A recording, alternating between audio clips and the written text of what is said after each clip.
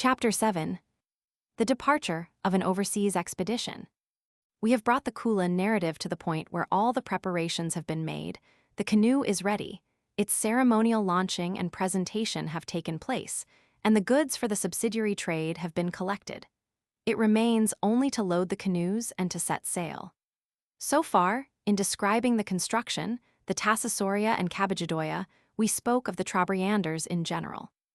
Now we shall have to confine ourselves to one district, the southern part of the island, and we shall follow a Kula expedition from Siniketa to Dabu. For there are some differences between the various districts, and each one must be treated separately. What is said of Siniketa, however, will hold good so far as the other southern community, that of Vacuta, is concerned. The scene, therefore, of all that is described in the following 2 chapters will be set in one spot. That is, the group of some 8 component villages lying on the flat, muddy shore of the Trobriand lagoon, within about a stone's throw of one another. There is a short, sandy beach under a fringe of palm trees, and from there we can take a comprehensive view of the lagoon, the wide semicircle of its shore edged with the bright green of mangroves, backed by the high jungle on the raised coral ridge of the Rabewag. A few small, flat islands on the horizon just faintly thicken its line, and on a clear day, the mountains of the D'Entrecasteaux are visible as blue shadows in the far distance. From the beach, we step directly into one of the villages, a row of houses faced by another of yam stores. Through this, leaving on our right a circular village, and passing through some empty spaces with groves of betel and coconut palms, we come to the main component village of Siniketa, to Casiatana. There, overtopping the elegant native huts, stands an enormous corrugated iron shed, built on piles, but with the space between the floor and the ground filled up carefully with white coral stones. This monument testifies both to native vanity and to the strength of their superstition's vanity in aping the white man's habit of raising the house, and native belief in the fear of the biwago, sorcerer, whose most powerful sorcery is applied by burning magical herbs, and could not be warded off, were he able to creep under the house. It may be added that even the missionary teachers, natives of the Trobriands, always put a solid mass of stones to fill the space beneath their houses. Tayudawada, the chief of Casiatana, is, by the way, the only man in Baiwa who has a corrugated iron house, and in fact in the whole of the island there are not more than a dozen houses which are not built exactly according to the traditional pattern. Tayudawada is also the only native whom I ever saw wearing a sun helmet. Otherwise he is a decent fellow, physically quite pleasant-looking, tall, with a broad, intelligent face. Opposite his iron shanty are the fine native huts of his 4 wives. Walking towards the north, over the black soil here and there pierced by coral, among tall trees and bits of jungle, fields, and gardens, we come to Canubane, the village of Kaudawuya, the second most important chief in Siniketa. Very likely we shall see him sitting on the platform of his hut or yam house, a shriveled-up, toothless old man wearing a big native wig. He, as well as Tayudawada, belongs to the highest ranks of chieftainship, and they both consider themselves the equals of the chiefs of Kiriwena. But the power of each one is limited to his small, component village, and neither in ceremonial nor in wealth did they, at least in olden days, approach their kinsmen in the north. There is still another chief of the same rank in Siniketa, who governs the small village of Orewoda. This is Sinikati, a puffed-up, unhealthy-looking, bald and toothless old man, and a really contemptible and crooked character, despised by black and white alike. He has a well-established reputation of boarding white men's boats as soon as they arrive, with 1 or 2 of his young wives in the canoe, and of returning soon after, alone, but with plenty of tobacco and good merchandise. Lax as is the Trobrianders' sense of honor and morality in such matters, this is too much even for them, and Sinikati is accordingly not respected in his village. The rest of the villages are ruled by headmen of inferior rank, but of not much less importance and power than the main chiefs. One of them, a queer old man, spare and lame but with an extremely dignified and deliberate manner, called Layseta, is renowned for his extensive knowledge of all sorts of magic, and for his long sojourns in foreign countries, such as the Amphlids and Dabu. We shall meet some of these chiefs later on in our wanderings. Having described the villages and headmen of Siniketa, let us return to our narrative. A few days before the appointed date of the departure of the Kula expedition, there is a great stir in the villages. Visiting parties arrive from the neighborhood, bringing gifts mostly of food to serve as provisions for the journey. They sit in front of the huts, talking and commenting, while the local people go about their business. In the evenings, long conferences are held over the fires, and late hours are kept. The preparation of food is mainly women's work, whereas the men put the finishing touches to the canoes and perform their magic. Sociologically, the group of the departing differentiates itself, of course, from those who remain. But even within that group, a further differentiation takes place, brought about by their respective functions in the Kula. First of all, there are the masters of the canoe, the Taliwaga, who will play quite a definite part for the next few weeks. On each of them fall with greater stringency the taboos, whether those that have to be kept in Siniketa or in Dabu. Each has to perform the magic and act in ceremonies. Each will also enjoy the main honors and privileges of the Kula. The members of the crew, the Usijlu, some 4 to 6 men in each canoe, form another group. They sail the craft, perform certain magical rites, and as a rule do the Kula each on his own account. A couple of younger men in each canoe, who do not yet Kula, but who help in the work of sailing, form another class and are called Silasila. Here and there a small boy will go with his father on a Kula expedition, such are called Daru, and makes himself useful by blowing the conch shell. Thus the whole fleet consists of 4 classes, that of the Taliwaga, the Usijlu, the helpers, and the children. From Siniketa, women, whether married or unmarried, never go on overseas expeditions, though a different custom prevails in the eastern part of the Trobriands. Each Taliwaga has to give a payment in food to his Usijlu, and this is done in the form of a small ceremony of distribution of food called Mwalalo, and held after the return from the expedition in the central place of the village. A few days before the sailing, the Taliwaga starts his series of magical rites and begins to keep his taboos. The women busy themselves with the final preparation of the food, and the men trim the waga, canoe, for the imminent, long journey. The taboo of the Taliwaga refers to his sexual life. During the last 2 nights, he has in any case to be up late in connection with his magical performances and with the visits of his friends and relatives from other villages, who bring provisions for the voyage, presents in trade goods, and who chat about the forthcoming expedition. But he has also to keep vigil far into the night as a customary injunction, and he has to sleep alone, though his wife may sleep in the same house. The preparations of the canoe are begun by covering it with plaited mats called yawarapu. They are put on the platform, thus making it convenient for walking, sitting, and spreading about of small objects. This, the first act of canoe trimming, is associated with a magical rite. The plaited leaves are chanted over by the Taliwaga on the shore as they are put on the canoe, or, in a different system of Kula magic, the Taliwaga medicates some ginger root and spits it on the mats in his hut. This is a specimen of the magical formula which would be used in such a rite. Yawarapu spell. Betel nut, female betel nut, male betel nut of the ceremonial spitting. The chief's comrades, the chiefs and their followers, their sun, the afternoon sun, their pig, a small pig. One only is my day, here the reciter utters his own name, their dawn, their morning. This is the exordium of the spell. Then follows the main body. The 2 words Boretupa and Beidaruma, coupled together, are repeated with a string of other words. The first word of the couple means, freely translated, quick sailing, and the second one, abundant haul. The string of words which are in succession tacked on to this couple describe various forms of Kula necklaces. The necklaces of different length and of different finish have each their own class names, of which there are about a dozen. After that, a list of words, referring to the human head, are recited. My head, my nose, my occiput, my tongue, my throat, my larynx, etc., etc. Finally, the various objects carried on a Kula expedition are mentioned. The goods to be given Peri, a ritually wrapped up bundle lilava, the personal basket, the sleeping mat big baskets, the lime stick, the lime pot and comb are uttered one after the other. Finally, the magician recites the end part of the spell. I shall kick the mountain moves, the mountain tumbles down, the mountain starts on its ceremonial activities, the mountain acclaims, the mountain falls down, the mountain lies prostrate. My spell shall go to the top of Dabu Mountain, my spell will penetrate the inside of my canoe. The body of my canoe will sink, the float of my canoe will get under water. My fame is like thunder, my treading is like the roar of the flying witches. The first part of this spell contains a reference to the betel nut, this being one of the things which the natives expect to receive in the Kula.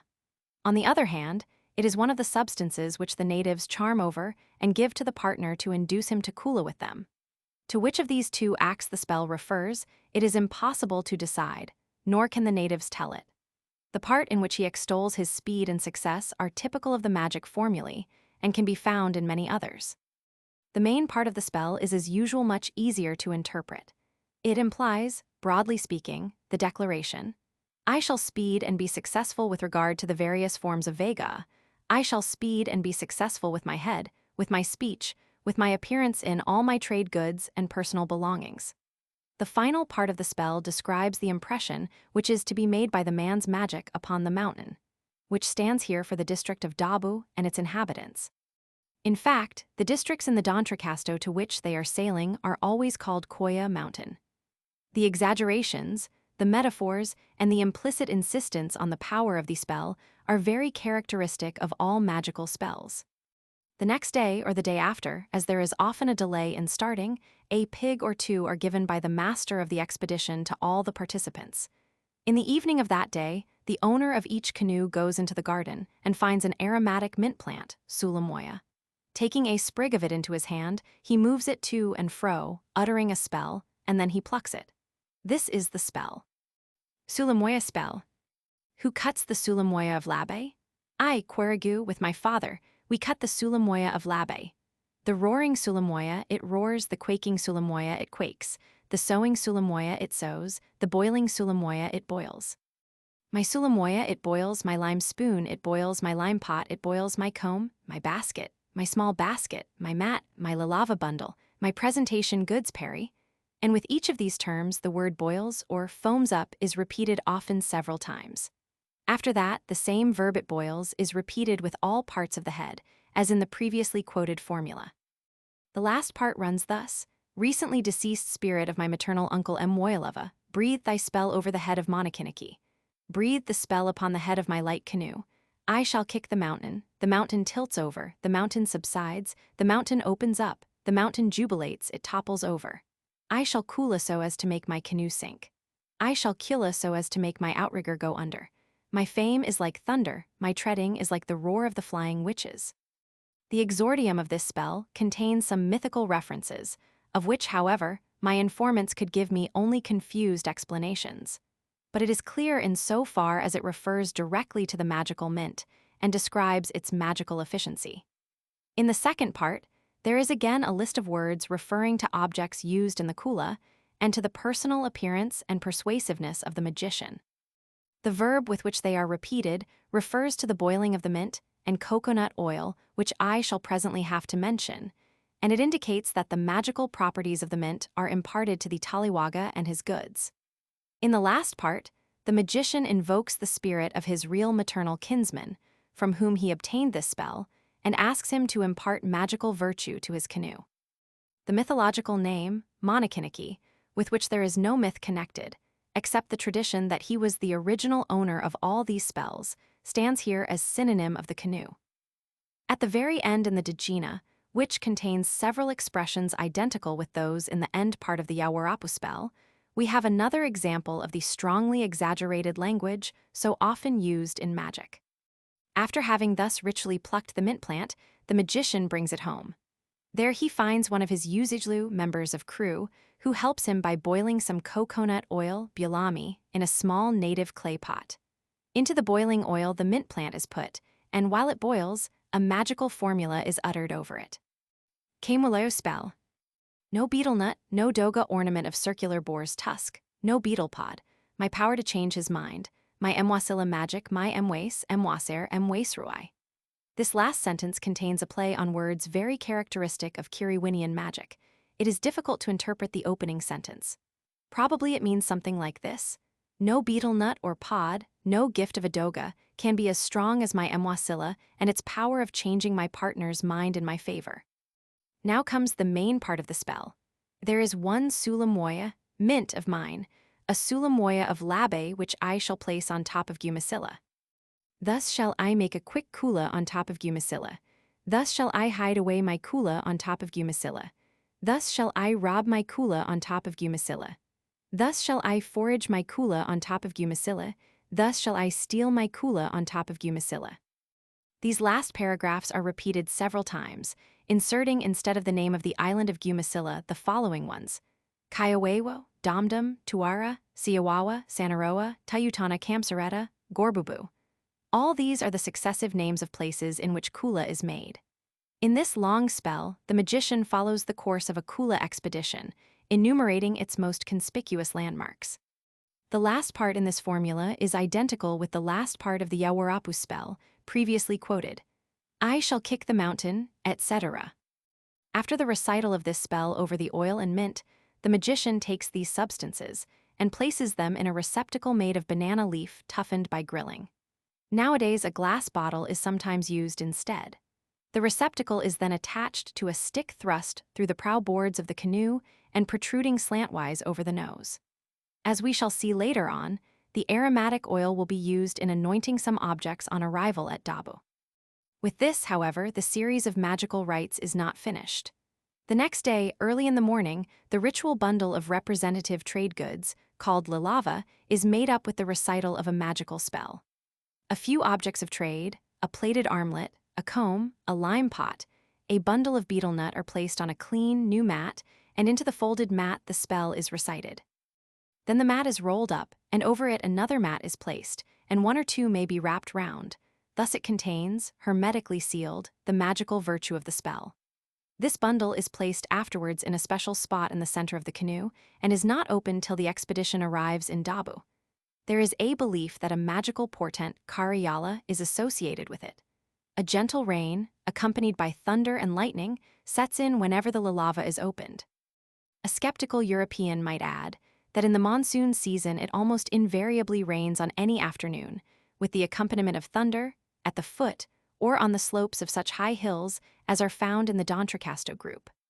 Of course, when, in spite of that, a Kariyala does not make its appearance, we all know something has been amiss in the performance of the magical rite over the lilava. This is the spell recited over the tabooed lilava bundle. Lilava spell. I skirt the shore of the beach of Korokoma, the beach of Kali, the Kali of Mayua. I cannot add any explanation which would make this phrase clearer. It obviously contains some mythological references to which I have no key. The spell runs on. I shall act magically on my mountain. Where shall I lie? I shall lie in Legumatabu. I shall dream, I shall have dream visions, rain will come as my magical portent. His mind is on the alert, he lies not, he sits not, he stands up and trembles, he stands up and is agitated. The renown of Kuara is small, my own renown flares up. This whole period is repeated over and over again, each time the name of another place being inserted instead of that of Legumatabu. Legumatabu is a small coral island some 200 yards long and 100 yards wide, with a few pandanus trees growing on it, wild fowl and turtle laying their eggs in its sand. In this island, halfway between Sinaketa and the Amphlets, the Sinaketan sailors often spend a night or two, if overtaken by bad weather or contrary winds. This period contains first a direct allusion to the magical portent of the lilava. In its second half, it describes the state of agitation of the Dabuan partner under the influence of this magic, a state of agitation which will prompt him to be generous in the Kula. I do not know whether the word Kuara is a proper name or what else it may mean, but the phrase contains a boast of the magician's own renown, very typical of magical formulae.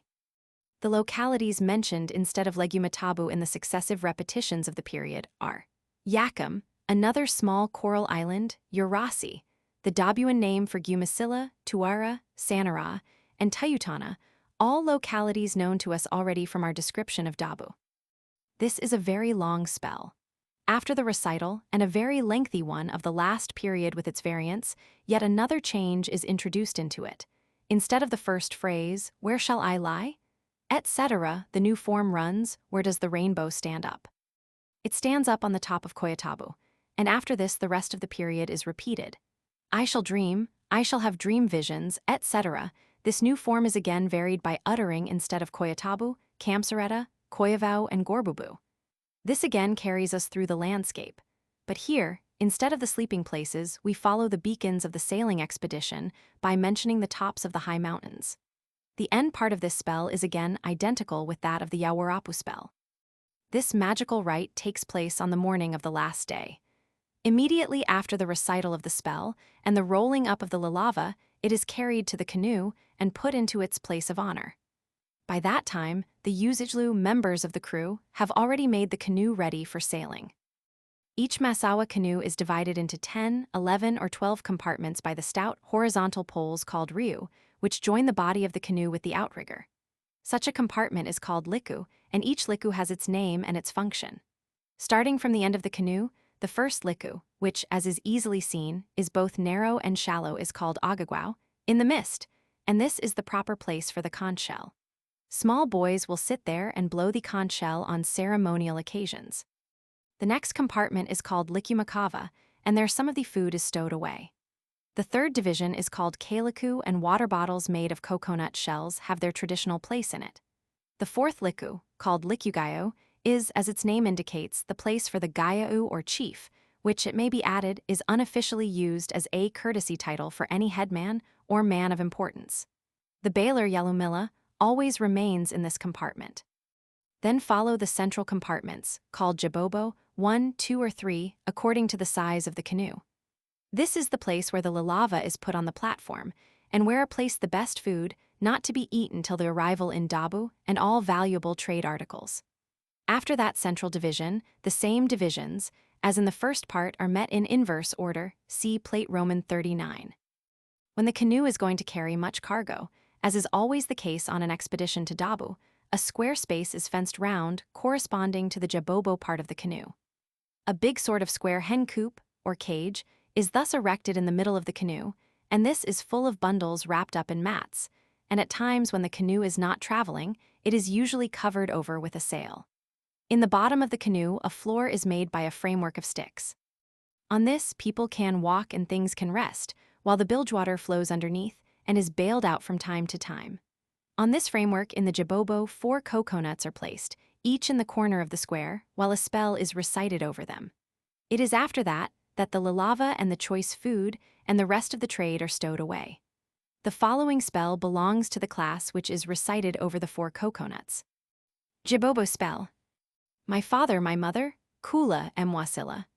This short exordium, running in the compressed style proper to magical beginnings, is rather enigmatic, except for the mention of the Kula and Mwasila, which explain themselves.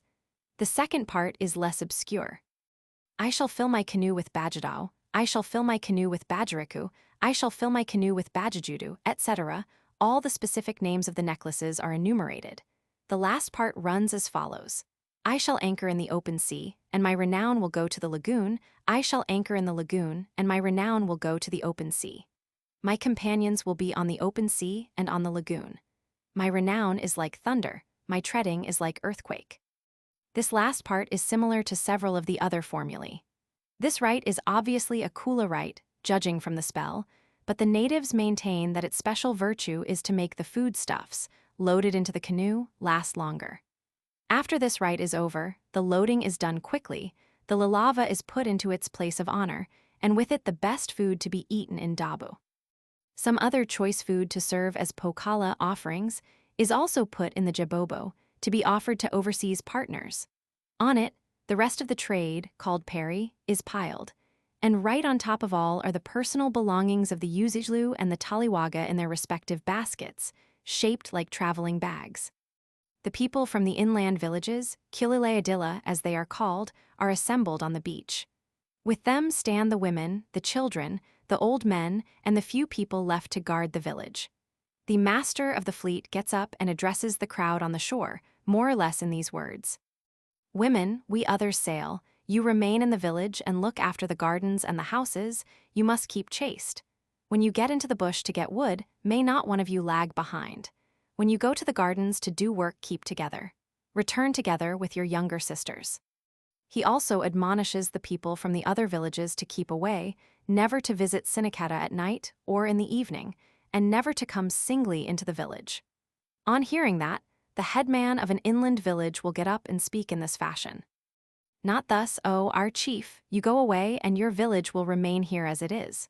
Look, when you are here we come to see you. You sail away, we shall keep to our villages. When you return, we come again. Perhaps you will give us some betel nut, some sago, some coconuts. Perhaps you will Kula to us some necklace of shell beads. After these harangues are over, the canoes sail away in a body.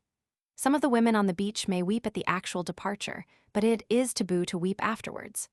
The women are also supposed to keep the taboo, that is, not to walk alone out of the village, not to receive male visitors, in fact, to remain chaste and true to their husbands during their absence. Should a woman commit misconduct, her husband's canoe would be slow. As a rule, there are recriminations between husbands and wives, and consequent bad feeling on the return of the party. Whether the canoe should be blamed or the wife, it is difficult to say. The women now look out for the rain and thunder, for the sign that the men have opened the lalava, special magical bundle. Then they know that the party has arrived on the beach of Saraboina and performs now its final magic, and prepares for its entrance into the villages of Tayutana and Biwewa. The women are very anxious that the men should succeed in arriving at Dabu, and that they should not be compelled by bad weather to return from the amphlets. They have been preparing special grass skirts to put on when they meet the returning canoes on the beach. They also hope to receive the sago, which is considered a dainty, and some of the ornaments, which their men bring them back from Dabu. If for any reason the fleet returns prematurely, there is great disappointment throughout the village, because this means the expedition has been a failure. Nothing has been brought back to those left at home, and they have no opportunity of wearing their ceremonial dress. Chapter 8. The first halt of the fleet on Muwa. 1. After so many preparations and preliminaries, we might expect that, once embarked, the natives would make straight for the high mountains, which beckon them alluringly from the distant south. Quite on the contrary, they are satisfied with a very short stage the first day, and after sailing a few miles, they stop on a big sandbank called Muwa, lying to the southwest of the village of Siniketa. Here, near the sandy shore, edged with old, gnarled trees, the canoes are moored by sticks, while the crews prepare for a ceremonial distribution of food and arrange their camp for the night on the beach. This somewhat puzzling delay is less incomprehensible if we reflect that the natives, after having prepared for a distant expedition, now at last for the first time find themselves together, separated from the rest of the villagers. A sort of mustering and reviewing of forces, as a rule associated with a preliminary feast held by the party, is characteristic of all the expeditions or visits in the Trobriands. I have spoken already about big and small expeditions, but I have not perhaps made quite clear that the natives themselves make a definite distinction between big, competitive Kula expeditions, called Uvalaku, and sailings on a smaller scale, described as just Kula, Kulawala.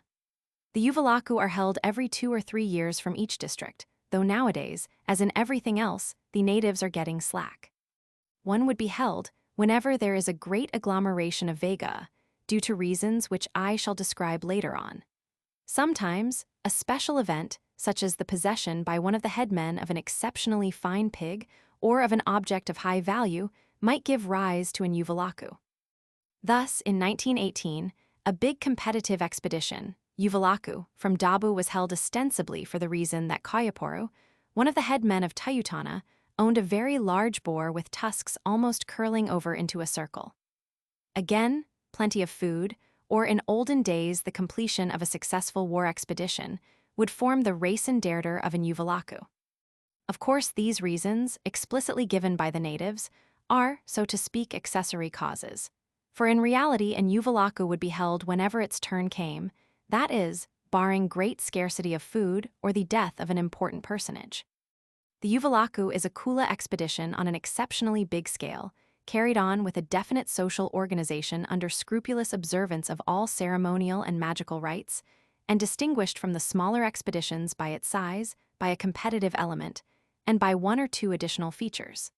On an Uvalaku, all the canoes in the district will sail, and they will sail fully manned. Everybody will be very eager to take part in it.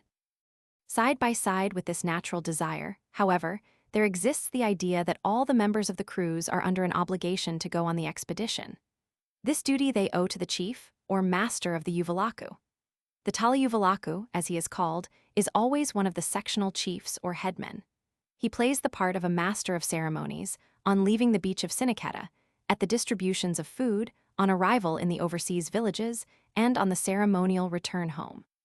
A streamer of dried and bleached pandanus leaf, attached to the prows of his canoe on a stick, is the ostensible sign of the dignity. Such a streamer is called tarababu in Kiriwinian and doya in the Dabuan language. The headman, who is Taliuvalaku on an expedition, will as a rule receive more Kula gifts than the others. On him also will devolve the glory of this particular expedition. Thus the title of Toli, in this case, is one of honorary and nominal ownership, resulting mainly in renown, butura, for its bearer, and as such highly valued by the natives.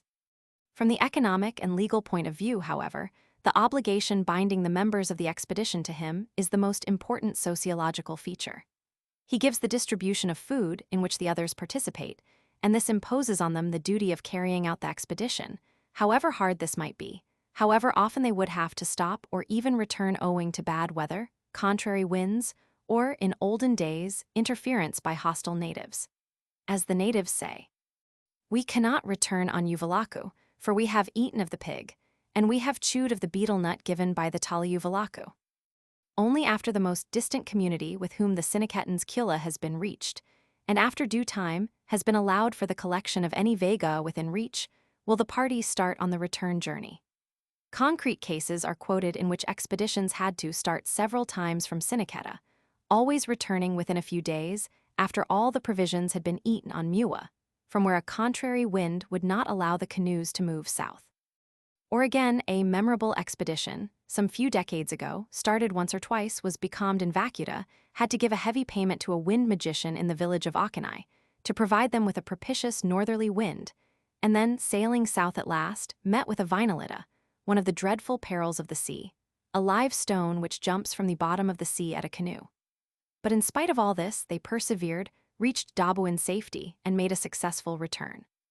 Thus we see that, from a sociological point of view, the Uvalaku is an enterprise partially financed by the Taliuvalaku, and therefore redounding to his credit and bringing him honor, while the obligation imposed on others by the food distributed to them is to carry on the expedition to a successful end.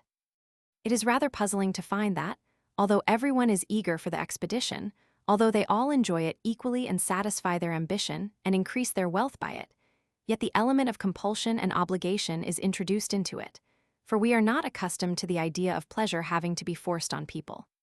Nonetheless, the Uvalaku is not an isolated feature, for in almost all tribal enjoyments and festive entertainments on a big scale, the same principle obtains. The master of the festivities, by an initial distribution of food, imposes an obligation on the others to carry through dancing, sports, or games of the season. And indeed, considering the ease with which native enthusiasms flag, with which jealousies, envies, and quarrels creep in, and destroy the unanimity of social amusements, the need for compulsion from without to amuse oneself appears not so preposterous as at first sight. I have said that an Uvalaku expedition is distinguished from an ordinary one, insofar also as the full ceremonial of the Kula has to be observed. Thus all the canoes must be either new or relashed, and without exception they must be also repainted and redecorated. The full ceremonial launching, tassassoria, and the presentation, kabigadoya, are carried out with every detail only when the Kula takes the form of an Uvalaku. The pig or pigs killed in the village before departure are also a special feature of the competitive Kula. So is the Kagao ceremonial distribution held on Mua, just at the point of the proceedings at which we have now arrived. The Tanera, a big display of vega and comparison of the individual acquisitions at the end of an expedition, is another ceremonial feature of the Uvalaku and supplies some of the competitive element.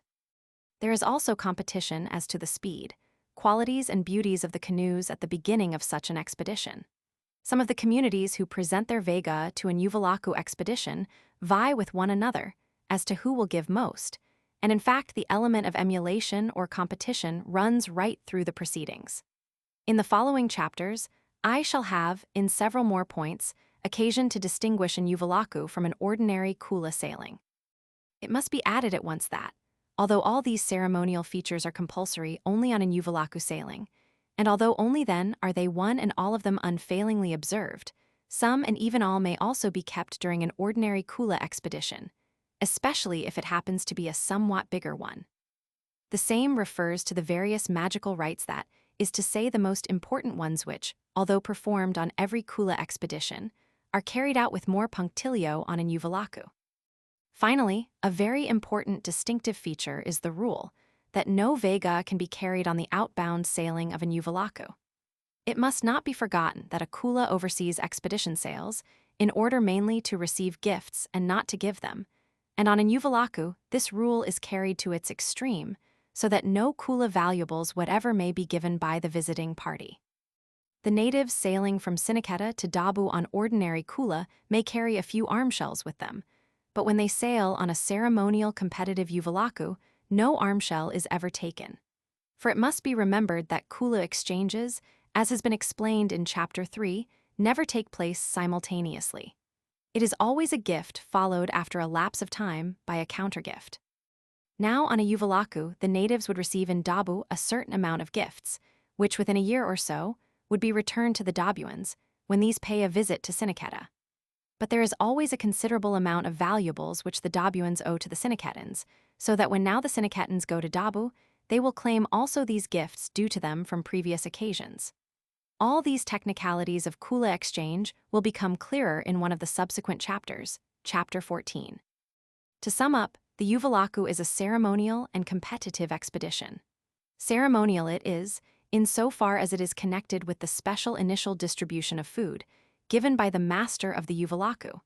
It is also ceremonial in that all the formalities of the Kula are kept rigorously and without exception, for in a sense every Kula sailing expedition is ceremonial. Competitive, it is mainly in that at the end of it, all the acquired articles are compared and counted. With this also the prohibition to carry vega is connected, so as to give everyone an even start. 2.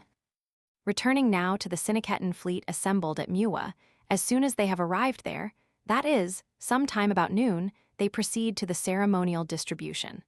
Although the Taliyuvalaku is master of ceremonies, in this case he as a rule sits and watches the initial proceedings from a distance. A group of his relatives or friends of lesser rank busy themselves with the work. It might be better perhaps here to give a more concrete account, since it is always difficult to visualize exactly how such things will proceed. This was brought home to me when in March 1918 I assisted at these initial stages of the Kula in the Amphlett Islands. The natives had been preparing for days for departure, and on the final date, I spent the whole morning observing and photographing the loading and trimming of the canoes, the farewells, and the setting out of the fleet. In the evening, after a busy day, as it was a full moon night, I went for a long pull in a dinghy. Although in the Trobriands, I had had accounts of the custom of the first halt, yet it gave me a surprise when on rounding a rocky point I came upon the whole crowd of Gumasilla natives, who had departed on the Kula that morning, sitting in full moon light on a beach, only a few miles from the village which they had left with so much to do some 10 hours before. With the fairly strong wind that day, I was thinking of them as camping at least halfway to the Trobriands, on one of the small sand banks some 20 miles north. I went and sat for a moment among the morose and unfriendly Amphlett Islanders, who, unlike the Trobrianders, distinctly resented the inquisitive and blighting presence of an ethnographer. To return to our Siniketan party, we can imagine the chiefs sitting high up on the shore under the gnarled, broad-leafed branches of the shady trees. They might perhaps be resting in one group, each with a few attendants, or else every headman and chief near his own canoe Tayudawada silently chewing betel nut, with a heavy and bovine dignity. The excitable Kaudoya chattering in a high-pitched voice with some of his grown-up sons, among whom there are 2 or 3 of the finest men in Siniketa. Further on, with a smaller group of attendants, sits the infamous Sinikati, in conference with his successor to chieftainship. His sister's son, Gamya, also a notorious scoundrel. On such occasions, it is good form for chiefs not to busy themselves among the groups, nor to survey the proceedings, but to keep an aloof and detached attitude. In company with other notables, they discuss in the short, jerky sentences which make native languages so difficult to follow, the arrangements and prospects of the Kula, making now and then a mythological reference, forecasting the weather, and discussing the merits of the canoes. In the meantime, the henchmen of the Taliyuvalaku, his sons, his younger brothers, his relatives-in-law, prepare the distribution. As a rule, Either Tayudawada or Kautoya would be the Talyuvalaku. The one who, at the given time, has more wealth on hand and prospects of receiving more vega, would take over the dignity and the burdens. Sinikati is much less wealthy, and probably it would be an exception for him and his predecessors and successors to play the part. The minor headmen of the other compound villages of Siniketa would never fill the role. Whoever is the master of the expedition for the time being will have brought over a couple of pigs, which will now be laid on the beach and admired by the members of the expedition. Soon some fires are lit, and the pigs, with a long pole thrust through their tied feet, are hung upside down over the fires. A dreadful squealing fills the air and delights the hearers. After the pig has been singed to death, or rather, into insensibility, it is taken off and cut open. Specialists cut it into appropriate parts, ready for the distribution. Yams, taro, coconuts, and sugar cane have already been put into big heaps, as many as there are canoes, that is, nowadays 8. On these heaps, some hands of ripe bananas and some betel nut bunches are placed. On the ground, beside them, on trays of plaited coconut leaves, the lumps of meat are displayed. All this food has been provided by the Talyuvalaku, who previously has received as contributions towards its special presents, both from his own and from his wife's kinsmen. In fact, if we try to draw out all the strands of gifts and contributions connected with such a distribution, we would find that it is spun round into such an intricate web that even the lengthy account of the foregoing chapter does not quite do it justice. After the chief's helpers have arranged the heaps, they go over them, seeing that the apportionment is correct, shifting some of the food here and there, and memorizing to whom each heap will be given. Often in the final round, the Talyuvalaku inspects the heaps himself, and then returns to his former seat. Then comes the culminating act of the distribution. One of the chief's henchmen, always a man of inferior rank, accompanied by the chief's helpers, walks down the row of heaps, and at each of them screams out in a very loud voice, "O Siagana, thy heap there, O Siagana, O." At the next one he calls the name of another canoe, "O Gumawara, thy heap there, O Gumawara, O." He goes thus over all the heaps, allotting each one to a canoe. After that is finished, some of the younger boys of each canoe go and fetch their heap. This is brought to their fire, the meat is roasted, and the yams, the sugar cane and betel nut distributed among the crew, who presently sit down and eat, each group by itself. We see that, although the Talyuvalaku is responsible for the feast and receives from the natives all the credit for it, his active part in the proceedings is a small one, and it is more nominal than real. On such occasions, it would perhaps be incorrect to call him Master of Ceremonies, although he assumes this role, as we shall see, on other occasions. Nevertheless, for the natives, he is the center of the proceedings. His people do all the work there is to be done, and in certain cases, he would be referred to for a decision on some question of etiquette. After the meal is over, the natives rest, chew betel nut and smoke, looking across the water towards the setting sun. It is now probably late in the afternoon towards, where, above the moored canoes which rock and splash in the shallows, there float the faint silhouettes of the mountains. These are the distant Koya, the high hills in the Dontrakasto and Amphletes, to which the elder natives have often already sailed, and of which the younger have heard so many times in myth, tales, and magical spells. Kula conversations will predominate on such occasions, and names of distant partners and personal names of specially valuable vega will punctuate the conversation and make it very obscure to those not initiated into the technicalities and historical traditions of the Kula. Recollections how a certain big spondylus necklace passed a couple of years ago through Siniketa, how so-and-so handed it to so-and-so in Kiriwana, who again gave it to one of his partners in Kitava, all the personal names of course being mentioned, and how it went from there to Woodlark Island, where its traces become lost. Such reminiscences lead to conjectures as to where the necklace might now be, and whether there is a chance of meeting it in Dabu. Famous exchanges are cited, quarrels over Kula grievances, cases in which a man was killed by magic for his 2 successful dealings in the Kula are told one after the other, and listened to with never-failing interest. The younger men amuse themselves perhaps with less serious discussions about the dangers awaiting them on the sea, about the fierceness of the witches and dreadful beings in the Koya, while many a young Trobriander would be warned at this stage of the unaccommodating attitude of the women in Dabu and of the fierceness of their men folk. After nightfall, a number of small fires are lit on the beach. The stiff pandanus mats, folded in the middle, are put over each sleeper so as to form a small roof, and the whole crowd settle down for the night. 3.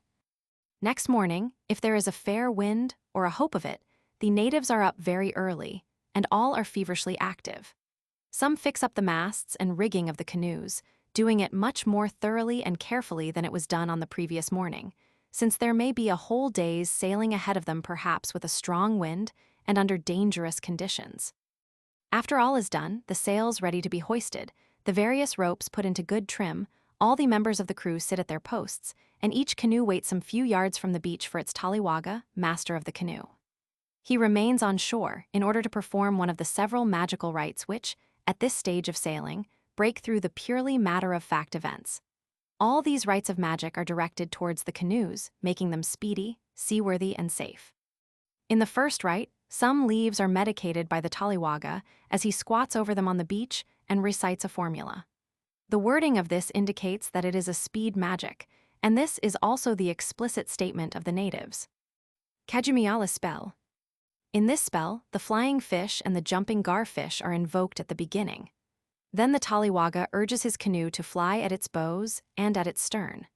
Then, in a long tapwana, he repeats a word signifying the magical imparting of speed, and with the names of the various parts of the canoe.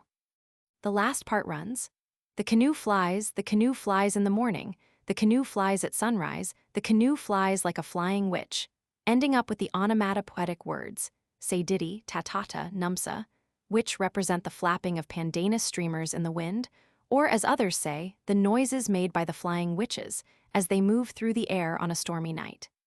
After having uttered this spell into the leaves, the tallywaga gives them to one of the Usijlu members of the crew, who, wading round the waga, rubs with them first the debwana, head of the canoe, then the middle of its body, and finally its ayala basis. Proceeding round on the side of the outrigger, he rubs the head again. It may be remembered here that, with the native canoes, fore and aft in the sailing sense are interchangeable, since the canoe must sail having always the wind on its outrigger side, and it often has to change stern to bows. But standing on a canoe so that the outrigger is on the left hand, and the body of the canoe on the right, a native will call the end of the canoe in front of him its head, dabwana, and that behind, its basis, ayala. After this is over, the tallywaga enters the canoe, the sail is hoisted, and the canoe rushes ahead. Now 2 or 3 pandanus streamers which had previously been medicated in the village by the tallywaga are tied to the rigging and to the mast. The following is the spell which had been said over them. Bicilla spell. Bore, bore, a mythical name. Bore flies, it will fly, bore, bore, bore stands up, it will stand up. In company with bore sidididi. Break through your passage in Kadimwadu, pierce through thy promontory of Salimwa. Go and attach your pandanus streamer in Salimwa, go and ascend the slope of Loma. Lift up the body of my canoe, its body is like floating gossamer, its body is like dry banana leaf, its body is like fluff. There is a definite association in the minds of the natives between the pandanus streamers, with which they usually decorate mast, rigging, and sail, and the speed of the canoe. The decorative effect of the floating strips of pale, glittering yellow is indeed wonderful, when the speed of the canoe makes them flutter in the wind. Like small banners of some stiff, golden fabric they envelope the sail and rigging with light, color, and movement. The pandanus streamers, and especially their trembling, are a definite characteristic of Trobriand culture, see Plate Roman 29. In some of their dances, the natives use long, bleached ribbons of pandanus, which the men hold in both hands and set aflutter while they dance. To do this well is one of the main achievements of a brilliant artist. On many festive occasions, the bicilla pandanus streamers are tied to houses on poles for decoration. They are thrust into armlets and belts as personal ornaments. The vega, valuables when prepared for the Kula, are decorated with strips of bicilla. In the Kula, a chief will send to some distant partner a bicilla streamer over which a special spell has been recited, and this will make the partner eager to bestow valuables on the sender. As we saw, a broad bicilla streamer is attached to the canoe of a Taliyuvalaku as his badge of honor. The flying witches, Mulikwasi, are supposed to use pandanus streamers in order to acquire speed and levitation in their nightly flights through the air. After the magical pandanus strips have been tied to the rigging, beside the non-magical, purely ornamental ones, the taliwaga sits at the veva rope, the sheet by which the sail is extended to the wind, and moving it to and fro, he recites a spell. Keikuna veva spell. Two verbs signifying magical influence are repeated with the prefix bo, which implies the conception of ritual or sacred or being tabooed. Then the taliwaga says, I shall treat my canoe magically in its middle part, I shall treat it in its body. I shall take my busha, flower wreath, of the sweet-scented flowers. I shall put it on the head of my canoe. Then a lengthy middle strophe is recited, in which all the parts of a canoe are named with two verbs one after the other. The verbs are to wreath the canoe in a ritual manner, and to paint it red in a ritual manner. The prefix bo, added to the verbs, has been here translated, in a ritual manner. The spell ends by a conclusion similar to that of many other canoe formulae. My canoe, thou art like a whirlwind, like a vanishing shadow. Disappear in the distance, become like mist, avant. These are the three usual rites for the sake of speed at the beginning of the journey. If the canoe remains slow, however, an auxiliary rite is performed. A piece of dried banana leaf is put between the gunwale and one of the inner frame sticks of the canoe, and a spell is recited over it. After that, they beat both ends of the canoe with this banana leaf. If the canoe is still heavy and lags behind the others, a piece of Kula, cooked in stale yam, is put on a mat, and the taliwaga medicates it with a spell which transfers the heaviness to the yam. The spell here recited is the same one which we met when the heavy log was being pulled into the village. The log was then beaten with a bunch of grass, accompanied by the recital of the spell, and then this bunch was thrown away. In this case, the piece of yam which has taken on the heaviness of the canoe is thrown overboard. Sometimes, however, even this is of no avail. The taliwaga then seats himself on the platform next to the steersman and utters a spell over a piece of coconut husk, which is thrown into the water. This rite, called Bizaboda Paddle, is a piece of evil magic, bulabulata, intended to keep all the other canoes back. If that does not help, the natives conclude that some taboos pertaining to the canoe might have been broken, and perhaps the taliwaga may feel some misgivings regarding the conduct of his wife or wives. Chapter 9. Sailing on the Sea Arm of Pailalu. 1. Now at last the Kula expedition is properly set going. The canoes are started on a long stage, before them the Sea Arm of Pailalu, stretching between the Trobriands and the D'Entrecasteaux. On the north, this portion of the sea is bounded by the archipelago of the Trobriands, that is, by the islands of Vacuta, Boiwa, and Kailula, joining in the west on to the scattered belt of the Lausinke Islands. On the east, a long submerged reef runs from the southern end of Vacuta to the Amphletes, forming an extended barrier to sailing, but affording little protection from the eastern winds and seas. In the south, this barrier links on to the Amphletes, which together with the northern coast of Ferguson and Goodenough form the southern shore of Pailalu. To the west, Pailalu opens up into the seas between the mainland of New Guinea and the Bismarck archipelago. In fact, what the natives designate by the name of Pailalu is nothing else but the enormous basin of the Lausinke Lagoon, the largest coral atoll in the world. To the natives, the name of Pailalu is full of emotional associations, drawn from magic and myth. It is connected with the experiences of past generations, told by the old men round the village fires, and with adventure personally lived through. As the Kula adventurers speed along with filled sails, the shallow lagoon of the Trobriands soon falls away behind. The dull green waters, sprinkled with patches of brown where seaweed grows high and rank, and lit up here and there with spots of bright emerald where a shallow bottom of clean sand shines through, give place to a deeper sea of strong green hue. The low strip of land, which surrounds the Trobriand lagoon in a wide sweep, thins away and dissolves in the haze, and before them the southern mountains rise higher and higher. On a clear day, these are visible even from the Trobriands. The neat outlines of the Amphletes stand diminutive, yet firmer and more material, against the blue silhouettes of the higher mountains behind. These, like a far-away cloud, are draped in wreaths of cumuli, almost always clinging to their summits. The nearest of them, Koyatabu, the mountain of the taboo on the north end of Ferguson Island, a slim, somewhat tilted pyramid, forms a most alluring beacon, guiding the mariners due south. To the right of it, as we look towards the southwest, a broad, bulky mountain, the Koyabwagu Mountain of the Sorcerers, marks the northwestern corner of Ferguson Island. The mountains on Goodenough Island are visible only in very clear weather, and then very faintly.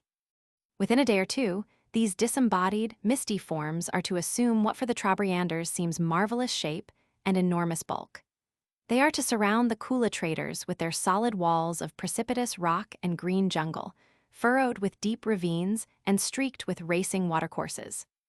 The Trobrianders will sail deep, shaded bays, resounding with the, to them unknown, voice of waterfalls, with the weird cries of strange birds which never visit the Trobriands, such as the laughing of the kookaburra, laughing jackass, and the melancholy call of the South Sea crow. The sea will change its color once more, become pure blue, and beneath its transparent waters, a marvelous world of multicolored coral, fish, and seaweed will unfold itself.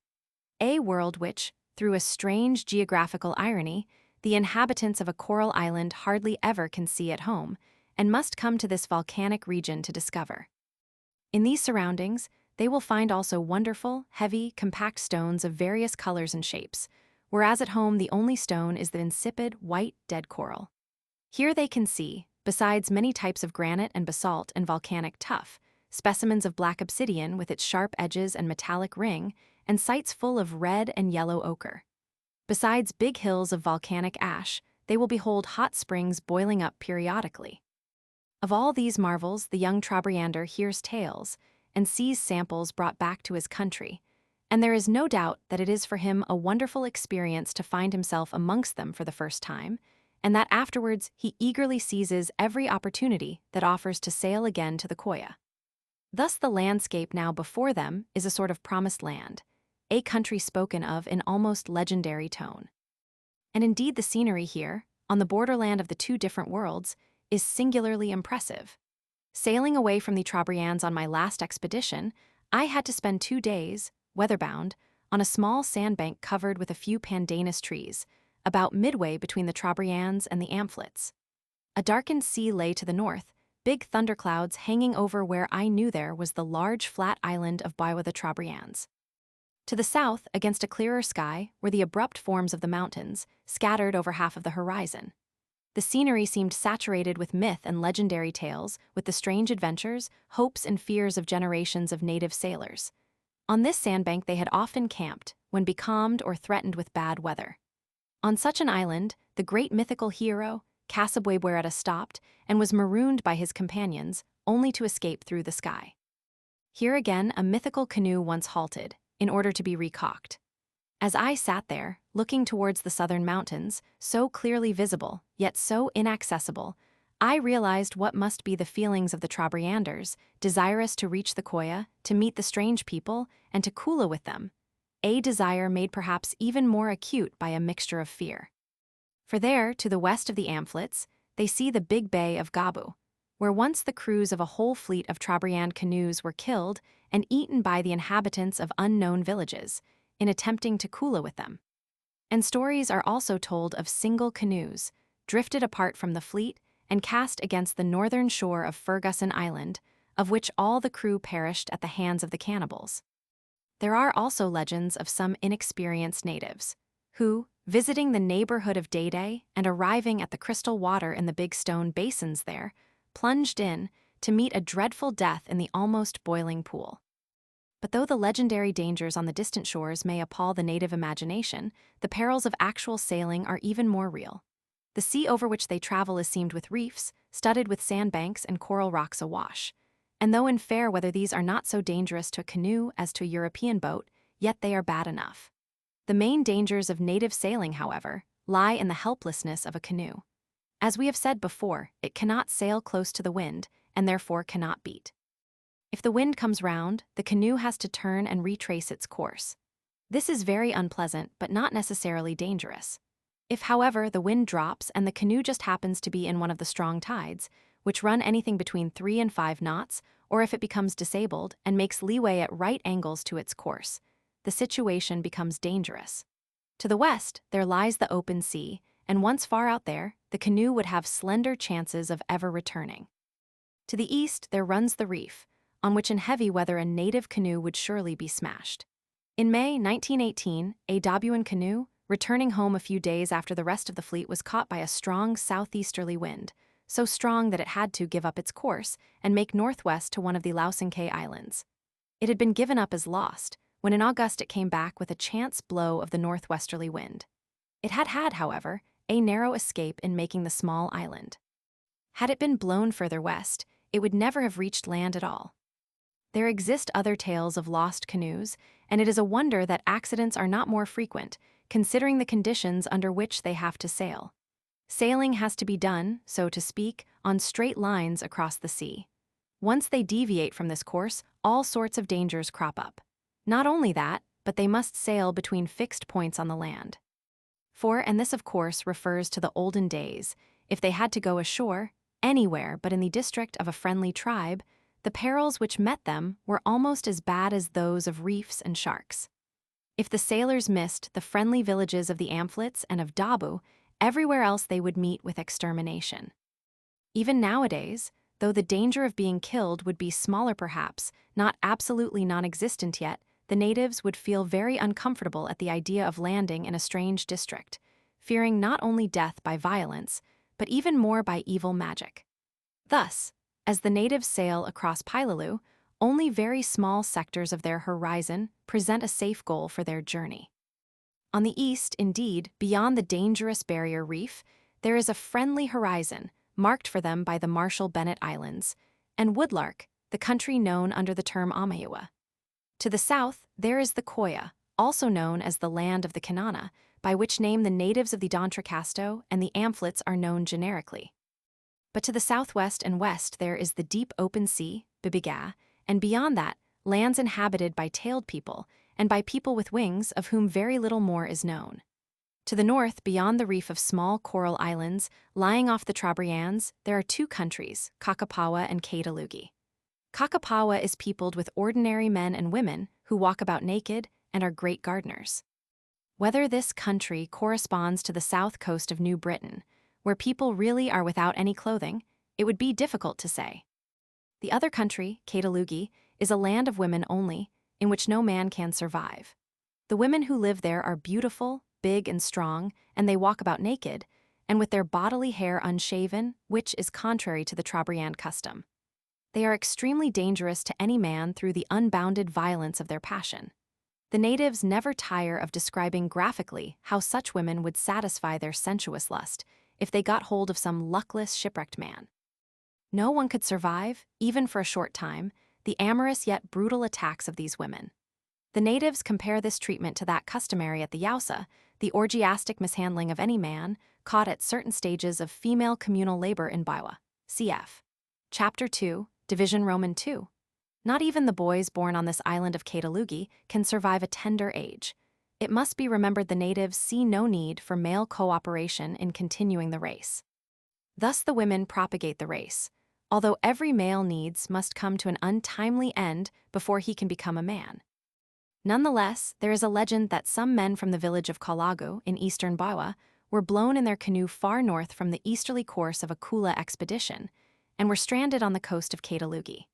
There, having survived the first reception, they were apportioned individually and married. Having repaired their canoe, ostensibly for the sake of bringing some fish to their wives, one night they put food and water into it and secretly sailed away. On their return to their own village, they found their women married to other men. However, such things never end tragically in the Trobriands. As soon as their rightful lords reappeared, their women came back to them. Among other things, these men brought to Baiwa a variety of banana called uzekla, not known before. 2.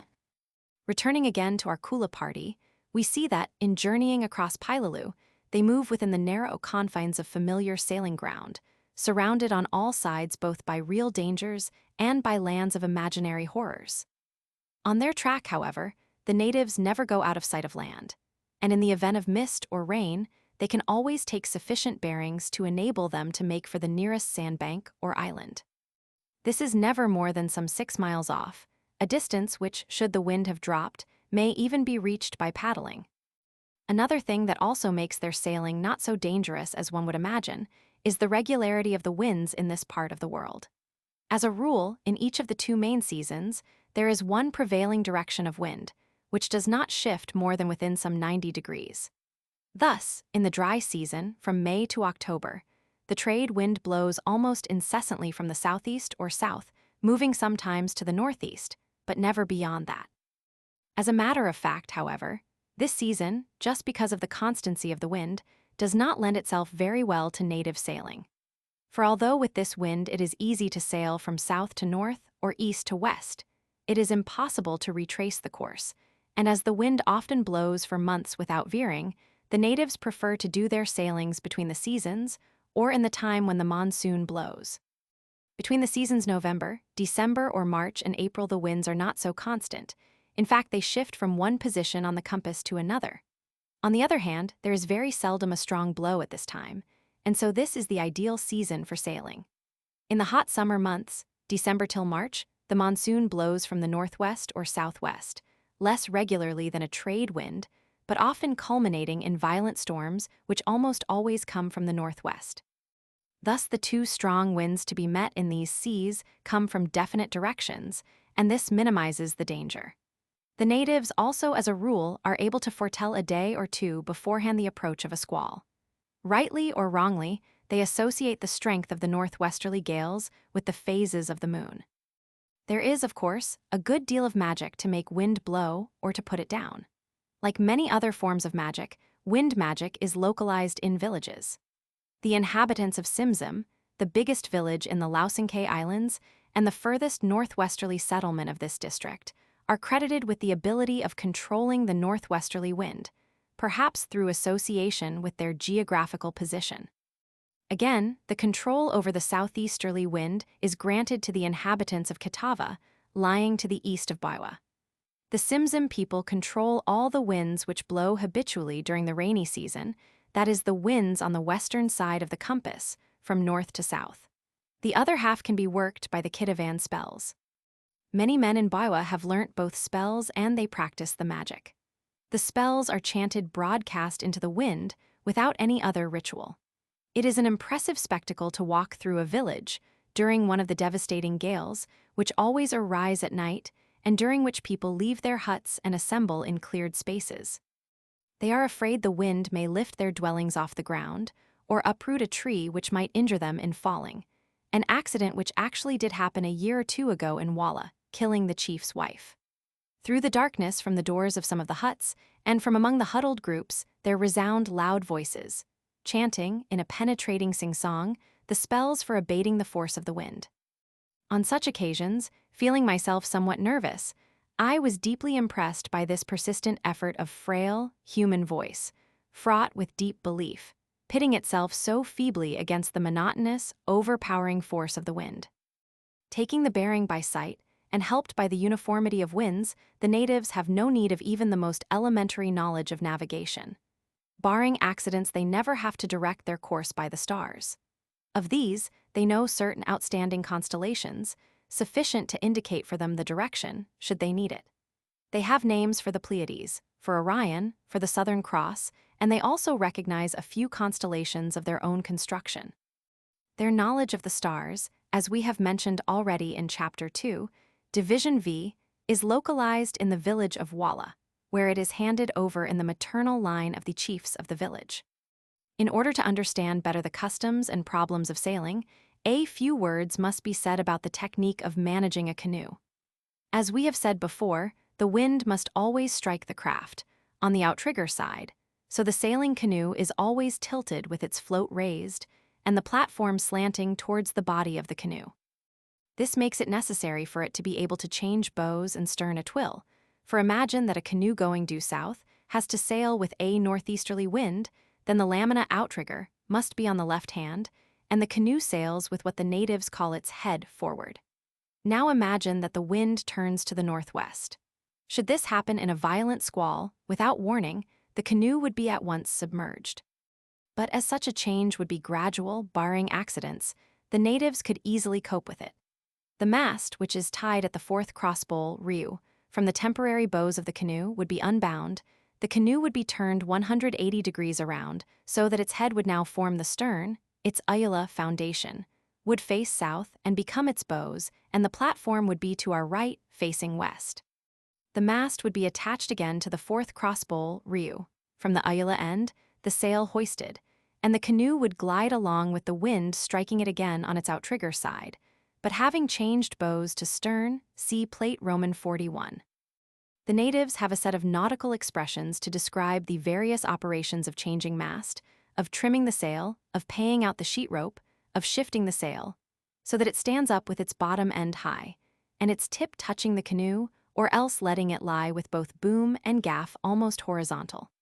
And they have definite rules as to how the various maneuvers should be carried out, according to the strength of the wind, and to the quarter on which it strikes the canoe.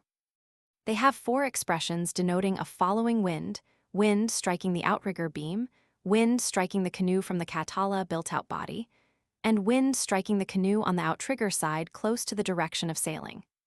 There is no point, however, in adducing this native terminology here, as we shall not any further refer to it. It is enough to know that they have got definite rules and means of expressing them with regard to the handling of a canoe. It has been often remarked here that the Trobriand canoes cannot sail close to the wind. They are very light and shallow and have very little waterboard, giving a small resistance against making leeway. I think that this is also the reason why they need 2 men to do the steering, for the steering oars act as lee boards.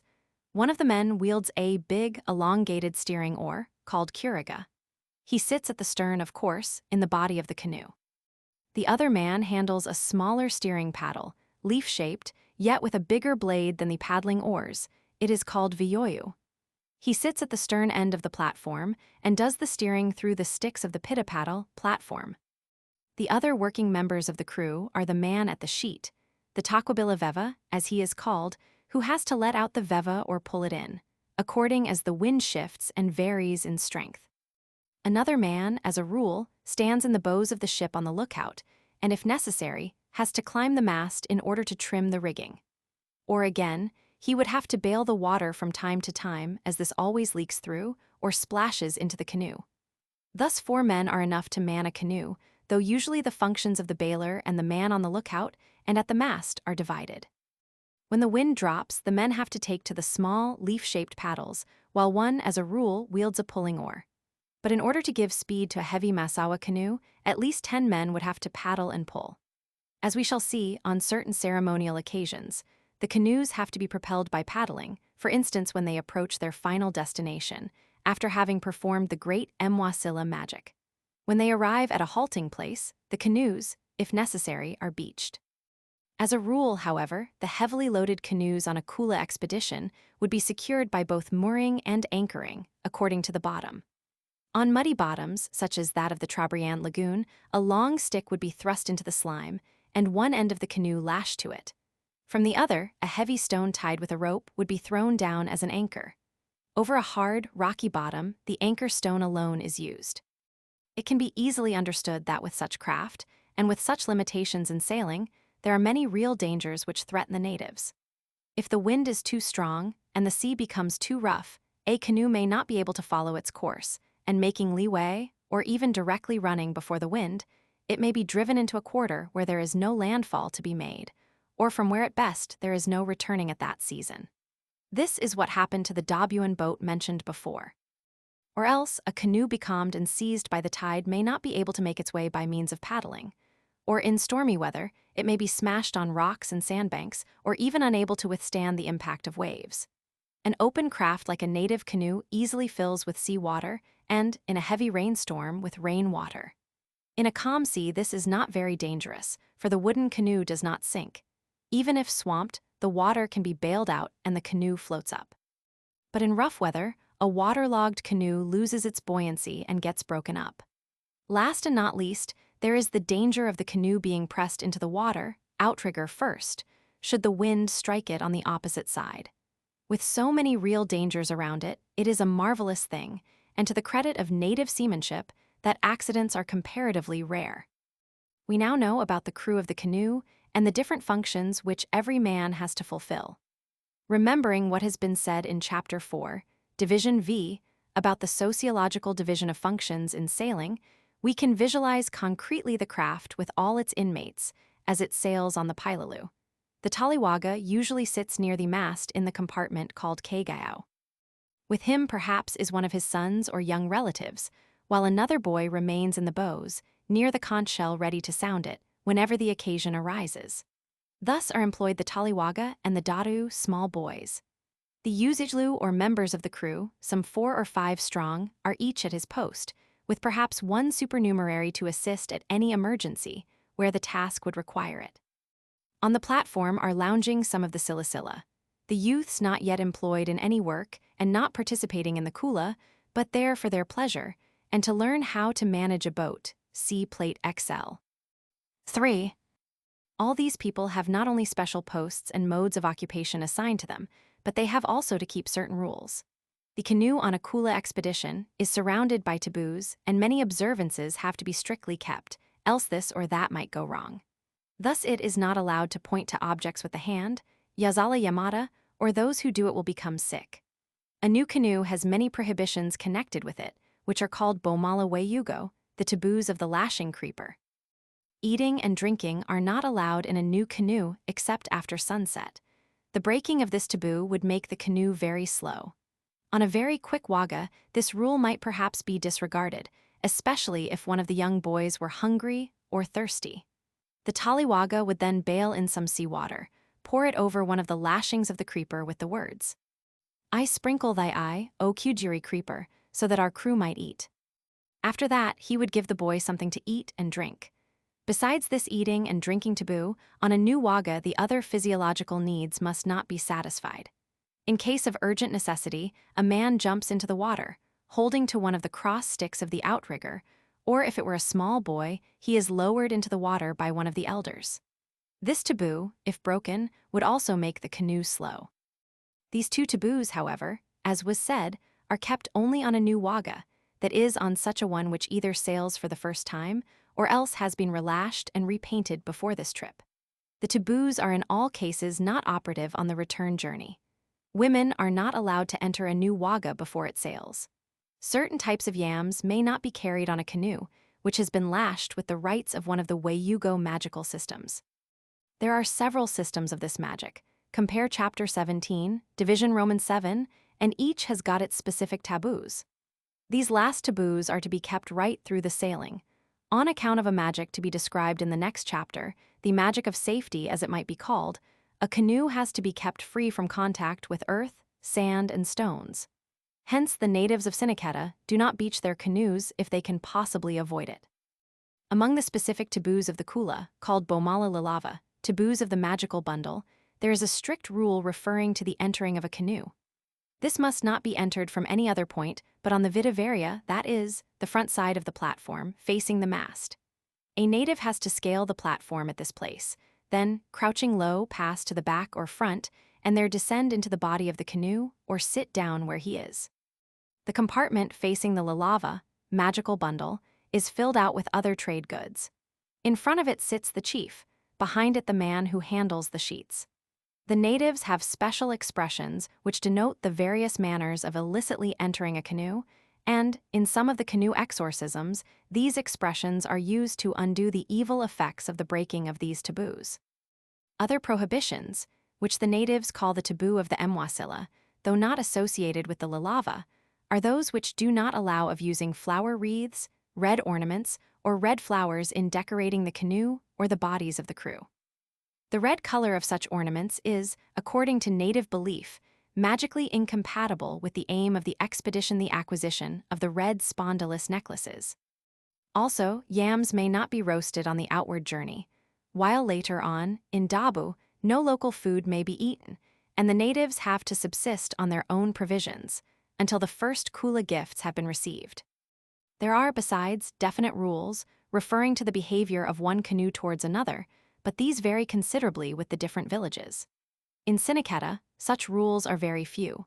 No fixed sequence is observed in the sailing order of the canoes. Any one of them can start first, and if one of them is swifter, it may pass any of the others, even that of a chief. This, however, has to be done so that the slower canoe is not passed on the outrigger side.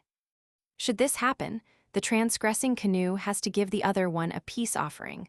Lula, because it has broken a Bomala Lilava, it has offended the magical bundle. There is one interesting point with regard to priorities in Cinecitta, and to describe this, we must hark back to the subject of canoe building and launching. One of the subclans of the Lukwasisiga clan, the Talabwaga subclan, have the right of priority in all the successive operations of piecing together, lashing, caulking, and painting of their canoes.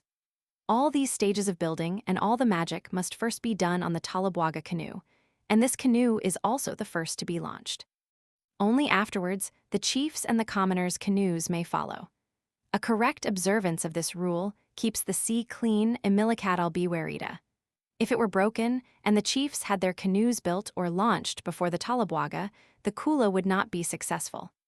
We go to Dabu, no pig, no solava necklace is given. We would tell the chiefs, "Why have you first made your canoes?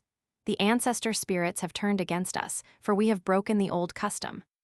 Once at sea, however, the chiefs are first again, in theory at least, for in practice the swiftest canoe may sail first. In the sailing custom of Vacuta, the other South Baiwan community, who make the Kula with the Dabu, a subclan of the Lukwasisiga clan called Talawaga, have the privilege of priority in all the canoe-building operations. While at sea, they also retain one prerogative denied to all the others. The man who steers with the smaller oar, the Takabina Viyoyu, is allowed permanently to stand up on the platform. As the natives put it, this is the sign of the Talawaga, subclan of Vacuta. Wherever we see a man standing up at the Viyoyu, we say, "There sails the canoe of the Talawaga." The greatest privileges, however, granted to a subclan in sailing are those which are to be found in caviteria. This fishing and sailing community from the north shore of the lagoon makes distant and dangerous sailings to the northwestern end of Ferguson Island. These expeditions for sago, beetlenut, and pigs will be described in Chapter 21. Their sea customs, however, have to be mentioned here. The Kiluchula subclan of the Lukwasisiga clan enjoy all the same privileges of priority in building as the Talabwaga and Talawaga clans in the southern villages, only in a still higher degree. For their canoe has to pass each stage of construction on the first day, and only the day after can the others follow. This refers even to launching, the Kiluchula canoe being launched one day, and on the next those of the chiefs and commoners. When the moment of starting arrives, the Kiluchula canoe leaves the beach first, and during the sailing no one is allowed to pass ahead of it. When they arrive at the sandbanks or at an intermediate place in the amphletes, the Kiluchula have to anchor first and first go ashore and make their camp ready. Only after that can the others follow. This priority expires at the final point of destination. When they arrive at the furthest koya, the Kiluchula go ashore first, and they are the first to be presented with the welcoming gift of the foreigner, Takinana.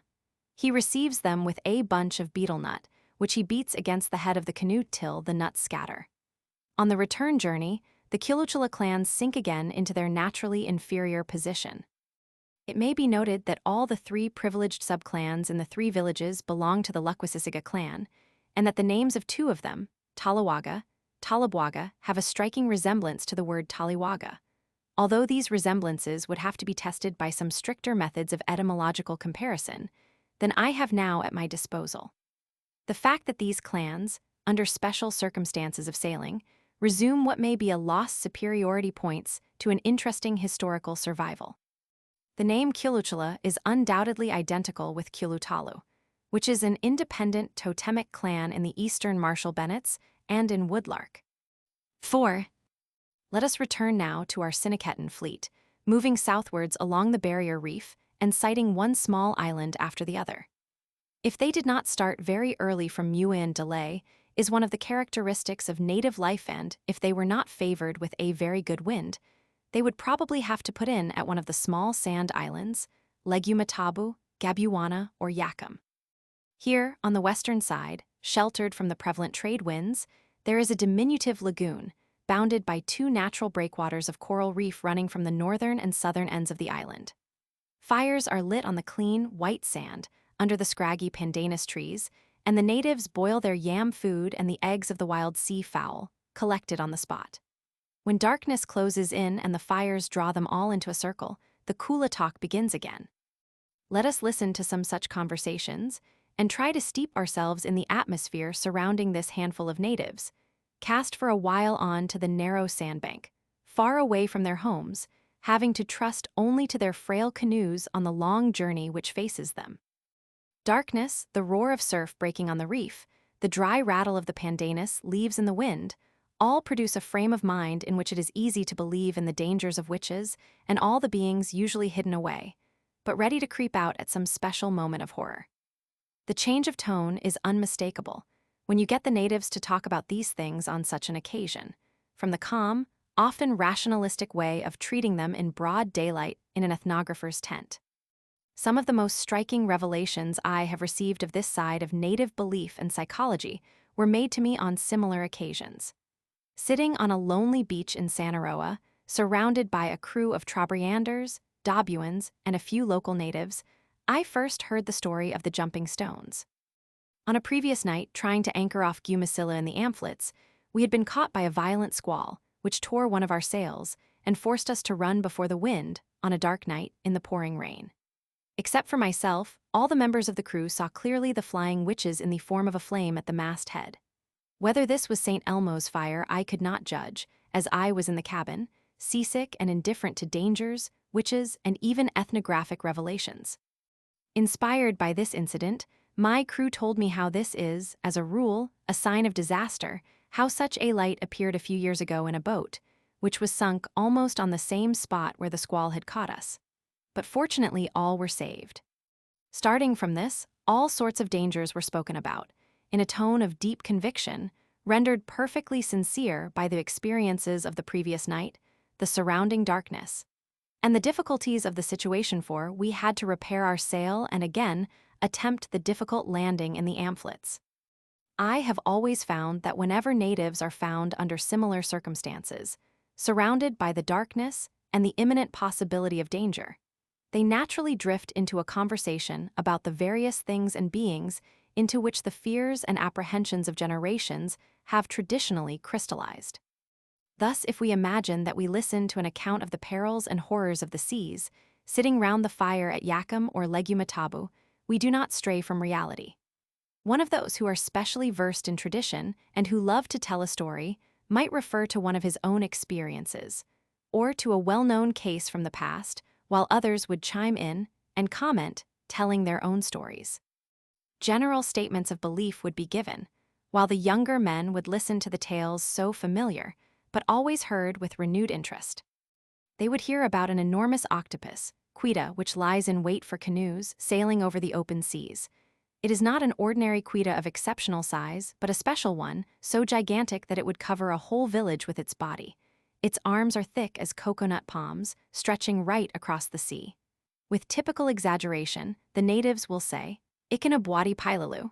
He covers up all the Pilalu, the sea arm between the Trobriands and the Amphlets. Its proper home is in the east, Omayua, as the natives describe that region of sea and islands, where also it is believed some magic is known against the dreadful creature. Only seldom does it come to the waters between the Trobriands and Amphlets, but there are people who have seen it there. One of the old men of Sinicata tells how, coming from Dabu, when he was quite young, he sailed in a canoe ahead of the fleet, some canoes being to the right and some to the left behind him. Suddenly from his canoe, they saw the giant quita right in front of them. Paralyzed with fear, they fell silent, and the man himself, getting up on the platform, by signs warned the other canoes of the danger. At once they turned round, and the fleet divided into two, took big bends in their course, and thus gave the octopus a wide berth. For woe to the canoe caught by the giant quita. It would be held fast, unable to move for days, till the crew, dying of hunger and thirst, would decide to sacrifice one of the small boys of their number. Adorned with valuables, he would be thrown overboard, and then the quita, satisfied, would let go its hold of the canoe and set it free.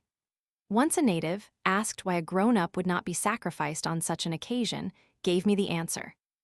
A grown-up man would not like it. A boy has got no mind. We take him by force and throw him to the quita.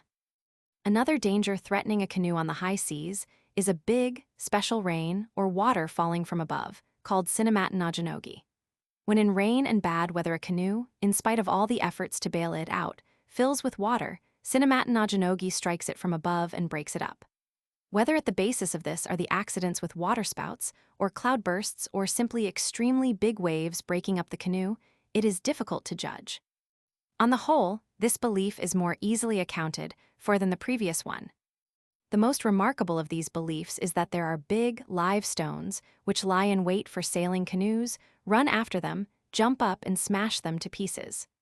Whenever the natives have reasons to be afraid of them, all the members of the crew will keep silence, as laughter and loud talk attracts them. Sometimes they can be seen, at a distance, jumping out of the sea or moving on the water. In fact, I have had them pointed to me, sailing off Koyatabu, and although I could see nothing, the natives obviously genuinely believed they saw them. Of one thing I am certain, however, that there was no reef awash there for miles around. The natives also know quite well that they are different from any reefs or shallows, for the live stones move, and when they perceive a canoe will pursue it, break it up on purpose and smash the men. Nor would these expert fishermen ever confuse a jumping fish with anything else, though in speaking of the stones, they may compare them to a leaping dolphin or stingaree. There are two names given to such stones. One of them, Nuwake Kapaki, applies to the stones met in the Dabuan seas. The other, Vinalita, to those who live o Maiua. Thus, in the open seas, the two spheres of culture meet, for the stones not only differ in name but also in nature. The Nuwake Kapaki are probably nothing but malevolent stones. The Vinalita are inhabited by witches or, according to others, by evil male beings. Sometimes a Vinalita will spring to the surface and hold fast the canoe, very much in the same manner as the giant octopus would do. And here again offerings would have to be given. A folded mat would first be thrown, in an attempt to deceive it. If this were of no avail, a little boy would be anointed with coconut oil, adorned with arm shells and boggy necklaces, and thrown over to the evil stones. It is difficult to realize what natural phenomena or actual occurrences might be at the bottom of this belief, and the one of the giant octopus. We shall presently meet with a cycle of beliefs presenting the same striking features. We shall find a story told about human behavior mixed up with supernatural elements, laying down the rules of what would happen and how human beings would behave in the same matter-of-fact way as if ordinary events of tribal life were described. I shall have to comment on the psychology of these beliefs in the next chapter, where also the story is told. Of all the dangerous and frightful beings met with on a sailing expedition, the most unpleasant, the best known and most dreaded are the flying witches, the Yeova or Mulikwasi. The former name means a woman endowed with such powers, whereas Mulikwasi describes the second self of the woman, as it flies disembodied through the air. Thus, for instance, they would say that such and such a woman in Walla is a Yeova. But sailing at night, one would have to be on the lookout for Mulikwasi, among whom might possibly be the double of that woman in Walla. Very often, especially at moments when the speaker would be under the influence of fear of these beings, the deprecating euphemism vivila, women, would be used. And probably our Baiwan mariners would speak of them thus in their talk round the campfire, for fear of attracting them by sounding their real name. Dangerous as they always are, at sea they become infinitely more dreaded. For the belief is deep that in case of shipwreck or mishap at sea, no real evil can befall the crows except by the agency of the dreaded women. As through their connection with shipwreck, they enter inevitably into our narrative, it will be better to leave our Kula expedition on the beach of Yakum in the midst of Pailalu, and to turn in the next chapter to Kiriwinian ethnography and give there an account of the natives' belief in the flying witches and their legend of shipwreck. Chapter 10. The Story of Shipwreck. 1. In this chapter, an account will be given of the ideas and beliefs associated with shipwreck, and of the various precautions which the natives take to ensure their own safety. We shall find here a strange mixture of definite, matter-of-fact information and of fantastic superstitions. Taking a critical, ethnographic side view, it may be said directly that the fanciful elements are intertwined with the realities in such a manner that it is difficult to make a distinction between what is mere mythopoetic fiction and what is a customary rule of behavior, drawn from actual experience. The best way of presenting this material will be to give a consecutive account of a shipwreck, as it is told in Kiriwinian villages by the traveled old men to the younger generation. I shall adduce in it the several magical formulae, the rules of behavior, the part played by the miraculous fish, and the complex ritual of the saved party as they flee from the pursuing Mulikwasi. These the flying witches will play such an important part in the account that I must begin with a detailed description of the various beliefs referring to them, though the subject has been touched upon once or twice before, Chapter 2, Division Roman 7, and other places. The sea and sailing upon it are intimately associated in the mind of a Baiwan with these women. They had to be mentioned in the description of canoe magic, and we shall see what an important part they play in the legends of canoe building. In his sailing, whether he goes to Catawba or further east, or whether he travels south to the Amphletes and Dabu, they form one of the main preoccupations of a Baiwan sailor.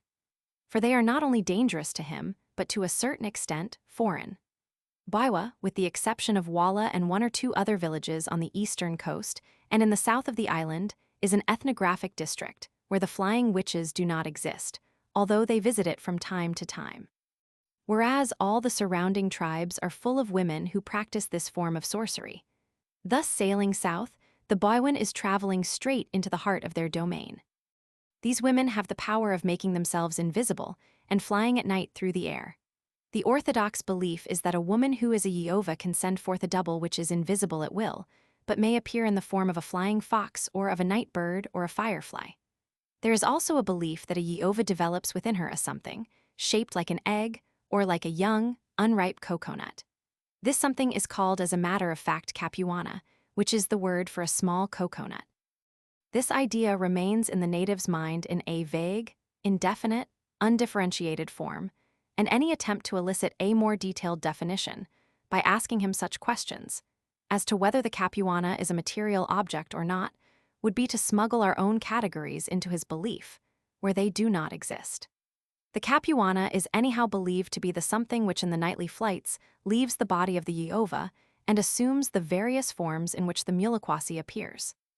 Another variant of the belief about the Yehovah is that those who know their magic especially well can fly themselves, bodily transporting themselves through the air.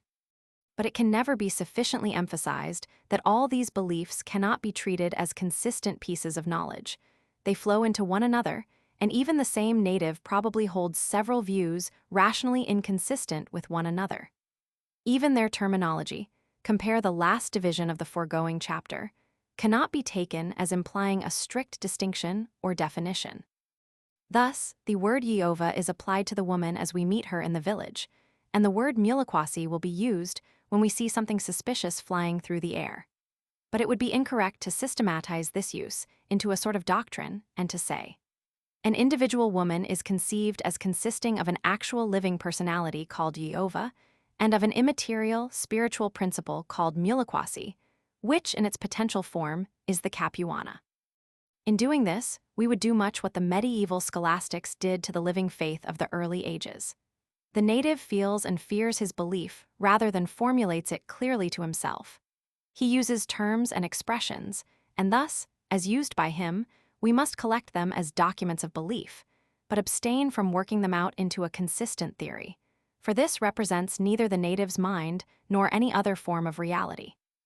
As we remember from Chapter 2, the flying witches are a nefarious agency, second in importance to the Biwago male sorcerer, but in efficiency far more deadly even than he himself. In contrast to the Biwago, who is simply a man in possession of a special form of magic, the Yehovah have to be gradually initiated into their status. Only a small child, whose mother is a witch, can become a witch herself. When a witch gives birth to a female child, she medicates a piece of obsidian and cuts off the navel string. The navel string is then buried, with the recital of a magical formula, in the house and not, as is done in all ordinary cases, in the garden.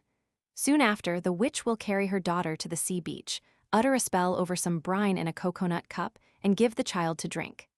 After that, the child is submerged in water and washed, a kind of witch's baptism. Then she brings back the baby into the house, utters a spell over a mat, and folds her up in it.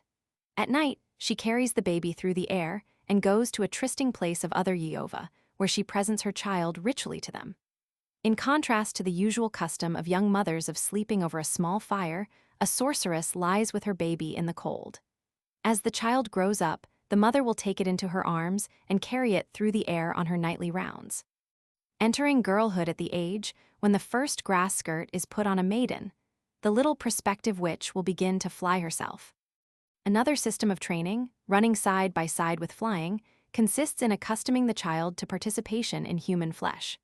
Even before the growing witch will begin to fly on her own account, the mother will take her to the ghoulish repasts, where she and other witches sit over a corpse, eating its eyes, tongue, lungs, and entrails. There the little girl receives her first share of corpse flesh and trains her taste to like this diet. There are other forms of training ascribed to mothers solicitous that their daughters should grow up into efficient Yeova and Muliquasi. At night, the mother will stand on one side of the hut, with the child in her hands, and throw the little one over the roof. Then quickly, with the speed only possible to a Yeova, she will move round and catch the child on the other side. This happens before the child begins to fly and is meant to accustom it to passing rapidly through the air. Or again, the child will be held by her feet, head down, and remain in this position while the mother utters a spell. Thus gradually, by all these means, the child acquires the powers and tastes of a Yeova. It is easy to pick out such girls from other children. They will be recognizable by their crude tastes, and more especially by their habit of eating raw flesh of pigs or uncooked fish. And here we come to a point where mythical superstition plays over into something more real, for I have been assured by reliable informants, and those not only natives, that there are cases of girls who will show a craving for raw meat, and when a pig is being quartered in the village will drink its blood and tear up its flesh. These statements I never could verify by direct observations, and they may be only the result of very strong belief projecting its own realities, as we see on every side in our own society in miraculous cures, spiritistic phenomena, etc., etc. If, however, the eating of raw flesh by girl children really occurs, this simply means that they play up to what they know is said and believed about them. This again is a phenomenon of social psychology, met with in many phases of Trobriand society, and in our own. This does not mean that the character of a Yeova is publicly donned. Indeed, though a man often owns up to the fact that he is a Biwago, and treats his speciality quite openly in conversation, a woman will never directly confess to being a Yeova, not even to her own husband. But she will certainly be marked by everyone as such a one, and she will often play up to the role, for it is always an advantage to be supposed to be endowed with supernatural powers. And moreover, being a sorceress is also a good source of income. A woman will often receive presents with the understanding that such and such a person has to be injured. She will openly take gifts, avowedly in payment for healing someone who has been hurt by another witch. Thus the character of a Yeova is, in a way, a public one, and the most important and powerful witches will be enumerated by name. But no woman will ever openly speak about being one. Of course, to have such a character would in no way spoil matrimonial chances, or do anything, but enhance the social status of a woman. So deep is the belief in the efficacy of magic, and in magic being the only means of acquiring extraordinary faculties, that all powers of a Yeova are attributed to magic. As we saw in the training of a young Yeova, magic has to be spoken at every stage in order to impart to her the character of a witch. A full-blown Yeova has to utter special magic each time she wishes to be invisible, or when she wants to fly, or acquire higher speed, or penetrate darkness and distance, in order to find out whether an accident is happening there. But like everything referring to this form of witchcraft, these formulae never come to light. Although I was able to acquire a whole body of spells of the Biwago sorcery, I could not even lift the fringe of the impenetrable veil surrounding the magic of the Yeova. As a matter of fact, there is not the slightest doubt for me that not one single rite, not one single word of this magic, have ever existed. Once a Muliquasi is fully trained in her craft, she will often go at night to feed on corpses or to destroy shipwrecked mariners, for these are her two main pursuits. By a special sense acquired through magic, she can hear, as the natives say, that a man has died at such and such a place, or that a canoe is in danger. Even a young apprenticed Yeova will have her hearing so sharpened that she will tell her mother, "Mother, I hear they cry," which means that a man is dead or dying at some place. Or she will say, "Mother, a wager is sinking," and then they both will fly to the spot. When she goes out on such an errand, the Yeova leaves her body behind. Then she climbs a tree, and reciting some magic, she ties a creeper to it. Then she flies off, along this creeper, which snaps behind her. This is the moment when we see the fire flying through the sky. Whenever the natives see a falling star, they know it is a Muliquasi on her flight. Another version is that, when a Muliquasi recites a certain spell, a tree which stands somewhere near her destination bends down towards the other tree on which she is perched. She jumps from one top to the other, and it is then that we see the fire. According to some versions, the Muliquasi, that is, the witch in her flying state, moves about naked, leaving her skirt round the body, which remains asleep in the hut. Other versions depict her as tying her skirt tightly round her when flying and beating her buttocks with a magical pandanus streamer. These latter versions are embodied in the magic quoted above in Chapter 5. Arrived at the place where lies the corpse, the Muliquasi, with others who have also flown to the spot, perches on some high object, the top of a tree or the gable of a hut. There they all wait till they can feast on the corpse, and such is their greed and appetite that they are also very dangerous to living men. People who collect round the dead body to mourn and wake over it often have a special spell against the Muliquasi recited over them by the one who knows it. They are careful not to stray away from the others, and, during burial of the dead and afterwards, they believe the air to be infested with these dangerous witches, who spread the smell of carrion around them. The Muliquasi will eat out the eyes, the tongue, and the insides lopula of the corpse. When they attack a living man, they may simply hit him or kick him, and then he becomes more or less sick. But sometimes they get hold of an individual and treat him like a corpse and eat some of his organs, and then the man dies. It is possible to diagnose this, for such a person would quickly fail, losing his speech, his vision, sometimes suddenly being bereft of all power of movement. It is a less dangerous method to the living man when the Muliquasi, instead of eating his insides on the spot, simply remove them. They hide them in a place only known to themselves in order to have provision for a future feast. In that case, there is some hope for the victim. Another Yehovah, summoned quickly by the relations of the dying and well paid by them, will, in the form of a Muliquasi, go forth, search for the missing organs, and, if she is fortunate enough to find and restore them, save the life of the victim. Kenoria, the favorite daughter of Tayalawa, the chief of Americana, while on a visit to another village, was deprived of her internal organs by the Muliquasi. When brought home, she could neither move nor speak, and lay down as if dead. Her mother and other relatives already began their mortuary wailing over her. The chief himself broke out into loud lamentations. But nevertheless, as a forlorn hope, they sent for a woman from Walla, a well-known Yehovah, who, after receiving valuables and food, flew out as a Muliquasi, and the very next night found Kenoria's inside somewhere in the Rabewag, near the beach of Kolucuba, and restored her to health. Another authentic story is that of the daughter of a Greek trader and a Kiriwinian woman from Aburaku. This story was told me by the lady herself, in perfectly correct English, learnt in one of the white settlements of New Guinea, where she had been brought up in the house of a leading missionary. But the story was not spoilt by any skepticism. It was told with perfect simplicity and conviction. When she was a little girl, a woman called Suala from the island of Kitava, but married to a man of Walla, came to her parents' house and wanted to sell a mat. They did not buy it and gave her only a little food, which, as she was a renowned Yehovah and accustomed therefore to deferential treatment, made her angry. When night came, the little one was playing on the beach in front of the house, when the parents saw a big firefly hovering about the child. The insect then flew round the parents and went into the room. Seeing that there was something strange about the firefly, they called the girl and put her to bed at once. But she fell ill immediately, could not sleep all night, and the parents, with many native attendants, had to keep watch over her. Next morning, added the Kiriwinian mother, who was listening to her daughter telling me the tale, the girl Boj Ikarij, Kukula Walla Ipipisi. She was dead already, but her heart was still beating. All the women present broke out into the ceremonial lamentations.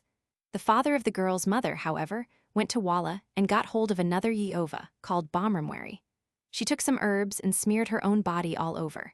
Then she went out in the form of a Muliquasi in search of the girl's lapulo inside.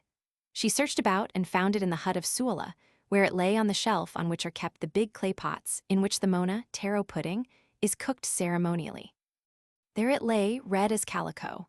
Suala had left it there, while she went into the garden with her husband, meaning to eat it on her return. Had this happened, the girl could not have been saved. As soon as Bomramweri found it, she made some magic over it then and there. Then she came back to the trader's compound, made some more magic over ginger root and water, and caused the lapulo to return to its place. After that, the little girl soon got better. A substantial payment was given by the parents to the Yeova for saving their child. Living in Aburaku, a village on the southern half of Baiwa, I was on the boundary between the district where the Yeova do not exist, and the other one to the east where they are plentiful. On the other side of the island, which is very narrow at this part, is the village of Wala, where almost every woman is reputed to be a witch, and some are quite notorious. Going over the Rabewag at night, the natives of Aburaku would point out certain fireflies which would suddenly disappear, not to relight again. These were the Mulikwasi. Again, at night, swarms of flying foxes used to flap over the tall trees, making for the big, swampy island of Boimapau, which closes in the lagoon opposite the village. These too were Mulikwasi, traveling from the east, their real home. They also used to perch on the tops of the trees growing on the water's edge, and this was therefore an especially dangerous spot after sunset. I was often warned not to sit there on the platforms of the beached canoes, as I liked to do, watching the play of colors on the smooth, muddy waters and on the bright mangroves.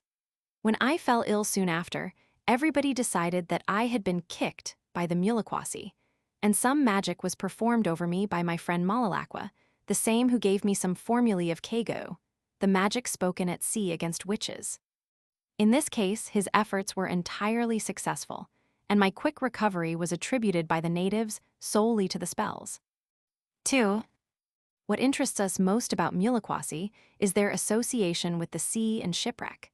Very often they will roam over the sea and meet at a trysting place on a reef. There they will partake of a special kind of coral, broken off from a reef, a kind called by the natives nada. This whets their appetite for human flesh, exactly as the drinking of salt water does with the biwago. They have also some indirect power over the elements in the sea. Although the natives do not quite agree on the point, there is no doubt that a definite connection exists between the Mulikwasi and all the other dangers which may be met in the sea, such as sharks, the gaping depth, Ikapwejgawiwatu, many of the small sea animals, crabs, some of the shells, and the other things to be mentioned presently, all of which are considered to be the cause of death of drowning men. Thus the belief is quite definite that, in being cast into the water by the shipwreck, men do not meet any real danger except by being eaten by the Mulikwasi, the sharks, and the other animals. If by the proper magic these influences can be obviated, the drowning men will escape unscathed.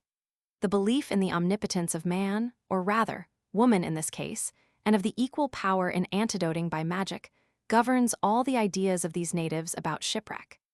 The supreme remedy and insurance against any dangers lies in the magic of mist, called Kego, which, side by side with Kula magic, and the magic of the canoes, is the third of the indispensable magical equipments of a sailor.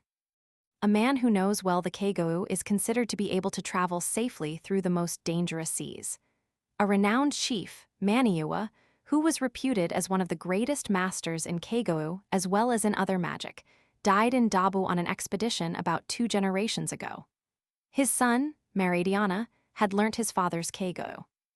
Although the Mulikwasi are extremely dangerous in the presence of a corpse, and though the natives would never dream of putting a dead body on a canoe, and thus multiplying the probabilities of an attack by the witches, still, Maridiana, trusting to his Kego, brought the corpse back to Baiwa without mishap.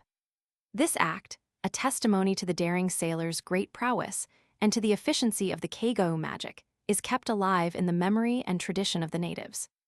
One of my informants, boasting of his Kego, told me how once, on a return from Dabu, he performed his rites. Such a mist arose as a consequence of it that the rest of the canoes lost their way and arrived in the island of Kailula. Indeed, if we can speak of a belief being alive, that is, of having a strong hold over human imagination, the belief in the danger from Mulikwasi at sea is emphatically such a one. In times of mental stress, in times of the slightest danger at sea, or when a dying or dead person is near, the natives at once respond emotionally in terms of this belief.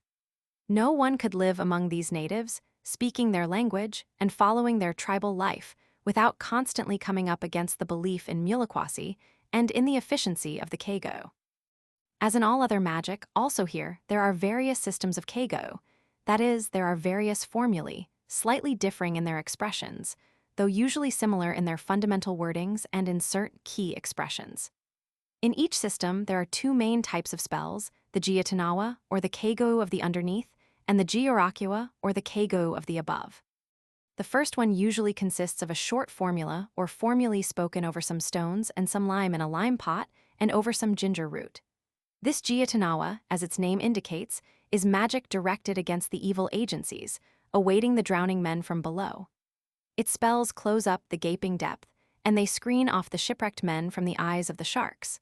They also protect them from the other evil things, which cause the death of a man in drowning. The several little sea worms found on the beach, the crabs, the poisonous fish, soka, and the spiky fish, bebe, as well as the jumping stones, whether Vinolita or night kapaki, are all warded off and blinded by the Giatanawa.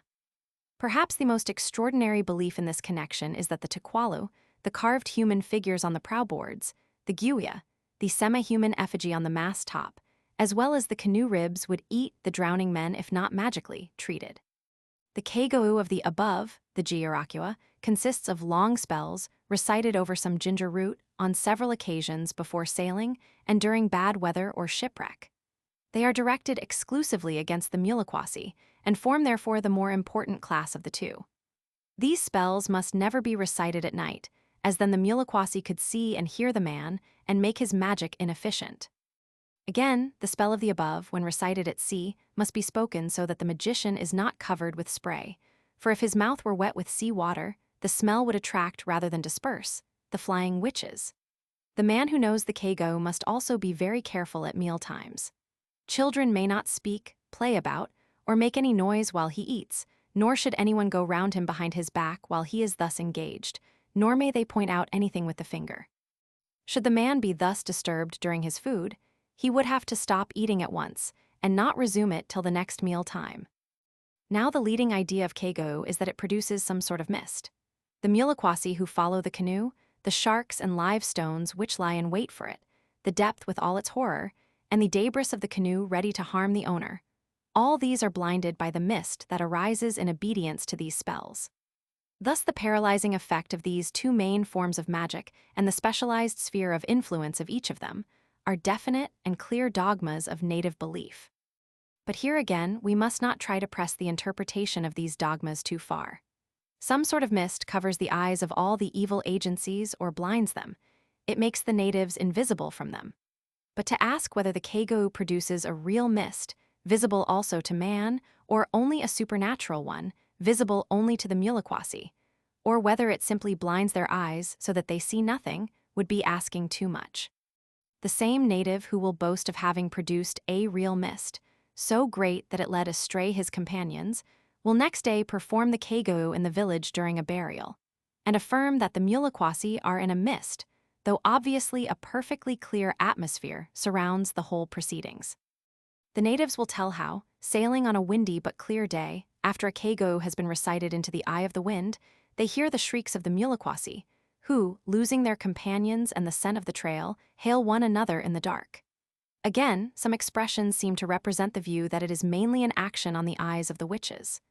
Ijujubila matala Muliquasi, it darkens the eyes of the Muliquasi, or Igliagweu it blinds, the natives will say. And when asked, "What do the Muliquasi see then?" they will answer, "They will see mist only. They do not see the places, they do not see the men, only mist." Thus here, as in all cases of belief, there is a certain latitude, within which the opinions and views may vary, and only the broad outline which surrounds them is definitely fixed by tradition, embodied in ritual, and expressed by the phraseology of magical formulae or by the statements of a myth. I have thus defined the manner in which the natives face the dangers of the sea. We have found that the fundamental conceptions underlying this attitude are that in shipwreck, men are entirely in the hands of the witches, and that from this, only their own magical defense can save them. This defense consists in the rites and formulae of the Keigo, of which we have also learnt the leading principles. Now, a consecutive description must be given of how this magic is performed when a Taliwaga sets out on an expedition. And following up this expedition, it must be told how the natives imagine a shipwreck and what they believe the behavior of the shipwrecked party would be. 3. I shall give this narrative in a consecutive manner, as it was told to me by some of the most experienced and renowned Trobriand sailors in Siniketa, Aburaku, and Americana. We can imagine that exactly such a narrative would be told by a veteran Tallywaga to his Usijlu on the beach of Yakum, as our Kula party sit round the camp fires at night. One of the old men, well known for the excellence of his kego and boastful of it, would tell his story, entering minutely into all the details, however often the others might have heard about them before or even assisted at the performance of his magic. He would then proceed to describe, with extreme realism and dwelling graphically on every point, the story of a shipwreck, very much as if he had gone through one himself. As a matter of fact, no one alive at present has had any personal experience of such a catastrophe, though many have lived through frequent narrow escapes in stormy weather. Based on this, and on what they have heard themselves of the tradition of shipwrecks, natives will tell the story with characteristic vividness. Thus, the account given below is not only a summary of native belief, it is an ethnographic document in itself, representing the manner in which such type of narrative would be told over campfires, the same subject being over and over again repeated by the same man, and listened to by the same audience, exactly as we, when children, or the peasants of Eastern Europe, will hearken to familiar fairy tales and marchen. The only deviation here from what would actually take place in such a storytelling is the insertion of magical formulae into the narrative. The speaker might indeed repeat his magic, were he speaking in broad daylight, in his village, to a group of close kinsmen and friends. But being on a small island in the middle of the ocean, and at night, the recital of spells would be a taboo of the Kego. Nor would a man ever recite his magic before a numerous audience, except on certain occasions at mortuary vigils, where people are expected to chant their magic aloud before hundreds of listeners. Returning then again to our group of sailors, who sit under the stunted pandanus trees of Yakum, let us listen to one of the companions of the daring Maradiana, now dead, to one of the descendants of the great Maniawa. He will tell us how, early in the morning, on the day of departure from Sinicata, or sometimes on the next morning, when they leave Muwa, he performs the first rite of Kego. Wrapping up a piece of Leia wild ginger root in a bit of dried banana leaf, he chants over it the long spell of the Giarakua, the Kego of the above. He chants this spell into the leaf, holding it cup-shaped with the morsel of ginger root at the bottom, so that the spell might enter into the substance to be medicated. After that, the leaf is immediately wrapped round, so as to imprison the magical virtue, and the magician ties the parcel round his left arm with a piece of bast or string. Sometimes he will medicate 2 bits of ginger and make 2 parcels, of which the other will be placed in a string necklet and carried on his breast. Our narrator, who is the master of one of the canoes, will probably not be the only one within the circle round the campfire who carries these bundles of medicated ginger. For though a Tallywaga must always perform this rite as well as know all the other magic of shipwreck, as a rule several of the older members of his crew also know it, and have also prepared their magical bundles. This is one of the spells of the Giarakua, such as the old man said over the ginger root. Giarakua number 1, Leia Kego. I will befog Mayua, repeated. I will befog Misima, repeated. The mist springs up, the mist makes them tremble. I befog the front, I shut off the rear. I befog the rear, I shut off the front. I fill with mist, mist springs up, I fill with mist, the mist which makes them tremble. This is the opening part of the formula, very clear, and easy to be translated. The mist is magically invoked, the word for mist being repeated with several verbal combinations, in a rhythmic and alliterative manner. The expression tremble, mesisi, refers to a peculiar belief that when a sorcerer or sorceress approaches the victim, and this man paralyses them with a counterspell, they lose their bearings and stand there trembling. The main part of this spell opens up with the word agu, I befog, which, like all such leading words of a spell, is first of all intoned in a long, drawn-out chant, and then quickly repeated with a series of words. Then the word agu is replaced by agu sulu, I befog, lead astray, which in its turn makes way for agu boda, I befog, shut off. The list of words repeated in succession with each of these 3 expressions is a long one. It is headed by the words, the eyes of the witches. Then, the eyes of the sea crab. Then, always with the word eyes, the animals, worms, and insects which threaten drowning men in the sea are enumerated. After they are exhausted, the various parts of the body are repeated. Then finally, a long list of villages is recited, preceded by the word agu, forming phrases such as, I befog the eyes of the women of Walla, etc. Let us reconstruct a piece of this middle part in a consecutive manner. I befog the eyes of the witches. I befog the eyes of the little crabs. I befog the eyes of the hermit crab. I befog the eyes of the insects on the beach, etc. I befog the hand, I befog the foot, I befog the head. I befog the shoulders, etc. I befog the eyes of the women of Walla. I befog the eyes of the women of Colossi. I befog the eyes of the women of Cumulabwaga. I befog the eyes of the women of Vacuta, etc., etc. I befog, lead astray, the eyes of the witches. I befog, lead astray the eyes of the little crab, etc.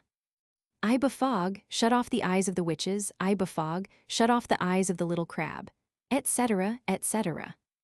It can easily be seen how long-drawn such a spell is, especially as in this middle part, the magician will often come back to where he has started and repeat the leading word over and over again with the others.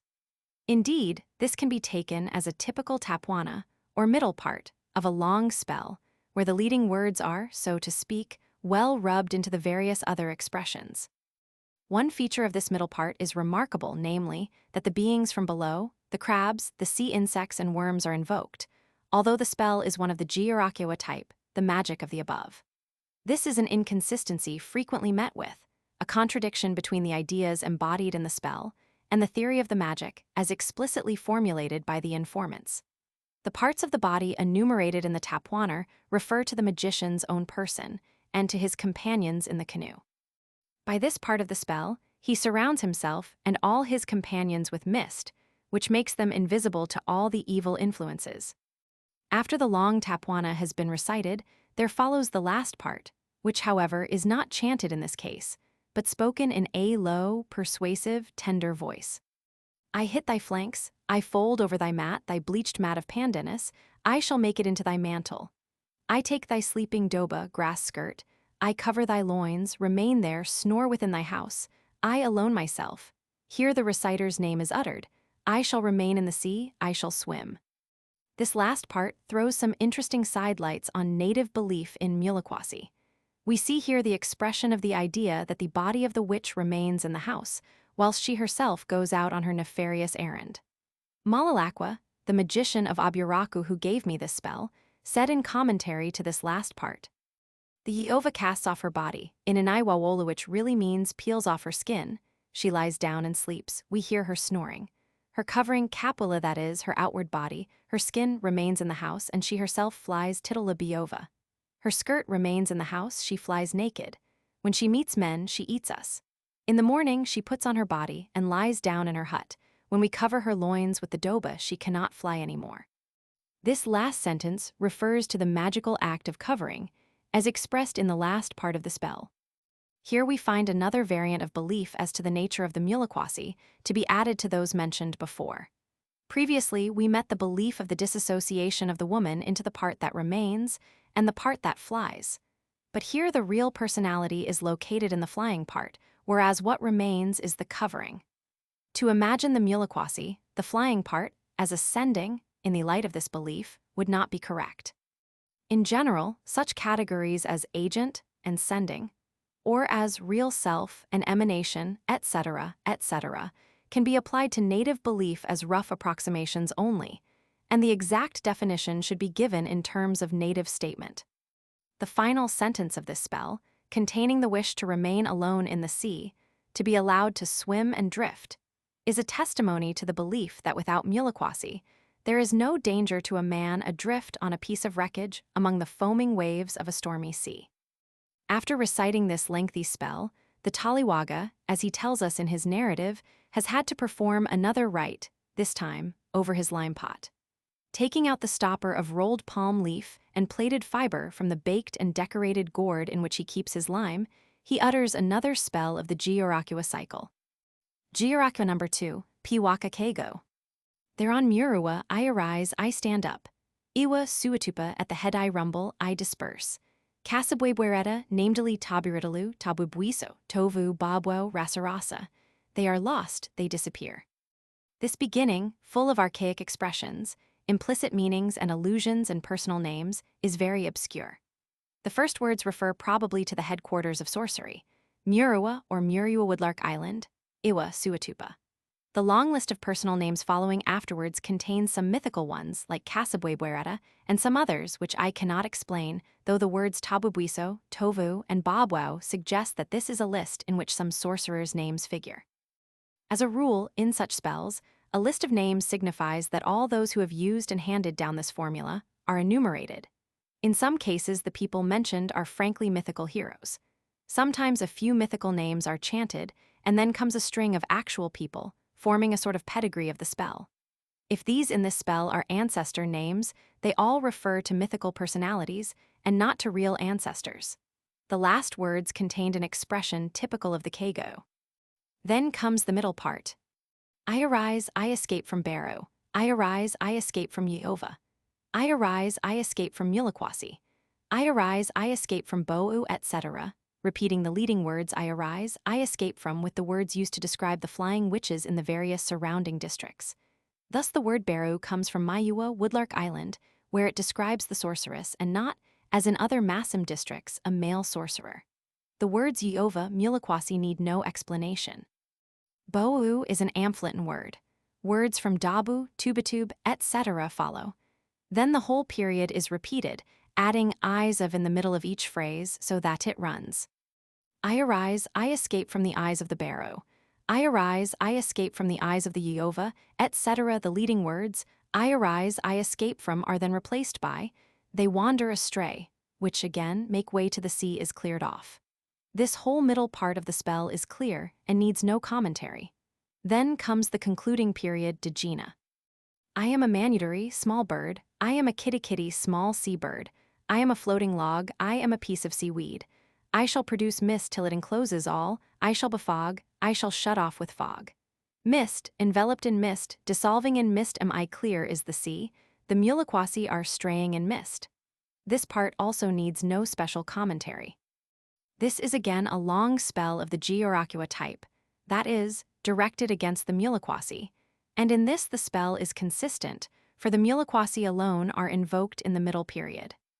After the spell has been chanted into the lime pot, this is well stoppered, and not open till the end of the journey. It must be noted that these two Georakua spells have been spoken by our Taliwaga in the village or on Muwa Beach, and in daytime. For, as said above, it is a taboo to utter them in the night or at sea.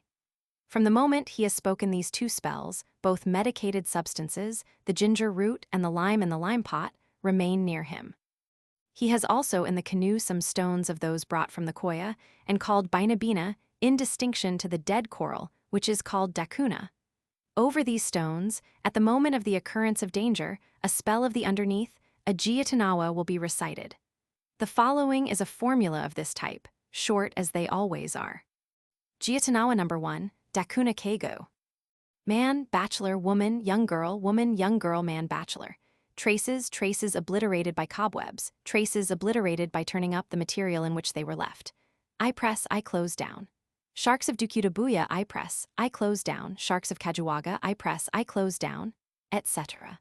The sharks of Muwa, Galia, Benari, and Kalakoki being invoked in turn. All these words are names of marked parts of the sea in and around the Trobriand lagoon. The formula ends up with the following peroration.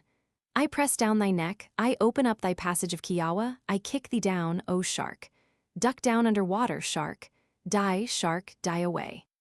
The commentary to the opening sentences, given by my informant, Malalakwa of Aburaku, was, this magic is taught to people when they are quite young, hence the mention of young people. The obliterating of traces will be made clearer by the account which follows, in which we shall see that to obliterate traces, to put off the scent the shark and Muliquasi, are the main concerns of the shipwrecked party. The middle part refers to sharks only, and so does the peroration. The passage of Kiawa near Tuma is mentioned in several types of magical exorcisms, when the evil influence is being banished. This passage lies between the main island and the island of Tuma, and leads into the unknown regions of the northwestern seas. It will be best to quote here another formula of the Giatanawa type, and a very dramatic one. For this is the formula spoken at the critical moment of shipwreck. At the moment when the sailors decide to abandon the craft and to plunge into the sea, the Taliwaga stands up in the canoe, and slowly turning round so as to throw his words towards all four winds, intones in a loud voice this spell. Giatanawa number 2. Foam, foam, breaking wave, wave. I shall enter into the breaking wave, I shall come out from behind it. I shall enter from behind into the wave, and I shall come out in its breaking foam. Mist, gathering mist, encircling mist, surround, surround me.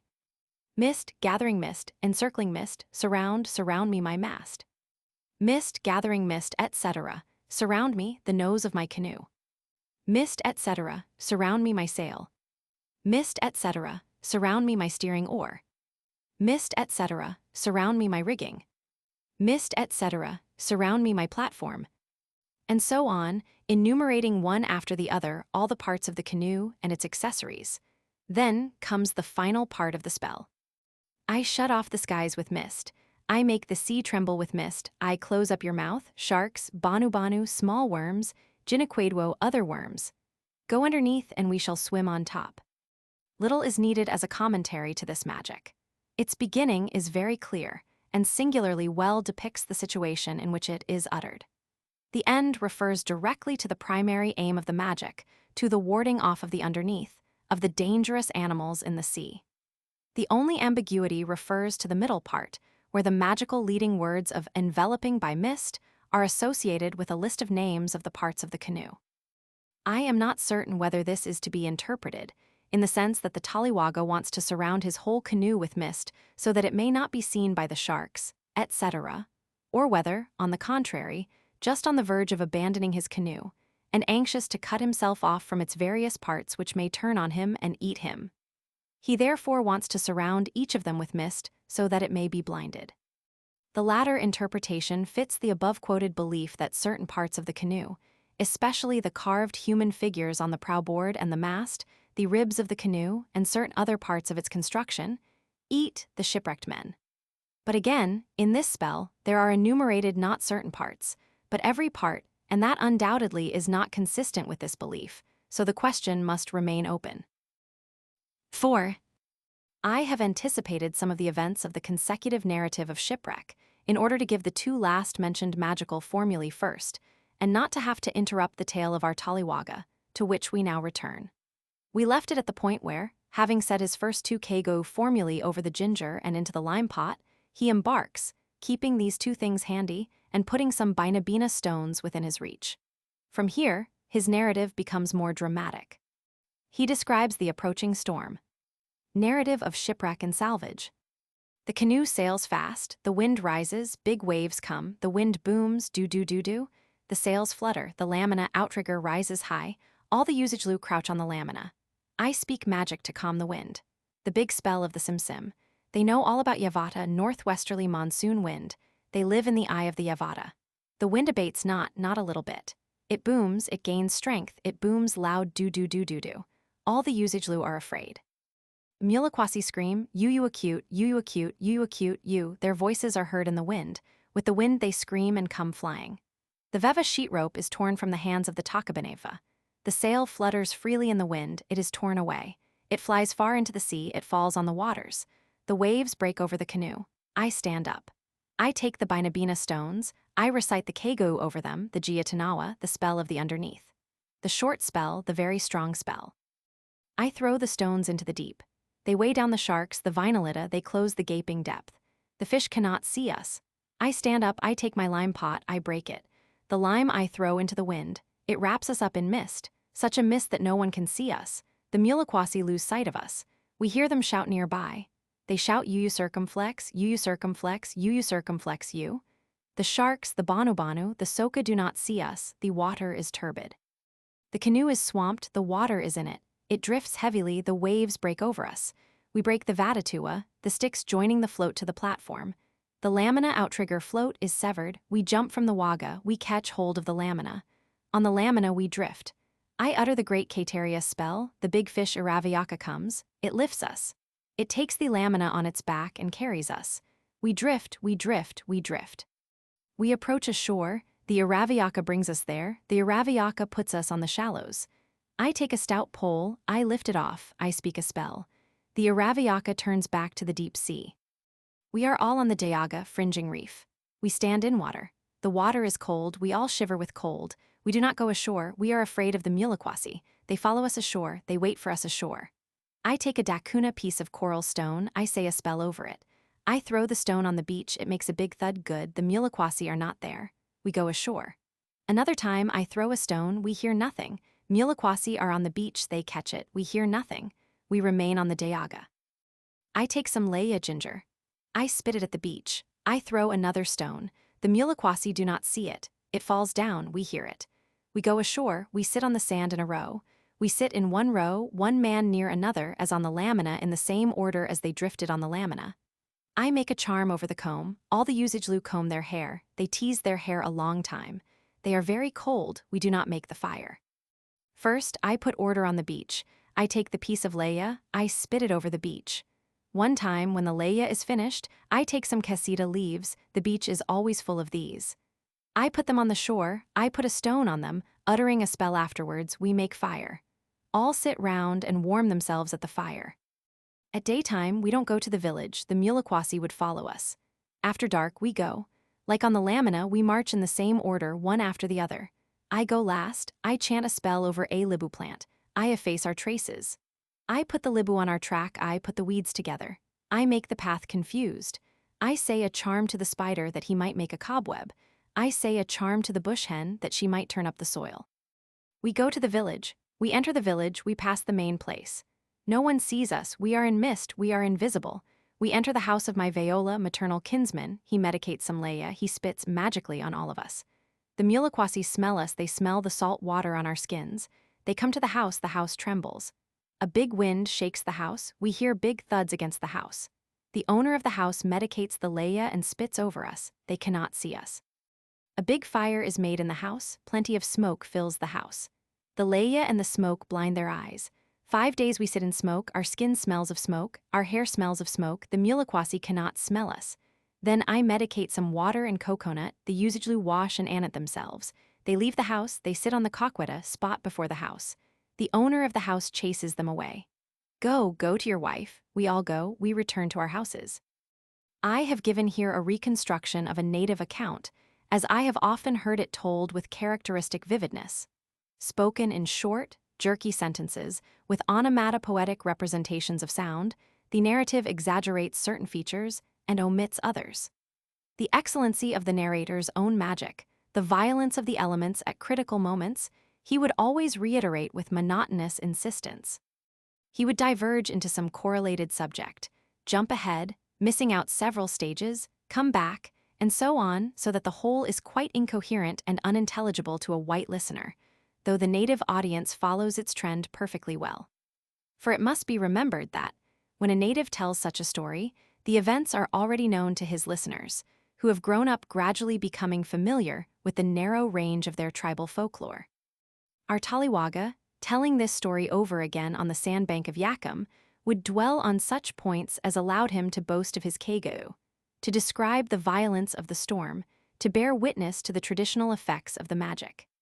It is necessary for an ethnographer to listen several times to such a narrative, in order to have a fair chance of forming some coherent idea of its trend. Afterwards, by means of direct examination, he can succeed in placing the facts in their proper sequence. By questioning the informants about details of rite and magic, it is possible then to obtain interpretations and commentaries. Thus, the whole of a narrative can be constructed, the various fragments, with all their spontaneous freshness, can be put in their proper places. And this is what I have done in giving this account of shipwreck. A few words of comment must now be given on the text of the above narrative. In it, a number of magical rites were mentioned, besides those which were described first with their spells.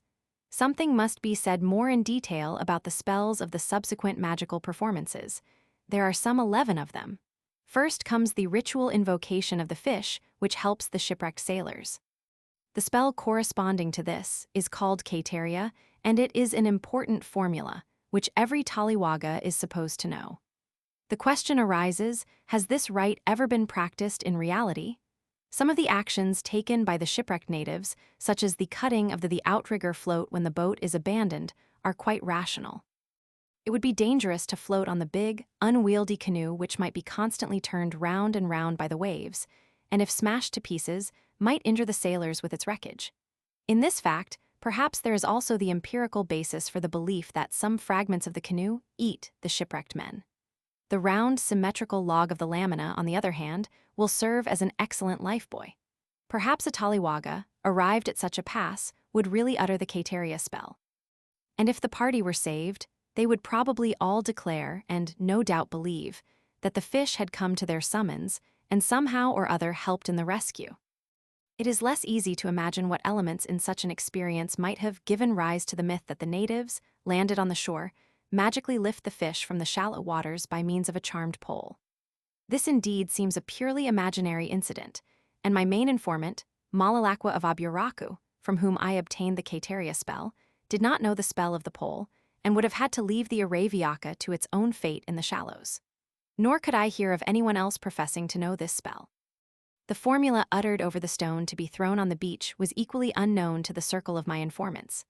Of course, in all such cases, when a man carrying on a system of magic would come to a gap in his knowledge, he would perform the rite without the spell, or utter the most suitable spell of the system.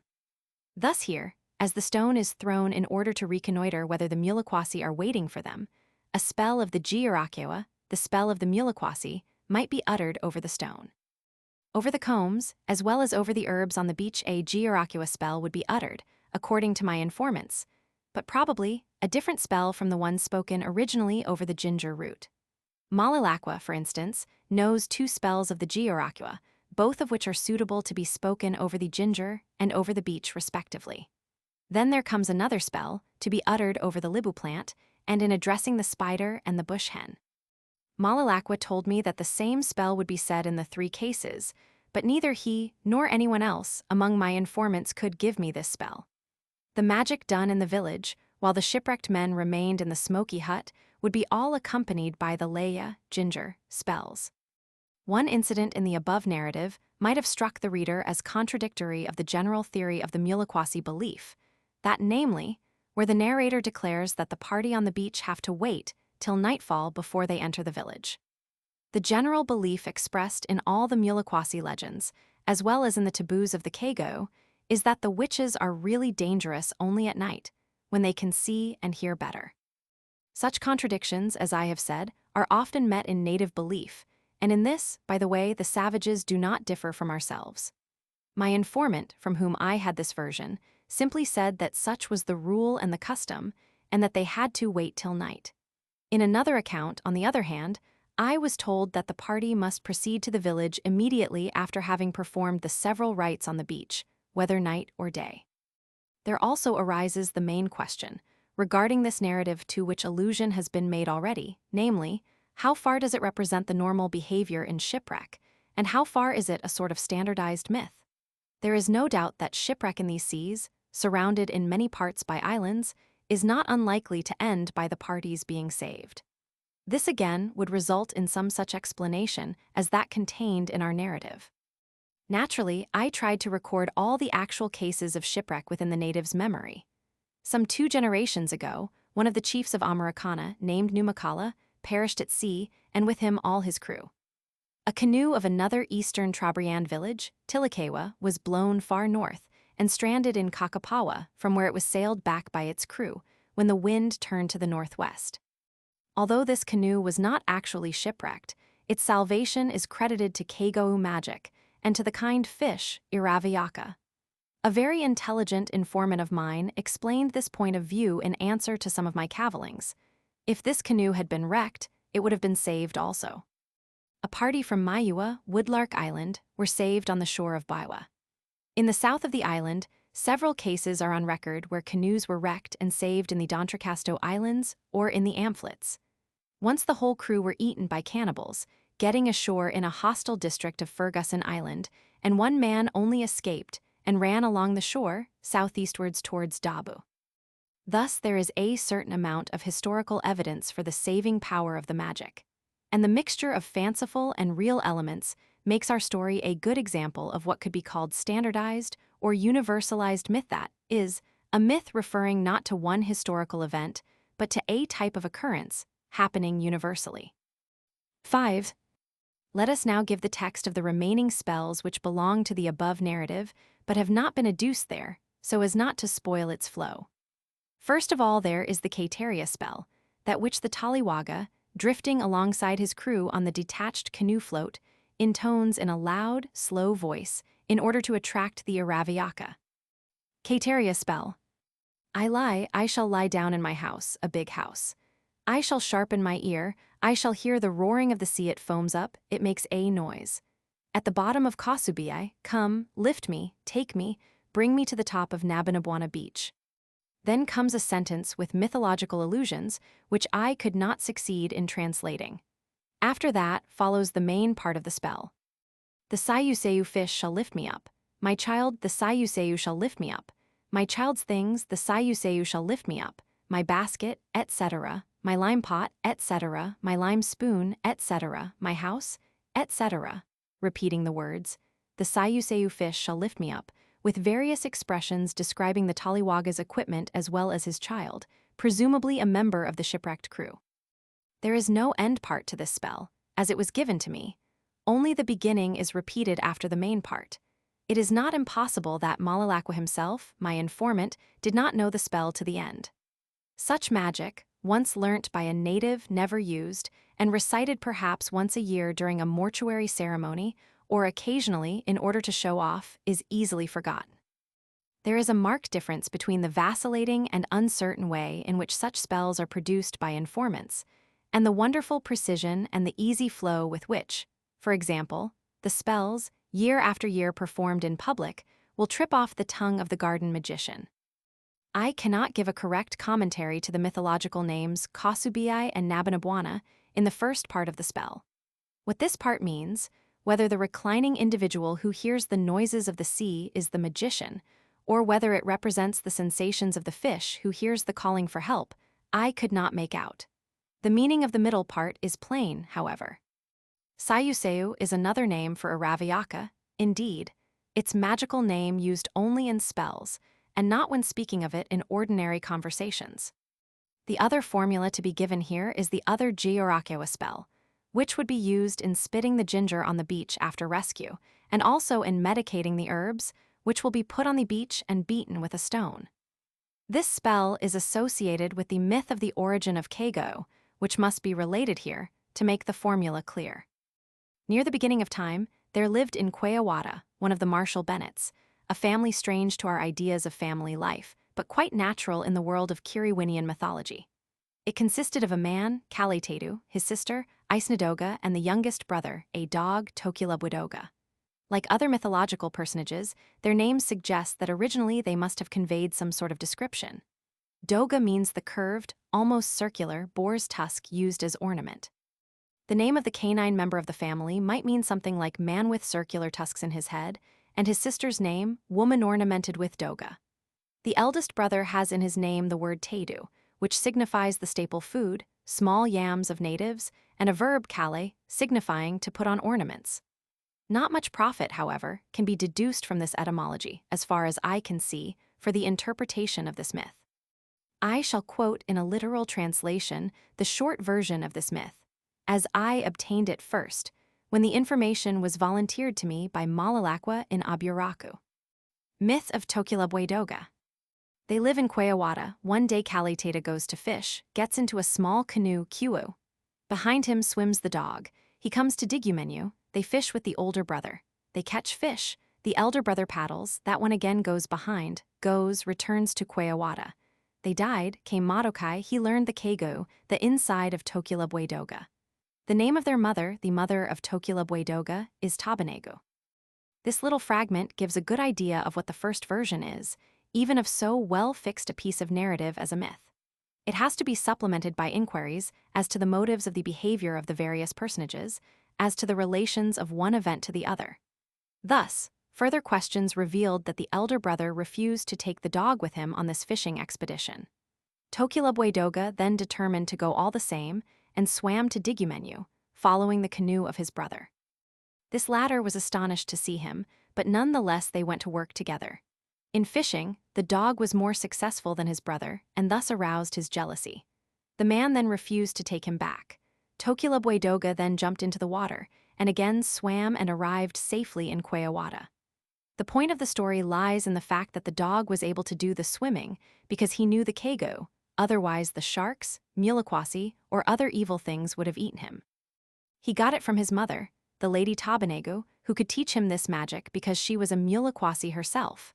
Another important point about this myth, also quite omitted from the first version volunteered to me, is its sociological aspect. First of all, there is the very interesting incident, unparalleled in Kiriwinian tradition. The mother of the three belonged to the Lukwasisiga clan. It was a most incongruous thing for a dog, who is the animal of the Lukuba clan, to be born into a Lukwasisiga family. However, there he was, and so he said, "Good, I shall be a Lukuba, this is my clan." Now the incident of the quarrel receives its significance in so far as the dog, the only one to whom the mother gave the Kago, did not hand it over to his brother and sister who were of the Lukwasisiga clan. And so the magic went down only the dog's own clan, the Lukuba. It must be assumed, though this was not known to my informant, that Madokai, who learnt the magic from the dog, was also a Lukuba man. Like all mythological mother ancestresses, Tabanegu had no husband, nor does this circumstance call forth any surprise or comment on the part of the natives, since the physiological aspect of fatherhood is not known among them, as I have repeatedly observed. As can be seen, by comparing the original fragment and the subsequent amplification by inquiries, the volunteered version misses out the most important points. The concatenation of events, the origin of the Kago, the important sociological details, have to be dragged out of the informant, or, to put it more correctly, he has to be made to enlarge on points, to roam over all the subjects covered by the myth. And from his statements, then, one has to pick out and piece together the other bits of the puzzle. On the other hand, the names of the people, the unimportant statements of what they did and how they were occupied are unfailingly given. Let us adduce now the Kago, which is said to be derived from the dog, and ultimately from his mother. Kago of Tokilabwedoga. Tabanegu repeated, Mainmanegu repeated, my mother a snake, myself a snake, myself a snake, my mother a snake. Tokilabwedoga, Isnadoga, Madagagai, Kaletedu, Bulumavu Tabugu Madokai. I shall befog the front, I shall shut off the rear, I shall befog the rear, I shall shut off the front. This exordium contains at first the invocation of the name of the Muliquasi, who was the source of the spell. Its pendant Mainmanegu is, according to my informant, derived from an archaic word nema, equivalent to the present-day Yama hand. As the right hand is to the left one, so is Tabanegu to Mainmanegu, which was expressed as a matter of fact in the less grammatically worded form. This right hand, this left, clap together, so Tabanegu Mainmanegu. Whether this analysis of my informant is correct must remain an open question. It must be remembered that magic is not taken by the natives as an ethnographic document, allowing of interpretations and developments, but as an instrument of power. The words are there to act and not to teach. Questions as to the meaning of magic, as a rule, puzzled the informants, and therefore it is not easy to explain a formula or obtain a correct commentary upon it. All the same, there are some natives who obviously have tried to get to the bottom of what the various words in magic represent. To proceed with our commentary, the phrase, my mother a snake, etc., was thus explained to me by Malalakwa. Supposing we strike a snake, already it vanishes, it does not remain. Thus also we human beings, when Muliquasi catch us, we disappear. That is, we disappear after having spoken this magical formula, for in a formula the desired result is always expressed in anticipation. Malalakwa's description of a snake's behavior is, according to my experience, not sound natural history, but it probably expresses the underlying idea, namely the elusiveness of the snake, which would naturally be one of the metaphorical figures used in the spell. The string of words following the invocation of the snake are all mythical names, 4 of which we found mentioned in the above myth, while the rest remain obscure. The last named, that of Madokai, is preceded by the words Bulumavau Tabugu, which means, recent spirit of my ancestor, which words are as a rule used in spells with reference to real grandfathers of the reciters. The middle part of the spell proceeds, I shall cover the eyes of the witches of Kitava, I shall cover the eyes of the witches of Kumweja, I shall cover the eyes of the witches of Iwa, I shall cover the eyes of the witches of Gawa, etc., etc., enumerating all the villages and islands renowned for their witches. This list is again recited, substituting for the expression I shall cover, in succession, I shall befog, and do envelopes. This middle part needs no commentary. The end of this formula runs as follows. I shall kick thy body, I shall take thy spirit skirt, I shall cover thy buttocks, I shall take thy mat, a pandanus mat, I shall take thy mantle. I shall strike thee with my foot, go, fly over Tuma, fly away. I myself in the sea, here the reciter's name is mentioned, I shall drift away, well. This last part of the spell is so much alike to the end of the spell first quoted in this chapter that no commentary is needed. The mythological and magical data presented in this chapter all bear upon the native belief in flying witches and dangers at sea, a belief in which elements of reality are strangely blended with traditionally fixed fancies, in a way, however, not uncommon to human belief in general. It is time now to return to our party on the beach at Yakum, who, after having spent the night there, next morning rig up their masts, and with a favorable wind, soon reach the waters of Gumasilla and Damdam. Chapter 11. In the Amphlete Sociology of the Kula. 1. Our party, sailing from the north, reach first the main island of Gumasilla, a tall, steep mountain with arched lines and great cliffs, suggesting vaguely some huge Gothic monument. To the left, a heavy pyramid, the island of Damdam, recedes behind the nearer mountain as the travelers approach. The fleet now sails along the westerly shore of Gumasilla, on which side the jungle, interspersed with bald patches, ascends a steep slope, ribbed with rocky ridges, and creased by valleys which run at their foot into wide bays. Only here and there can be seen triangular clearings, signs of cultivation made by the natives from the other side of the island, where the two villages are situated. At the southwest end of Gumasilla, a narrow promontory runs into a flat, low point with a sandy beach on both sides. On the north side of the point, hidden from the villages, the fleet comes to a halt on the beach of Giawana, called by the Trobrianders Giasilla. This is the place where all the fleets, arriving from the north, stop before approaching the villages. Here also the inhabitants of the Amphletes rest for a day, after the first false start they have made from the villages, and before they actually set off for the Trobriands. This beach, in short, is the Amphletan counterpart of the sandbank Muwa.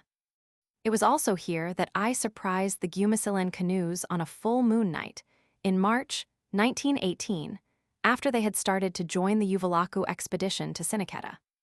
On this beach, the Siniketans perform the final stage of Kula magic before approaching their partners in Gumasilla. The same magic will be repeated before arriving in Dabu, and as a matter of fact, when the objective of the big Uvalaku is Dabu, the full and ceremonial performance of the magic might usually be deferred till then. It will be better, therefore, to postpone the description of this magic till we have brought our fleet to the beach of Sarabuena. Here it will be enough to mention that on occasions when magic is performed, after an hour's or half-hour's pause on the beach of Giawana, all the men get into their canoes, take the paddles and oars, and the fleet sails round the point where, in a small, very picturesque bay, there lies the smaller village of Gumasilla, called Nagasi, see Plate I. This village in olden days was perched on a narrow ledge some 100 meters above the sea level, a fastness difficult of access, and overlooking all its approaches.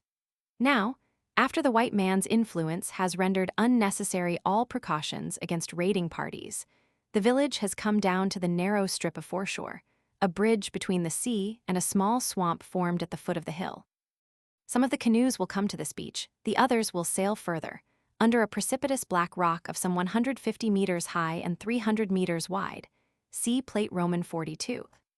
Turning another corner, they arrive at the big village of Gumasilla, built on artificial stone terraces, surrounded by dikes of small stones, forming square lagoons and diminutive harbors. Compare the description given above in Chapter 1, Division V. This is the old village which, practically inaccessible by sea, formed a fastness of a different kind from the other, high-perched villages typical of this district. Exposed to the full onslaught of the southeasterly winds and seas, against which it was protected by its stone bulwarks and dikes, it was approachable only in all weathers by a small channel to the south, where a big rock and a reef shelter it from the rough waters. Without any preliminary welcoming ceremony or formal reception, the Siniketan guests now leave their canoes and disperse among the villagers, settle down in groups near the houses of their friends, and engage in beetle chewing and conversations. They speak in Kiriwinian, a language which is universally known in the Amphlids. Almost as soon as they go ashore, they give to their partners presents of peri, opening gift, some small object, such as a comb, a lime pot, or a lime stick. After that, they await some Kula gifts to be given them. The most important headman will offer such a gift first to Kaudauya or Tayudawada, whichever of them is the Taliyuvalaku of the occasion. The soft, penetrating sound of a conch shell soon announces that the first gift has been given. Other blasts of conch shells follow, and the Kula is in full swing. But here again, what happens in the Amphlids is only a minor interlude to the Siniketan adventurers, bent on the bigger goal in Dabu. And in order for us to remain in harmony with the native perspective, we shall also wait for the detailed and circumstantial description of the Kula proceedings till we arrive on the beach of Tayutana in Dabu. The concrete account of how such a visiting fleet is received and behaves on arrival will be given. When I describe a scene one saw with my own eyes in the village of Nabwejta, another Amphlit island, when 60 Dabuan canoes arrived there on their Uvalaku, en route for Baiwa. To give a definite idea of the conversations which take place between the visitors and the Amphlids, I shall give a sample noted down during a visit of some Trobrianders to Naagasi, the smaller village of Gumasilla. A few canoes had arrived a day or two before, in the neighboring island, Nabwejta, coming from the small western islands of the Trobriands on a Kula. One of them paddled across to Naagasi with a crew of some 6 men, in order to offer peri gifts to their partners and see what was to be done in the way of Kula. The canoe was sighted from a distance, and its purpose was guessed at once, as word had been brought before of the arrival in Nabwejta of this small expedition. The headman of Naagasi, Tavasana, hurried back to his house from my tent, where I was taking great pains to obtain some ethnographic information from him. Tavasana is an outspoken character, and he is the most important headman in the Amphlids.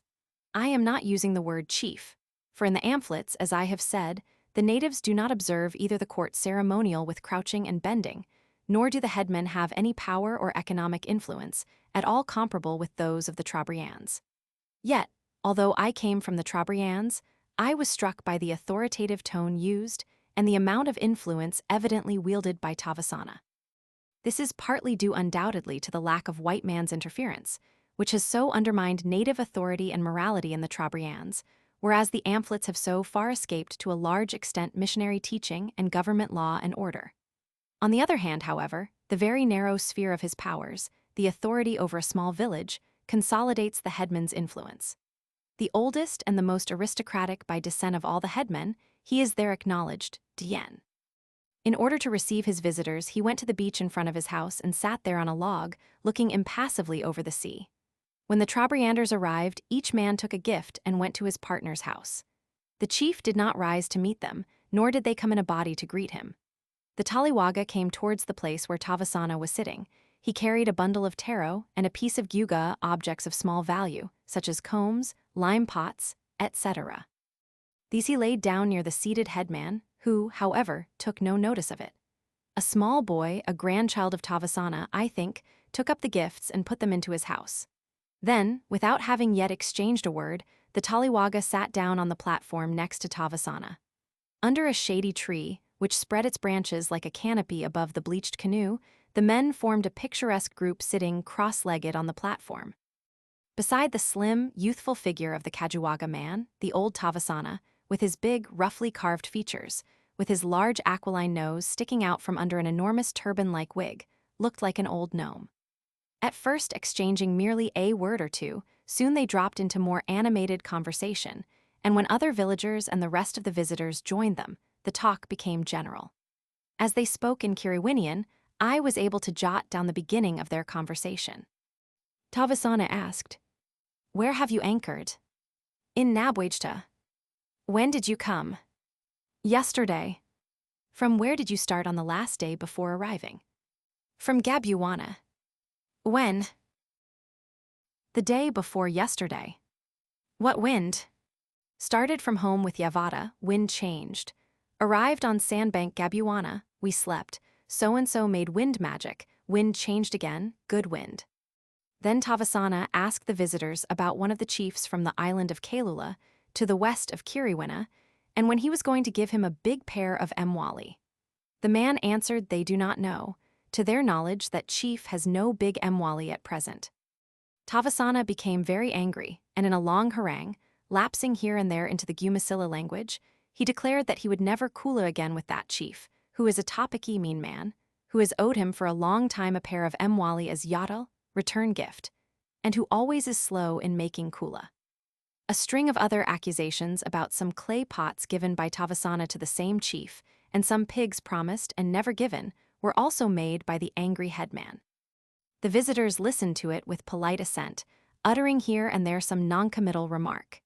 They, in their turn, complained about some sago, which they had hoped to receive in Nabwajda, but which was churlishly refused for some reason or other to all the men of Kajuwaga, Kasiga, and Kiowa. Tavasana then asked them, "How long are you going to stay?" "Till Dabu men come." "They will come," said Tavasana, "not in 2 days, not in 3 days, not in 4 days. They will come tomorrow, or at the very last, the day after tomorrow. You go with them to Baiwa. I sail first to Vacuta, then to Sinikata with the Dabu men. They sail to Suzuwa beach to fish. I go to your villages, to Kajuwaga, to Kasiga, to Kiowa. Is there plenty of mwali in your villages?" "Yes, there are, so-and-so has." Here followed a long string of personal names of big arm shells, the approximate number of smaller, nameless ones, and the names of the people in whose possession they were at the time. The interest of both hearers and speakers was very obvious, and Tavasana gave the approximate dates of his movements to his visitors. Full moon was approaching, and the natives have got names for every day during the week before and after full moon, and the following and preceding days can therefore be reckoned. Also, every 7-day period within a moon is named after the quarter which falls in it. This allows the natives to fix dates with a fair exactitude. The present example shows the way in which, in olden times, the movements of the various expeditions were known over enormous areas. Nowadays, when white men's boats with native crews often move from one island to the other, the news spreads even more easily. In former times, small preliminary expeditions, such as the one we have just been describing, would fix the dates and make arrangements often for as much as a year ahead. The Kajuwaga men next inquired as to whether any strangers from the Trobriands were then staying in Gumasilla. The answer was that there was in the village one man from Bau and one from Sinikata. Then inquiries were made as to how many Kula necklaces there were in Gumasilla, and the conversation drifted again into Kula technicalities. It is quite customary for men from the Trobriands to remain for a long time in the Amphletes, that is, from one expedition to another. For some weeks or even months, they live in the house of their partner, friend, or relative, careful to keep to the customs of the country. They will sit about with the men of the village and talk. They will help in the work and go out on fishing expeditions. These latter will be specially attractive to a Trobriander, a keen fisherman himself, who here finds an entirely new type of this pursuit. Whether an expedition would be made on one of the sandbanks, where the fishermen remain for a few days, casting their big nets for dugong and turtle, or whether they would go out in a small canoe, trying to catch the jumping gar fish with a fishing kite, or throwing a fish trap into the deep sea, these would be a novelty to the Trobriander, accustomed only to the methods suitable to the shallow waters of the lagoon, swarming with fish. In one point, the Trobriander would probably find his sojourn in the Amphletes uncongenial. He would be entirely debarred from any intercourse with women. Accustomed in his country to easy intrigues, here he has completely to abstain, not only from sexual relations with women married or unmarried, but even from moving with them socially, in the free and happy manner characteristic of Baiwa. One of my main informants, Layseta, a Sinikata man who spent several years in the Amphletes, confessed to me, not without shame and regret, that he never succeeded in having any intrigues with the women there. To save his face, he claimed that he had had several Amphlet belles declaring their love to him and offering their favors, but he always refused them. I feared the Bo'u of Gumasilla. They are very bad. The Bo'u are the local sorcerers of the Amphletes. Whatever we might think about Layseta's temptations and his personal appearance and charm do not make his boastings very credible, and whether he was afraid of sorcery or of a sound thrashing. The fact remains that a Trobriander would have to change his usual mode of behavior when in the amphlets, and keep away from the women entirely.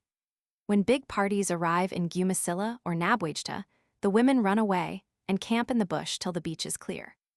The Amphletons, on the contrary, were used to receive favors from unmarried women in Siniketa.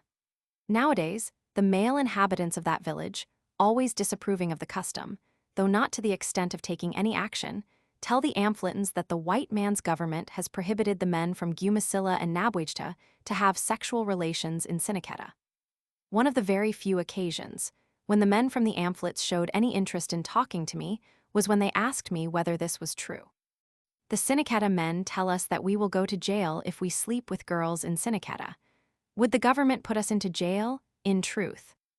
As usually, I simply disclaimed all knowledge of the white man's arcana in such matters. The small party of Kajuwaga men, whose visit to Tavasana I have just been describing, sat there for about 2 hours, smoked and chewed betel nut, the conversation flagging now and then, and the men looking into the distance with the habitual self-important expression worn on such occasions. After the final words about mutual plans were exchanged, and a few pots had been brought by small boys to the canoe as tei, farewell gift to the visitors, they embarked and paddled back 3 or 4 miles across to Nabwagta. We must imagine the big Kula party from Siniketa, whom we just watched landing in the 2 villages of Gumasilla, behaving more or less in the same manner, conducting similar conversations, offering the same type of peri gifts to their partners. Only everything happens, of course, on a much bigger scale. There is a big group seated before each house, parties walk up and down the village, the sea in front of it is covered with the gaudy, heavily laden canoes. In the little village, of which Tavasana is headman, the 2 chiefs, Tayudawada and Kauruya, will be seated on the same platform, on which we saw the old man receiving his other guests. The other headmen of the Siniketans will have gone to the bigger village round the corner, and will encamp there under the tall palms, looking across the straits towards the pyramidal forms of Damdam, and further south, to the main island fronting them with the majestic form of Koyatabu. Here, among the small houses on piles, scattered picturesquely through the maze of little harbors, lagoons, and dikes, large groups of people will be seated on mats of plaited coconut, each man as a rule under the dwelling of his partner, chewing betel nut stolidly, and watching stealthily the pots being brought out to be presented to them, and still more eagerly awaiting the giving of Kula gifts, although he remains to a superficial glance quite impassive. 2. In Chapter 3, I spoke about the sociology of Kula and gave a concise definition of partnership with its functions and obligations. I said there that people enter into this relationship in a definite manner and remain in it for the rest of their life. I also said that the number of partners a man possesses depends upon his social position and rank. The protective character of an overseas partner becomes now clearer, after we have realized the nervous tension with which each Kula party in olden days would have approached a land full of mulakwasi, boa'u, and other forms of sorcery, a land from which originate the very tovu themselves. To have a friend there, one who will not on the surface of it have bad intentions, is a great boon. What this really means to the natives can, however, only be realized when we arrive at Dabu, learn the special safety magic performed there, and find how genuinely serious these apprehensions are. We must now make another short digression from our consecutive account and discuss the several aspects of the sociology of the Kula, one after the other. 1. Sociological limitations to the participation in the Kula. Not everyone who lives within the cultural sphere of the Kula does participate in it. More especially in the Trobriand Islands, there are whole districts which do not practice the Kula. Thus a series of villages in the north of the main island, the villages on the island of Tuma, as well as the industrial villages of Kuboma and the agricultural ones of Tilatala, do not practice Kula. In villages like Siniketa, Vacuta, Gumasilla, and Nabwagta, every man carries on the Kula. The same applies to the small islands which link up the big gaps of the Kula chain, the islands of Kitava, Iwa, Gawa, and Kwayawata, strewn on the seas between the Trobriands and Woodlark Island, to Tubatube and Wary, etc., in the Dabuan-speaking district. On the other hand, I think that certain village complexes either do not practice Kula at all, or else practice it on a small scale, That is, their headmen have only a few partners in the neighboring villages. In some of the big chiefs' villages in Kiriwina, there are certain people who never practice Kula. Thus, in a village where the headman has the rank of Gayao chief or Gumgayao, minor chief, the commoners of the lowest rank and unrelated to the headman are not supposed to carry on the Kula. In olden days, this rule would be very strictly observed, and nowadays even, though somewhat relaxed, not many commoners of this description practice the Kula. Limitations as to entry into the Kula, therefore, exist only in big Kula districts, such as that of Dabu and of the Trobriands, and they are partly local, excluding whole villages, and partly social, excluding certain people of low rank. 2. The relation of partnership. The name for an overseas partner is in the Trobriand language Karitao. My partner is styled Ulo Karitao, Ulo being the possessive pronoun of remote relation. In Gumasilla, he is called Ulo Tao, which means simply my man, in Dabuan Yegugumagi. The inland partners are known in Kiriwinian by the term denoting a friend, Lubegu, the suffixed possessive pronoun gu being that of nearest possession. Only after this relationship has been established between two men can the two make Kula with one another. An overseas visitor would as a rule go to his partner's house and offer him a small present as pari. This again would be returned by the local man by means of a talai present. There would not be any great intimacy between two overseas partners. But in sharp contrast to the essential hostility between two strange tribesmen, such a relationship of friendship would stand out as the most remarkable deviation from the general rule. In inland relations between two partners of neighboring villages, the closeness and intimacy would be relatively small as compared to other ties. This relation was defined to me in these words. My partner same as my clansman, Kakevyagu he might fight me. My real kinsman, Veyagu, same navel string, would always side with us. The best way of obtaining detailed information, and of eliminating any errors which might have crept into ethnographic generalizations, is to collect concrete data. I have drawn up a complete list of the partners of Kaudauya, who is one of the biggest Kula men in the whole ring. Another list of a smaller Siniketa headman, Toibayoba, and of course, I know several complements of partners of smaller men, who, as a rule, have about 4 to 6 partners each. The full list of Kaudauya includes 55 men in the northern half of Baiwa, that is, in Luba, Kilumata, and Kiriwina. From these the chief receives arm shells.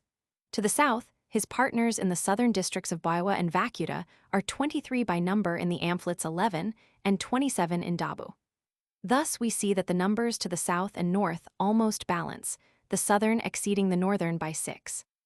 These numbers include his partners in Siniketa, where he makes Kula with all his fellow chiefs, and with all the headmen of the divisional villages, and in his own little village he Kulas with his sons. But even there, every one of his partners is either south or north to him, that is, either gives him the necklaces or arm shells. All the clans are represented in the list. Often when asked with regard to the name of some man, why he is in partnership with him, the answer would be, because he is my kinsman, which means, in this case, clansmen of equal rank. Men of other clans are included, as friends or relatives-in-law, or for some other reason more or less imaginary. I shall speak presently of the mechanism through which the man enters on this relation. The list of Toibayoba's partners includes 12 men to the north, 4 in southern Baiwa, 3 in the Amphlids, and 11 in Dabu, the balance here also being on the southern side. As said above, minor men might have anything between 4 to 10 partners all told, whereas there are men in northern Baiwa who have only 2 partners, one on each side of the ring, so to speak, with whom they make Kula. In drawing up these lists, which I shall not reproduce here in extenso, another striking feature comes to light. On both sides, there is a definite geographical limit, beyond which a man cannot have any partners. For all men in the village of Siniketa, for instance, this limit, as regards the arm shells, coincides with the furthest boundary of Kiriwina. That is, no man from Siniketa has any partners in Kitava, which is the next Kula district beyond Kiriwina. South, in the direction from which the Solava are received, the villages at the southeast end of Ferguson Island are the last places where partners of Siniketan men are still to be found. The small island of Dabu itself lies just beyond this boundary, and no man in this island, or in any of the villages on Normanby Island, makes Kula with the Siniketans. Compare the circles. indicating Kula communities on Map V. Beyond these districts, the men still know the names of what could be called their partners. Once removed, that is, the partners of their partners. In the case of a man who has only a couple of partners on each side, who, again being modest men, have also only one or two, this relationship is not devoid of importance. If I, in Siniketa, have one partner, say in Kiriwina, who again has one partner in Katava, it is no small matter for me to learn that this Katava man just obtained a splendid pair of arm shells.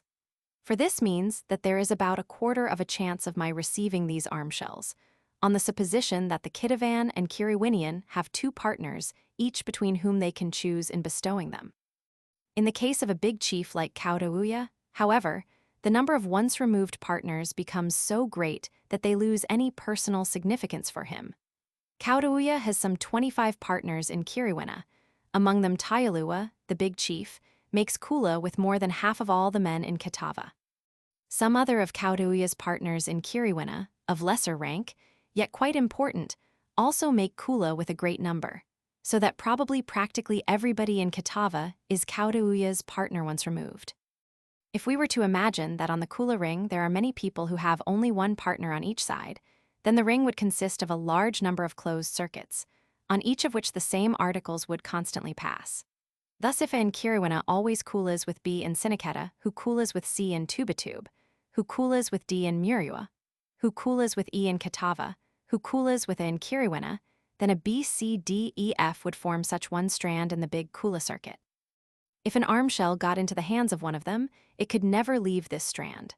But the Kula ring is nothing approaching this, because every small Kula partner has, as a rule, on one side or the other, a big one, that is a chief. And every chief plays the part of a shunting station for Kula objects. Having so many partners on each side, he constantly transfers an object from one strand to another.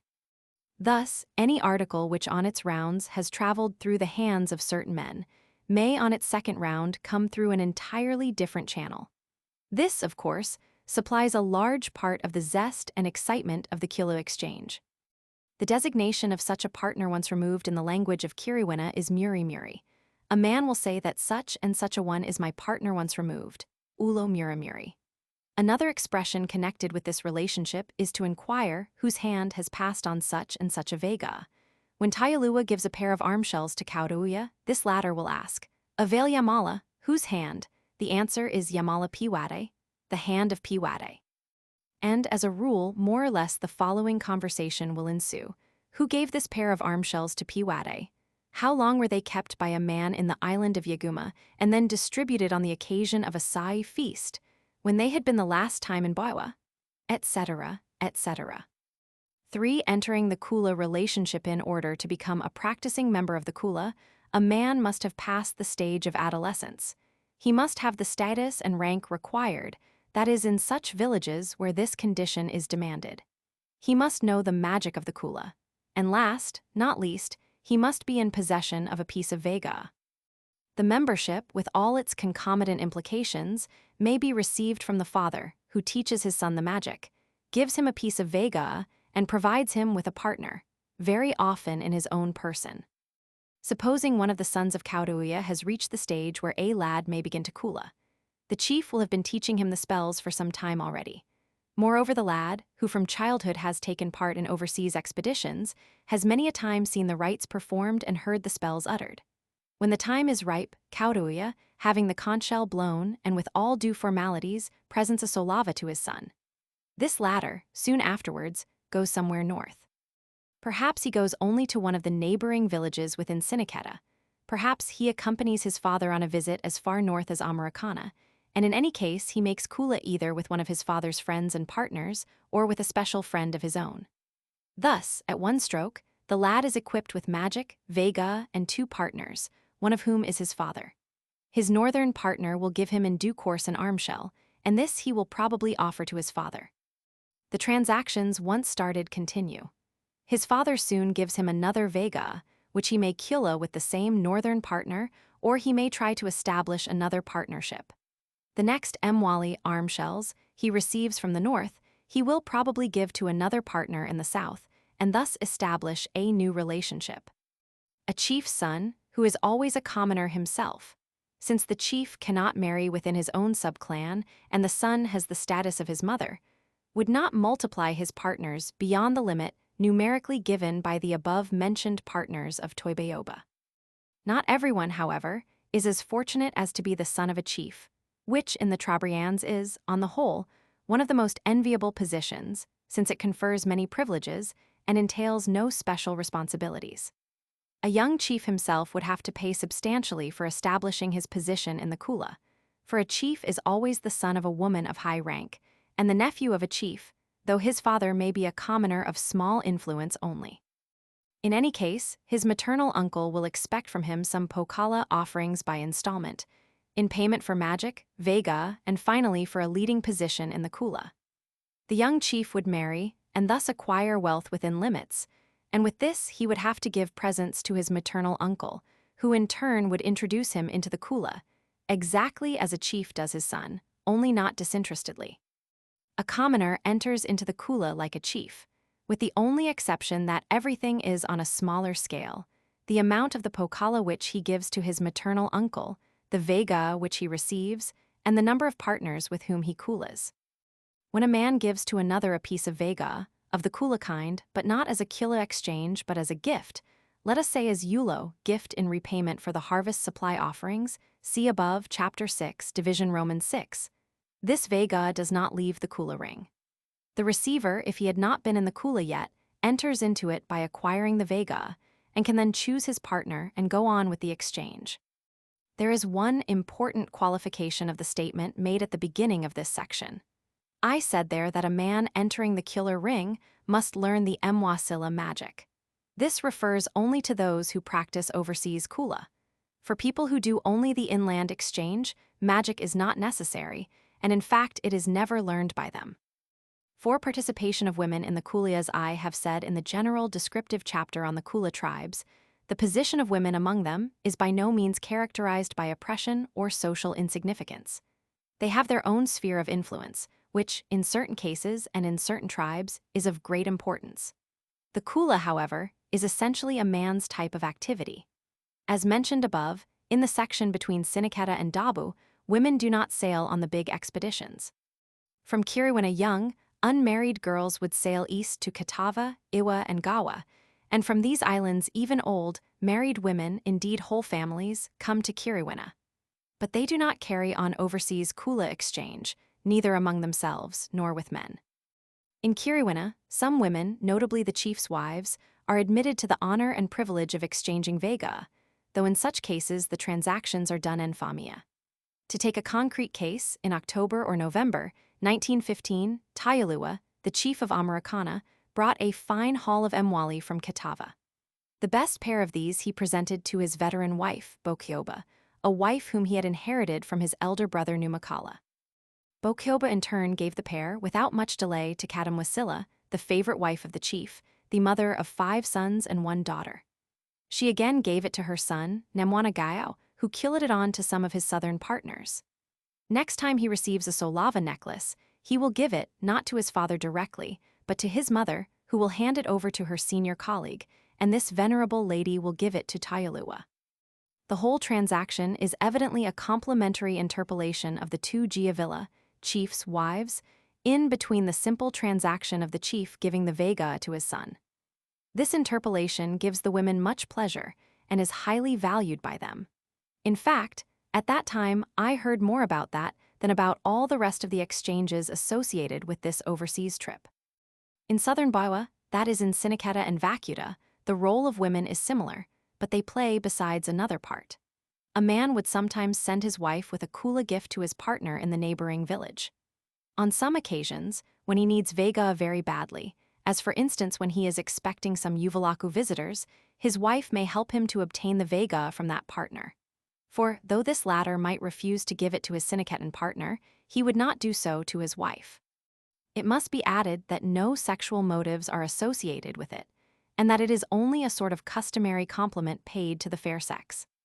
In Dabu, the wife or the sister of a man is always credited with a great influence over his Kula decisions.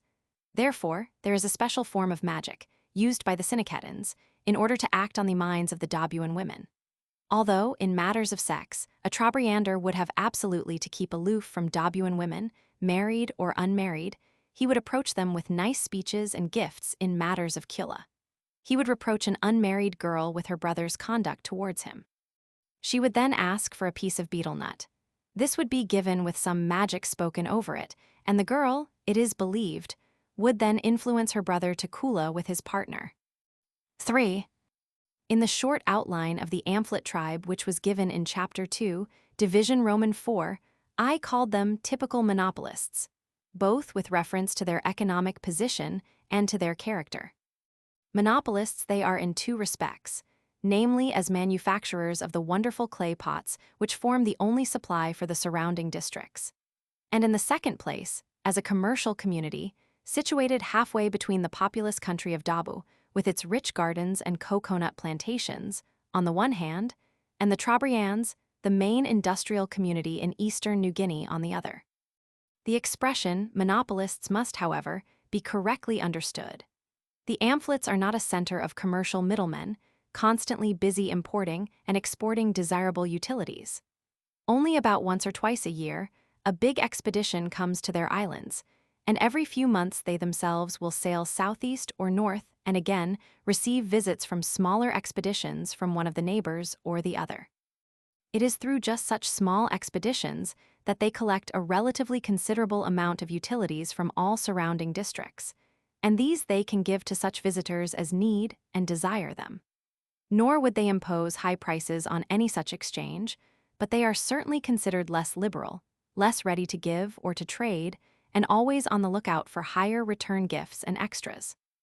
In their bartering away of the clay pots, they also cannot ask extortionate prices, such as, according to the laws of supply and demand, they could impose on their neighbors.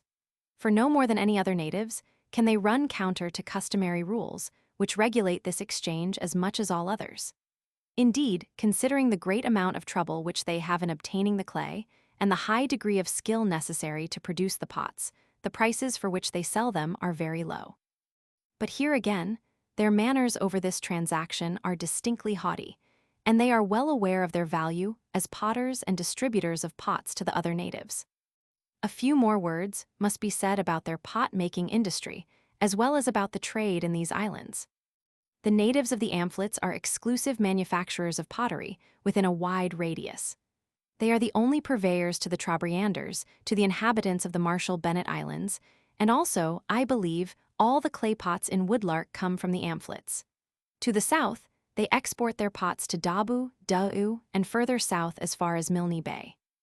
This is not all, however, for although in some of these farther districts the Amplet pots are used side by side with other ones, they are infinitely superior to any earthenware found in the whole of British New Guinea. Of a large size, yet extremely thin, they possess great durability, and in form they are extremely well shaped and finished. See Plate Roman 46. The best Amplet pots owe their high quality to the excellence of their material as well as their workmanship. The clay for them has to be imported into the islands from Yeawana, a quarry on the northern shore of Ferguson Island, about a day's journey from the Amplets. Only a very inferior clay can be found in the islands of Gumasilla and Nabwachta, good enough to make small pots, but quite useless for the big ones. There is a legend explaining why the good clay cannot be obtained nowadays in the Amplets. In olden days, two brothers, Torsipupu and Talikalaki, lived on one of the summits of Gumasilla called Tamanumanu. There was plenty of fine clay there at that time. One day Torsipupu went to fish with a trap. He caught a very fine giant clamshell. When he came back, Talikalaki said, "Oh, my shell, I shall eat it." Torsipupu refused it and answered with a very obscene allusion to the bivalvular mollusk and to the uses he was going to make of it. Talikalaki asked again, Torsipupu refused. They quarreled. Talikalaki then took part of the clay with him and went to Yeawana on the main island. Torsipupu afterwards took the rest and followed him. What were their further destinies, the legend does not say. But on Gumasilla there remained only very poor clay, which is all that can be found there ever since. Since then, the men have to go about twice yearly to Yeawana in order to bring the clay from which the women afterwards will manufacture the pots. It takes them about a day to reach Yeawana, to which, as it lies to the southwest, they can travel with any of the prevailing winds and return equally well.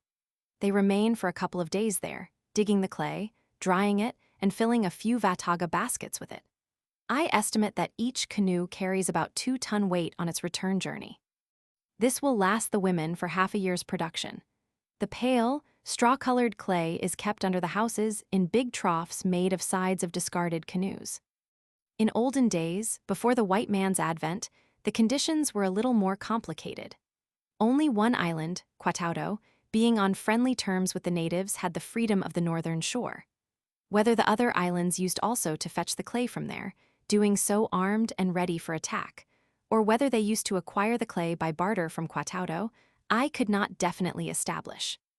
The information one receives in the pamphlets is exceedingly unsatisfactory, and my several informants gave contradictory accounts on this point. The fact seems clear, in my case, that Quataudo, then as now, was the source of the best pottery, but that both Gumasilla and Nabuishta also always manufactured pots, though perhaps inferior ones. The fourth island, Domdom, never participated in this trade, and up to the present there is not a single woman in Domdom who can shape a pot. The manufacturing of this article, as said, is exclusively the work of women. They sit in groups of 2 or 3 under the houses, surrounded by big clumps of clay and the implements of their craft, and produce in these very shabby and mean conditions veritable masterpieces of their art. Personally, I had only the opportunity of seeing groups of very old women at work, although I spent about a month in the pamphlets. With regard to the technology of pot making, the method is that of first roughly molding the clay into its form, and then beating with a spatula and subsequently scraping the walls to the required thinness with a mussel shell. To give the description in detail, a woman starts first by kneading a certain amount of clay for a long time. Of this material, she makes 2 semicircular clumps, or several clumps, if a big pot is to be made. These clumps are then placed in a ring, touching one another upon a flat stone or board, so that they form a thick, circular roll, plate Roman 44, top. The woman now begins to work this roll with both hands, gradually pressing it together, and at the same time bringing it up all round into a slanting wall, see plate Roman 44, bottom. Her left hand works as a rule on the inside, and her right on the outside of this wall. Gradually, it begins to shape into a semi-spherical dome. On the top of the dome, there is a hole, through which the woman thrusts her left hand, working with it on the inside of the dome, see plate Roman 45, top. At first, the main movements of her hands were from downward up, flattening out the rolls into thin walls. The traces of her fingers going up and down on the outside leave longitudinal furrows, see details on plate Roman 45, top.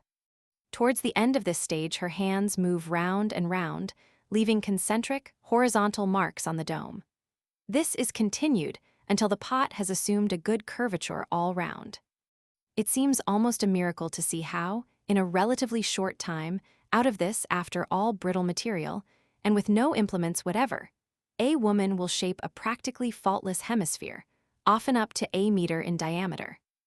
After the required shape has been obtained, the woman takes a small spatula of lightwood into her right hand, and she proceeds to tap the clay gently, see plate Roman 45, bottom. This stage lasts a fairly long time, for big pots about an hour. After the dome has been sufficiently worked in this way, small pieces of clay are gradually fitted in at the top, closing the orifice, and the top of the dome is beaten again. In the case of small pots, the beating is done only after the orifice has been closed. The pot is put with the mat into the sun, where it remains for a day or 2 to harden. It is then turned round, so that its mouth is now uppermost, and its bottom is carefully placed into a basket. Then, round the rim of the mouth, a flat strip of clay is placed horizontally, turned towards the inside, forming a graceful lip. 3 small lumps of clay are put 120 degrees distance from each other near the lip as ornaments, and, with a pointed stick, a design is scratched in round the lip and sometimes down the outside of the body.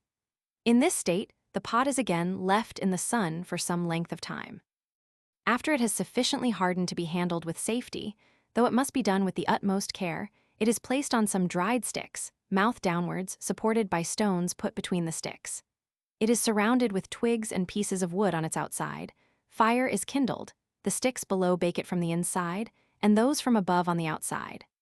The final result is a beautiful pot, of a brick-red color when new, though after several uses it becomes completely black. Its shape is not quite semi-spherical, it is rather half an ellipsoid, like the broader half of an egg, cut off in the middle. The whole gives the feeling of perfection in form and of elegance, unparalleled in any South Sea pottery I know, see plate Roman 46. These pots in Kiriwinian language Curia are called by the Amphlete natives Kayana or Vaga. The biggest specimens are about a meter across their mouth and some 60 centimeters deep. They are used exclusively for the ceremonial cooking of Mona, see plate Roman 35, and are called koilamana in the Amphletes, no kunu. The second-size koilakaligilla in the Amphletes, napaeva, are used for ordinary boiling of yams or taro. Koilaguaga, Amphletes no badala, are used for the same purposes but are much smaller. And a special size, Koilimgua Amphletes nasipoma, are used in sorcery. The smallest ones, which I do not remember ever having seen in the Trobriands, though there is a Trobriand word for them, Koilakilla, are used for everyday cooking in the Amphletes where they are called vaga in the narrower sense of the word. I have expatiated on this singular and artistic achievement of the natives of the Amphletes, because from all points of view, it is important to know the details of a craft so far in advance of any similar achievement within the Melanesian region. A few words must now be said about trade in the Amphletes. The central position of this little archipelago situated between, on one side, the big, flat, extremely fertile coral islands, which, however, are deprived of many indispensable natural resources, and on the other, the rich jungle and varied mineral supplies of the volcanic regions in the D'Entrecasteaux archipelago, indicates on which lines this trade would be likely to develop. To this natural inequality between them and their neighbors are added social elements. The Trobrianders are skillful, industrious, and economically highly organized. In this respect, even the Dabuans stand on a lower level, and the other inhabitants of the D'Entrecasteaux much more so. If we imagine a commercial diagram drawn on the map, we would first of all notice the export in pottery, radiating from the Amphletes as its source. In the inverse direction, flowing towards them, would be imports in food such as sago, pigs, coconut, betel nut taro, and yams. An article very important in olden days, which had to be imported into the Amphletes, was the stone for implements coming via the Trobriands from Woodlark Island. These indeed would be traded on by the Amphletans, as all the D'Entrecasteaux relied, for the most part at least, on the imports from Woodlark, according to information I obtained in the Amphletes. The Amphlete Islands further depended on the Trobriands for the following articles: wooden dishes manufactured in Biwaitalu, lime pots manufactured in several villages of Cuboma, three-tiered baskets and folding baskets made in Luya, ebony lime pots and mussel shells, these latter fished mainly by the village of Caviteria in the lagoon. These articles were paid for or matched as presents by the following ones. First of all, of course, the pots.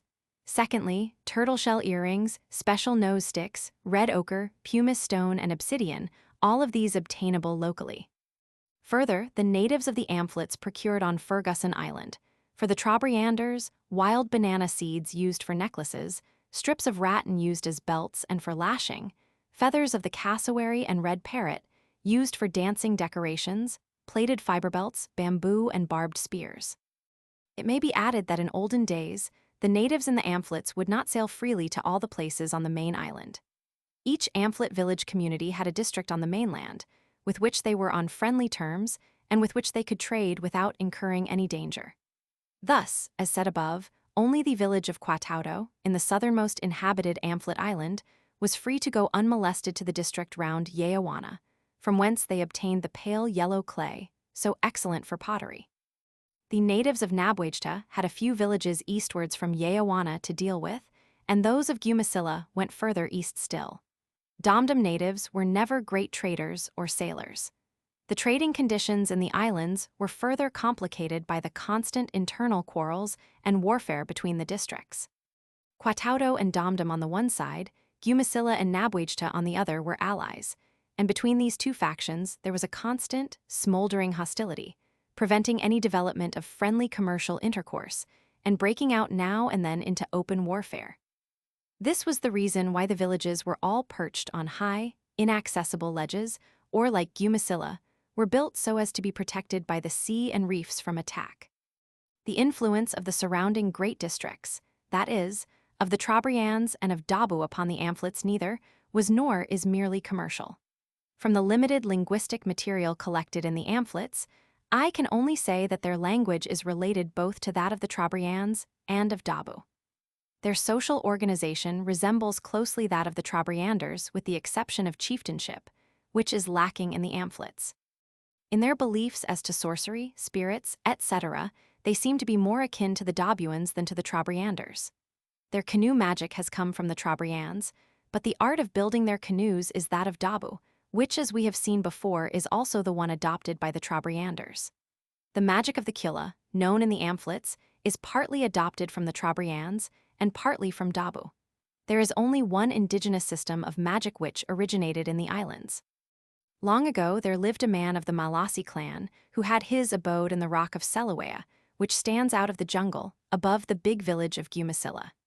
This man knew the magic of Iowa, which is the name given to Mwasilla, Kula magic, in the language of the pamphlets and of Dabu. Some people passed near the stone while it was being recited within it. They learned it and handed it over to their descendants. 4. One more point of importance must be mentioned here, a point bearing upon the intertribal relations in this district. As we saw, some Trobriand people remain sometimes on prolonged visits in the pamphlets. This custom, however, is never reciprocated, and people from the pamphlets never visit for any length of time their northern neighbors. The same refers to the relations between the Trobriands and the district of Dabu. In discussing the lists of Kula partners of Kautauya and Toibayoba, I was told about some of their southern partners, that they were Vayola, maternal kinsmen of my informant. On further inquiry, it appeared that these people were emigrants from the Trobriands, who settled down in Tuara, Sanaroa, or the big Dabuan settlements on the northwest shores of Dawson Straits. When I asked whether, on the contrary, there were any cases of Dabuans settling in Bawa, it was emphatically denied that such a thing could happen. And indeed, in the numerous genealogical data which I have collected from all over the district, there is no trace of migration from the south, although frequent migrations occur within the district and some from the Marshall-Bennett Islands. In general, all these migrations within the Trobriands show also a marked tendency to move from north to south. Thus, the most aristocratic subclan, the Tabalu, originated in the northernmost village of Labe, but now their stronghold is further south in Americana, and the members of the same subclan are ruling in Olivalvi and Tukwakwa, that is in the middle of the island. Some of them even migrated as far south as Vacuta, where they established a feeble imitation of chieftainship, never being able to subdue the other natives to any extent. Several subclans, now firmly established in the middle and southern portions of the island, trace their descent from the north, and in the pamphlets there are also a couple of cases of subclans immigrated from Biwa. In contrast to this migration of people from north to south, we have noted the spread of one of the main cultural elements of the canoe from south to north. We saw how the Najga, the big, seaworthy, but heavy and slow canoe has been superseded by the Masawa or Tatabu, which spread a few generations ago, till it arrived at the island of Kitava. It is more difficult to follow the movements of beliefs.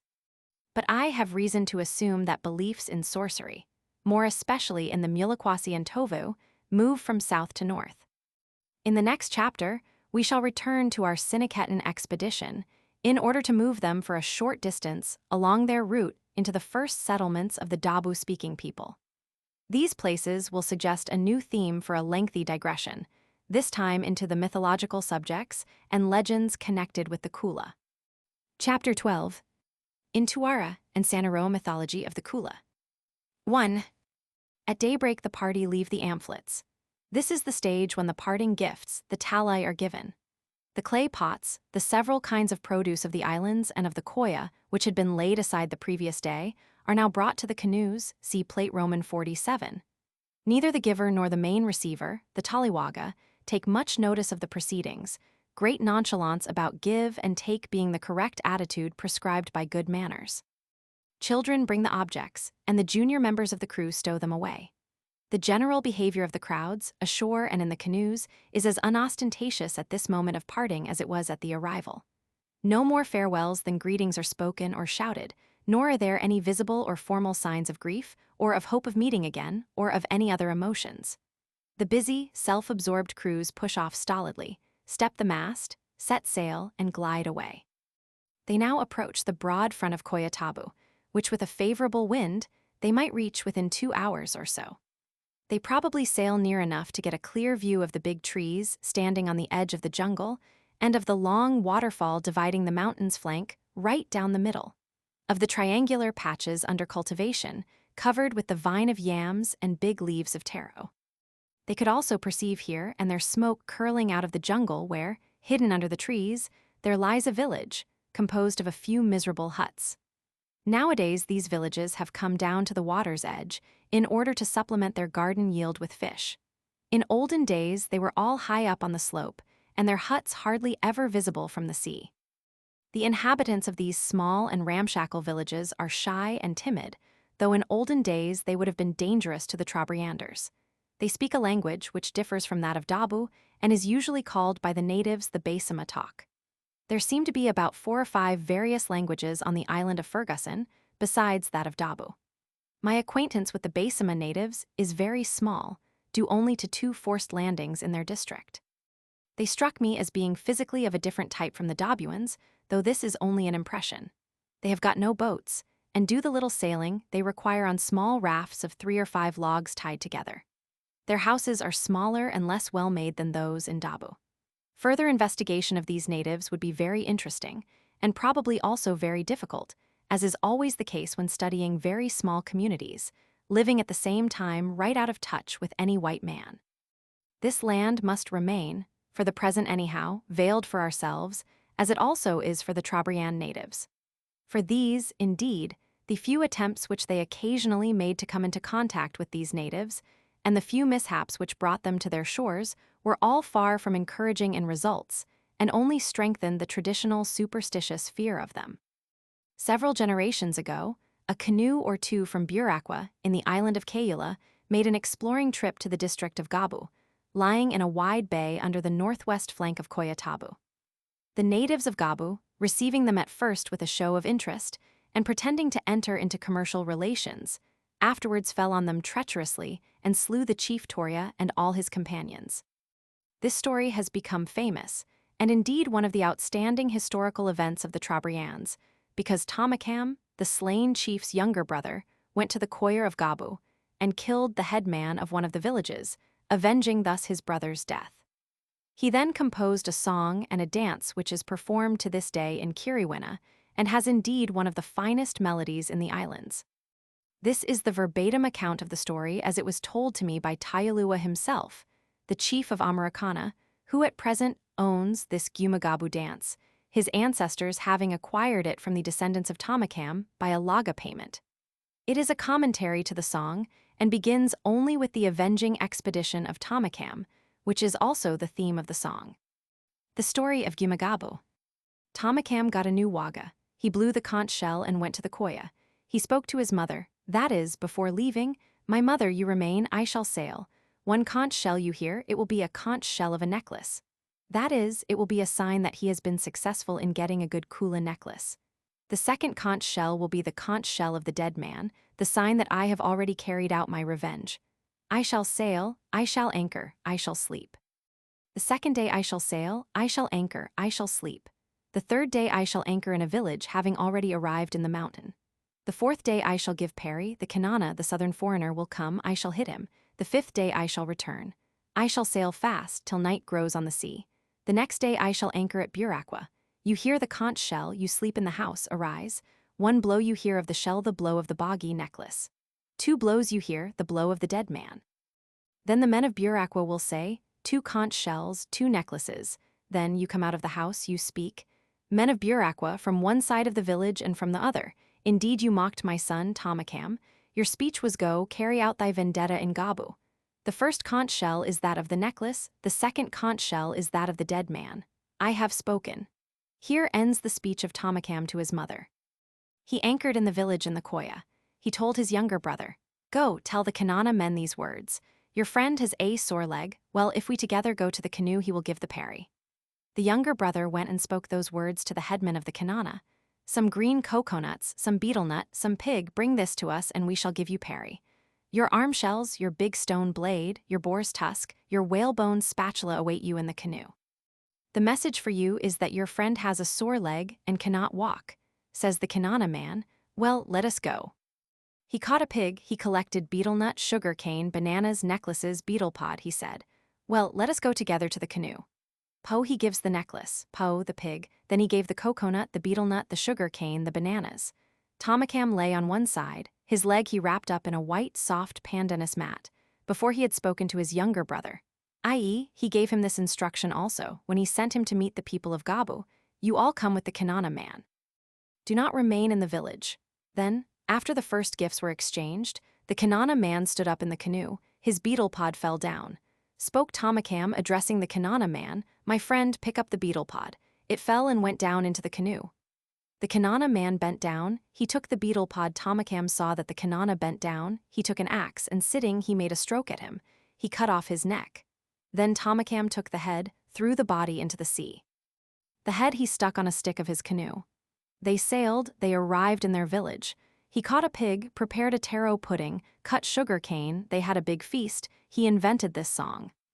Such was the story told me by the chief of Americana about the song and dance of Gumagabu, which at that time they were singing and performing in his village. I have adduced it in full, in an almost literal translation from the native text, in order to show it side by side with the song. The narrative thus reproduced shows characteristic gaps, and it does not cover even the incidents of the song. The following is a free translation of the song, which, in its original native text, is very condensed and impressionistic. A word or two indicates rather than describes whole scenes and incidents, and the traditional commentary, handed on in a native community side by side with the song, is necessary for a full understanding. The Gumagabu Song. 1. The stranger of Gumagabu sits on the top of the mountain. Go on top of the mountain, the towering mountain. They cry for Toria. The stranger of Gumagabu sits on the slope of the mountain. The fringe of small clouds lifts above Baiwa. The mother cries for Toria. I shall take my revenge. The mother cries for Toria. 2. Our mother, Diboruna, dreams on the mat. She dreams about the killing. Revenge the whaling anchor, hit the Gabu strangers. The stranger comes out, the chief gives him the parry. I shall give you the doga, bring me things from the mountain to the canoe. 3. We exchange our vega. The rumor of my arrival spreads through the koya. We talk and talk. He bends and is killed. His companions run away, his body is thrown into the sea. The companions of the Kanana run away, we sail home. 4. Next day the sea foams up, the chief's canoe stops on the reef, the storm approaches, the chief is afraid of drowning. The conch shell is blown, it sounds in the mountain, they all weep on the reef. 5. They paddle in the chief's canoe, they circle round the point of Bawara. I have hung my basket, I have met him. So cries the chief, so cries repeatedly the chief. 6. Women in festive decoration walk on the beach. Nawaruva puts on her turtle rings, she puts on her lulugao skirt. In the village of my fathers in Burakwa, there is plenty of food, plenty is brought in for distribution. The character of this song is extremely elliptic, one might even say futuristic, since several scenes are crowded simultaneously into the picture. In the first strophe, we see the Kanana, by which word all the tribesmen from the D'Entrecasteaux archipelago are designated in Baiwa, on the top of his mountain in Gabu. Immediately afterwards, we are informed of the intentions of Tamakam to ascend the mountain, while the women cry for Toria, for the slain chief, probably his kinswomen and widows. The next picture again spans over the wide seas, and on the one shore we see the Gabuan sitting on the slopes of his hill and far away on the other, under the fringe of small clouds lifting above Baiwa, the mother cries for her son, the murdered chief. Tamakam takes a resolve. I shall take my revenge, hearing her cry. In the second strophe, the mother dreams about the expedition. The words about revenge to be taken on the Gabu men and the directions to anchor and hit him are probably taken from her dream. Then suddenly we are transported right across to the mountain, the expedition having arrived there already. The strangers, the Kanana, are coming down to the canoe, and we assist at the words spoken between them and the people of Buakwa. Then in the third strophe, we arrive at the culminating scene of the drama. Even here, however, the hero, who is also his own bard, could not help introducing a few boastful words about his renown resounding in the koya. In a few words, the tragedy is described. The Kanana bends down, is killed, and his body is thrown into the water. About his head, we hear nothing in this verse. In the next one, a storm overtakes the returning party. Signals of distress are re-echoed by the mountain, and like Homeric heroes, our party are not ashamed to weep in fear and anguish. Somehow they escape, however, and in the next verse, they are already near their village and Tamakam, their leader, bursts into a paean of triumph. It is not quite clear what the allusion to the basket means, whether he keeps there his Kula trophies or the slain enemy's head. This latter, in contradiction to what we heard in the prose story of its being impaled. The song ends with a description of a feast. The woman mentioned there is Tamakam's daughter, who puts on festive attire in order to welcome her father. Comparing now the song with the story, we see that they do not quite tally. In the story, there is the dramatic interest of the mother's intervention. We gather from it that Tamakam, goaded by the aspersions of his fellow villagers, wishes to make his return as effective as possible. He arranges the signals of the 2 conch shell blasts with his mother and asks her to harangue the people at the moment of his return. All this finds no expression in the song. The ruse of the chief's sore leg is also omitted from there, which, however, does not mean that the hero was ashamed of it. On the other hand, the storm described in the song is omitted from the story, and there is a discrepancy about the head of the Gabu man, and we do not know whether it really is conveyed in a basket as the song has it or impaled as the story relates. I have adduced in detail the story and the song because they are a good illustration of the natives' attitude towards the dangers and towards the heroic romance of the Koya. They are also interesting as documents, showing which salient points would strike the natives' imagination in such a dramatic occurrence. Both in the story and in the song, we find emphasized the motives of social duty, of satisfied self-regard and ambition. Again, the dangers on the reef, the subterfuge in killing, finally the festivities on return home. Much that would interest us in the whole story is omitted, as anyone can see for himself. Other stories, though not made illustrious through being set into a song, are told about the Koya.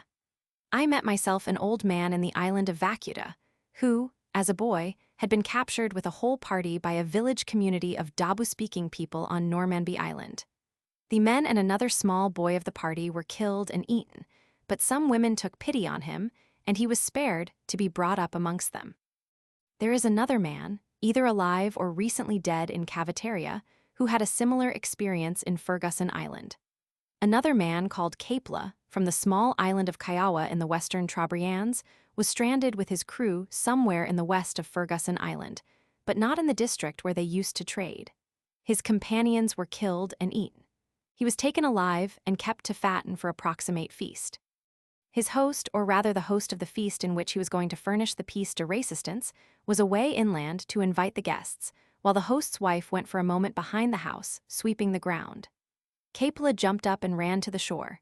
Being chased by some other men from the settlement, he concealed himself in the branches of a big tree standing on the beach and was not found by his pursuers. At night he came down, took a canoe or a raft, and paddled along the coast. He used to sleep on shore during the night and paddle on in daytime. One night he slept among some sago palms and, awakening in the morning, found himself, to his terror, surrounded by Kanana men. What was his joyful surprise, after all, when he recognized among them his friend and Kula partner, with whom he always used to trade. After some time, he was sent back home in his partner's canoe. Many such stories have a wide currency, and they supply one of the heroic elements in tribal life, an element which now, with the establishment of white man's influence, has vanished. Yet even now the gloomy shores which our party are leaving to the right, the tall jungle, the deep valleys, the hilltops darkened with trailing clouds, all this is a dim, mysterious background, adding to the awe and solemnity of the Kula, though not entering into it. The sphere of activities of our traders lies at the foot of the high mountains, there, where a chain of rocks and islands lies scattered along the coast. Some of them are passed immediately after leaving Gumasilla.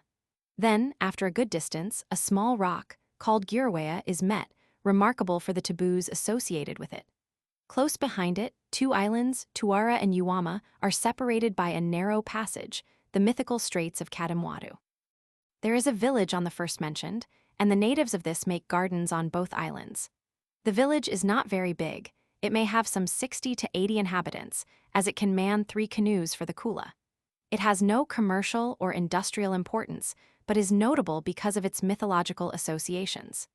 This island is the home of the mythological hero, Casabwebwereta, whose story is one of the most important legends of the Kula. Here indeed, in Tuara, we are right within the mythological heart of the Kula. In fact, we entered its legendary area with the moment the Siniketan fleet sailed out of the lagoon into the deep waters of Pailalu.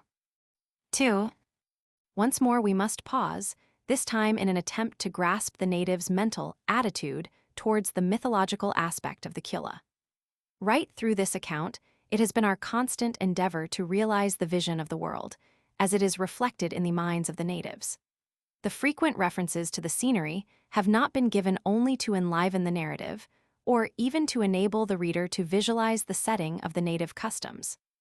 I have attempted to show how the scene of his actions appears actually to the native, to describe his impressions and feelings with regard to it, as I was able to read them in his folklore, in his conversations at home, and in his behavior when passing through this scenery itself. Here we must try to reconstruct the influence of myth upon this vast landscape, as it colors it, gives it meaning, and transforms it into something live and familiar. What was a mere rock now becomes a personality. What was a speck on the horizon becomes a beacon, hallowed by romantic associations with heroes. A meaningless configuration of landscape acquires a significance, obscure no doubt, but full of intense emotion. Sailing with natives, especially with novices to the Kula, I often observed how deep was their interest in sections of landscape impregnated with legendary meaning, how the elder ones would point and explain, the younger would gaze and wonder, while the talk was full of mythological names.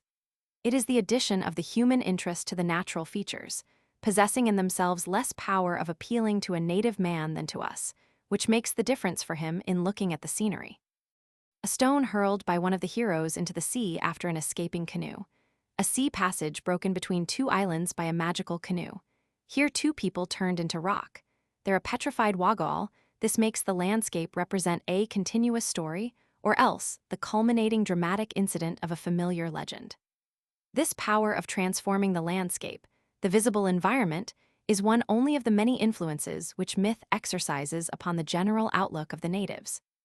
Although here we are studying myth only in its connection with the Kula, even within these narrow limits, some of its broader connections will be apparent, notably its influence upon sociology, magic, and ceremonial.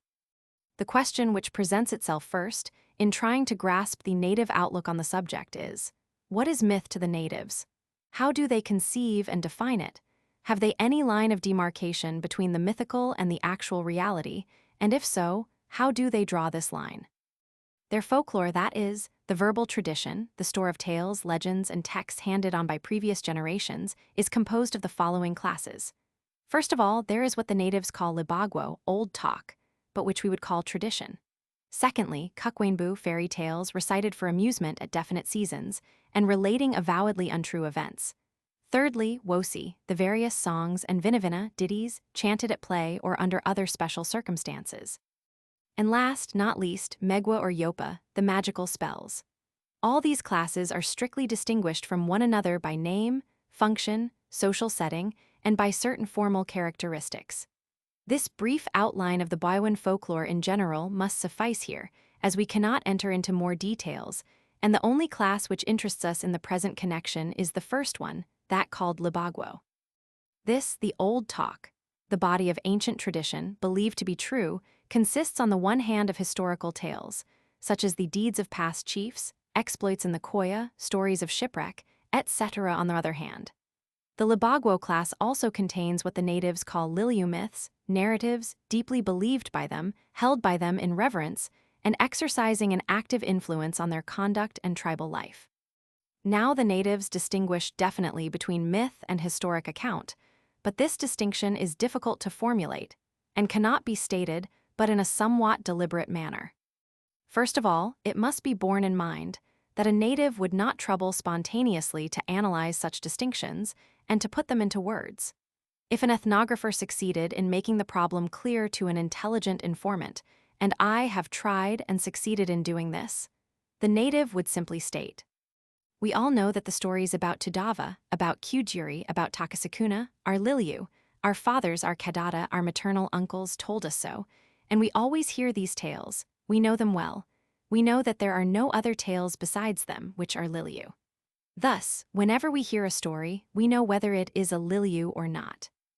Indeed, whenever a story is told, any native, even a boy, would be able to say whether this is one of his tribal Lilyu or not. For the other tales, that is the historical ones, they have no special word, but they would describe the events as happening among humans like ourselves. Thus tradition, from which the store of tales is received, hands them on labeled as Lilyu, and the definition of a Lilyu is that it is a story transmitted with such a label. And even this definition is contained by the facts themselves, and not explicitly stated by the natives in their current stock of expressions. For us, however, even this is not sufficient, and we have to search further in order to see whether we cannot find other indices, other characteristic features which differentiate the world of mythical events from that of real ones. A reflection which would naturally present itself would be this. Surely the natives place their myths in ancient, prehistoric times, while they put historical events into recent ages. There is some truth in this, insofar as most of the historical events related by the natives are quite recent, have occurred within the community where they are told, and can be directly connected with people and conditions existing at present by memory of living man, by genealogies or other records. On the other hand, when historical events are told from other districts, and cannot be directly linked with the present, it would be erroneous to imagine that the natives place them into a definite compartment of time different from that of the myth. For it must be realized that these natives do not conceive of a past as of a lengthy duration, unrolling itself in successive stages of time. They have no idea of a long vista of historical occurrences, narrowing down and dimming as they recede towards a distant background of legend and myth, which stands out as something entirely different from the nearer planes. This view, so characteristic of the naive, historical thinking among ourselves, is entirely foreign to the natives. Whenever they speak of some event of the past, they distinguish whether it happened within their own memory or that of their fathers, or not. But once beyond this line of demarcation, all the past events are placed by them on one plane, and there are no gradations of long ago and very long ago. Any idea of epochs in time is absent from their mind. The past is one vast storehouse of events, and the line of demarcation between myth and history does not coincide with any division into definite and distinct periods of time. Indeed, I have found very often that when they told me some story of the past, for me obviously mythological, they would deem it necessary to emphasize that this did not happen in their father's time or in their grandfather's time, but long ago, and that it is a Lilyu. Again, they have no idea of what could be called the evolution of the world or the evolution of society. That is, they do not look back towards a series of successive changes, which happened in nature or in humanity as we do. We, in our religious and scientific outlook alike, know that Earth ages and that humanity ages, and we think of both in these terms. For them, both are eternally the same, eternally youthful. Thus, in judging the remoteness of traditional events, they cannot use the coordinates of a social setting constantly in change and divided into epochs. To give a concrete example, in the myths of Taurasipupu and Talakalaki, we saw them having the same interest and concerns, engaged in the same type of fishing, using the same means of locomotion as the present natives do. The mythical personages of the natives' legends, as we shall presently see, live in the same houses, eat the same food, handle the same weapons and implements as those in use at present. Whereas in any of our historical stories, legends or myths, we have a whole set of changed cultural conditions, which allow us to coordinate any event with a certain epoch, and which make us feel that a distant historical event, and still more, a mythological one, is happening in a setting of cultural conditions entirely different from those in which we are living now. In the very telling of the stories of, let us say, Joan of Arc, Solomon, Achilles, King Arthur, we have to mention all sorts of things and conditions long since disappeared from among us, which make even a superficial and an uneducated listener realize that it is a story of a remote and different past. I have said just now that the mythical personages in the Trobriand tradition are living the same type of life. under the same social and cultural conditions as the present natives. This needs one qualification, and in this we shall find a very remarkable criterion for a distinction between what is legendary and what is historical. In the mythical world, although surrounding conditions were similar, all sorts of events happened which do not happen nowadays, and people were endowed with powers such as present men and their historical ancestors do not possess. In mythical times, human beings come out of the ground, they change into animals, and these become people again. Men and women rejuvenate and slew their skins. Flying canoes speed through the air, and things are transformed into stone. Now this line of demarcation between the world of myth and that of actual reality, the simple difference that in the former things happen which never occur nowadays, is undoubtedly felt and realized by the natives, though they themselves could not put it into words. They know quite well that today no one emerges from underground, that people do not change into animals and vice versa, nor do they give birth to them, that present-day canoes do not fly. I had the opportunity of grasping their mental attitude towards such things by the following occurrence.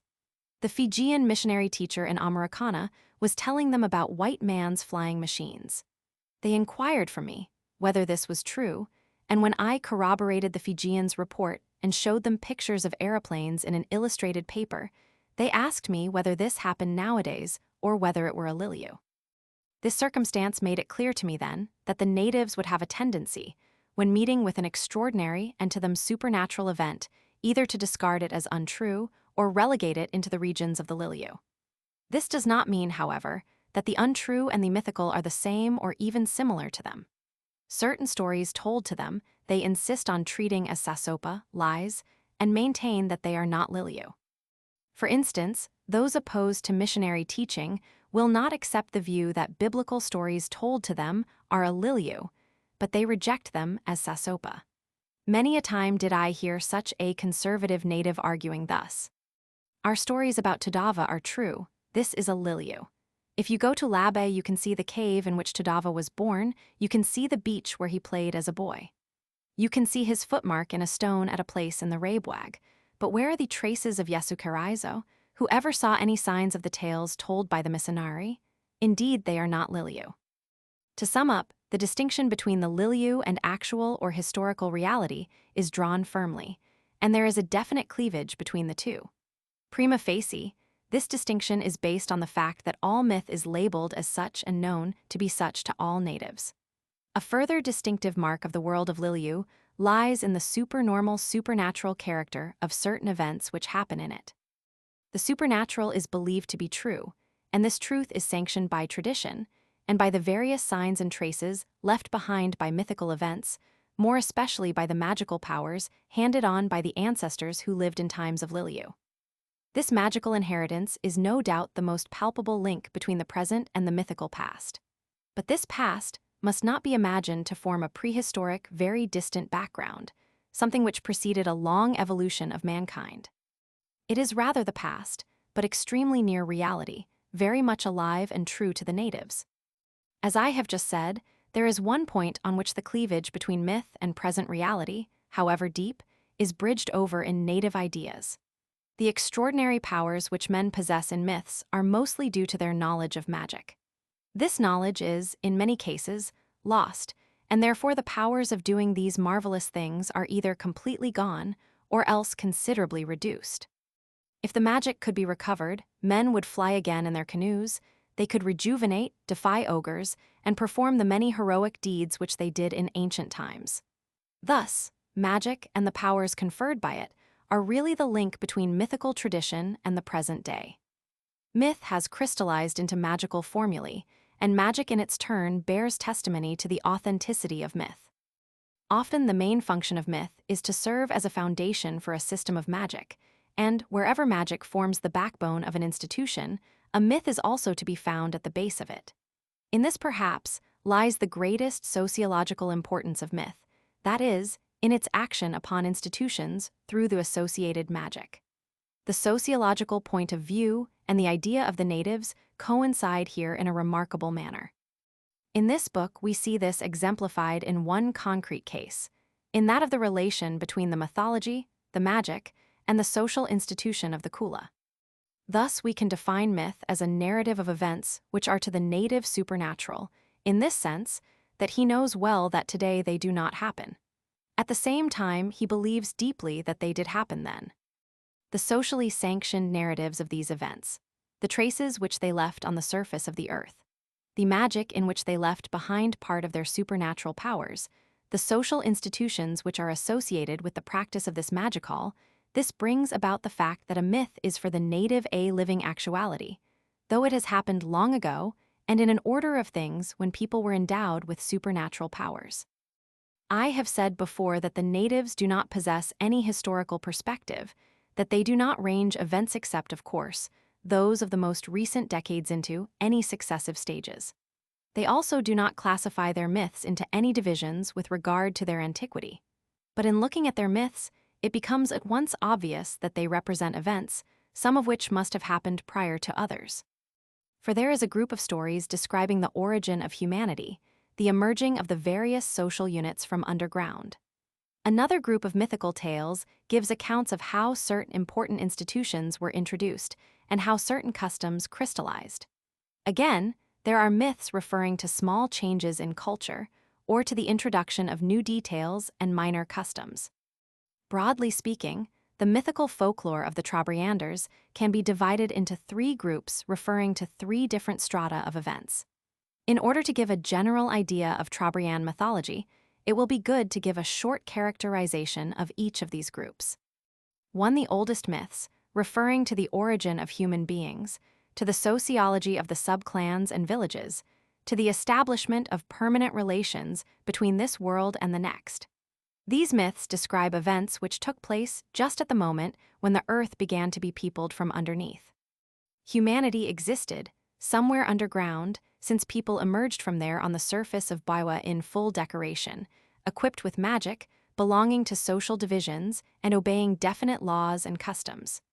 But beyond this, we know nothing about what they did underground. There is, however, a series of myths, of which one is attached to every one of the more important subclans, about various ancestors coming out of the ground, and almost at once, doing some important deed, which gives a definite character to the subclan. Certain mythological versions about the netherworld belong also to this series. 2. Kulturmyths here belong stories about ogres and their conquerors, about human beings who established definite customs and cultural features, about the origin of certain institutions.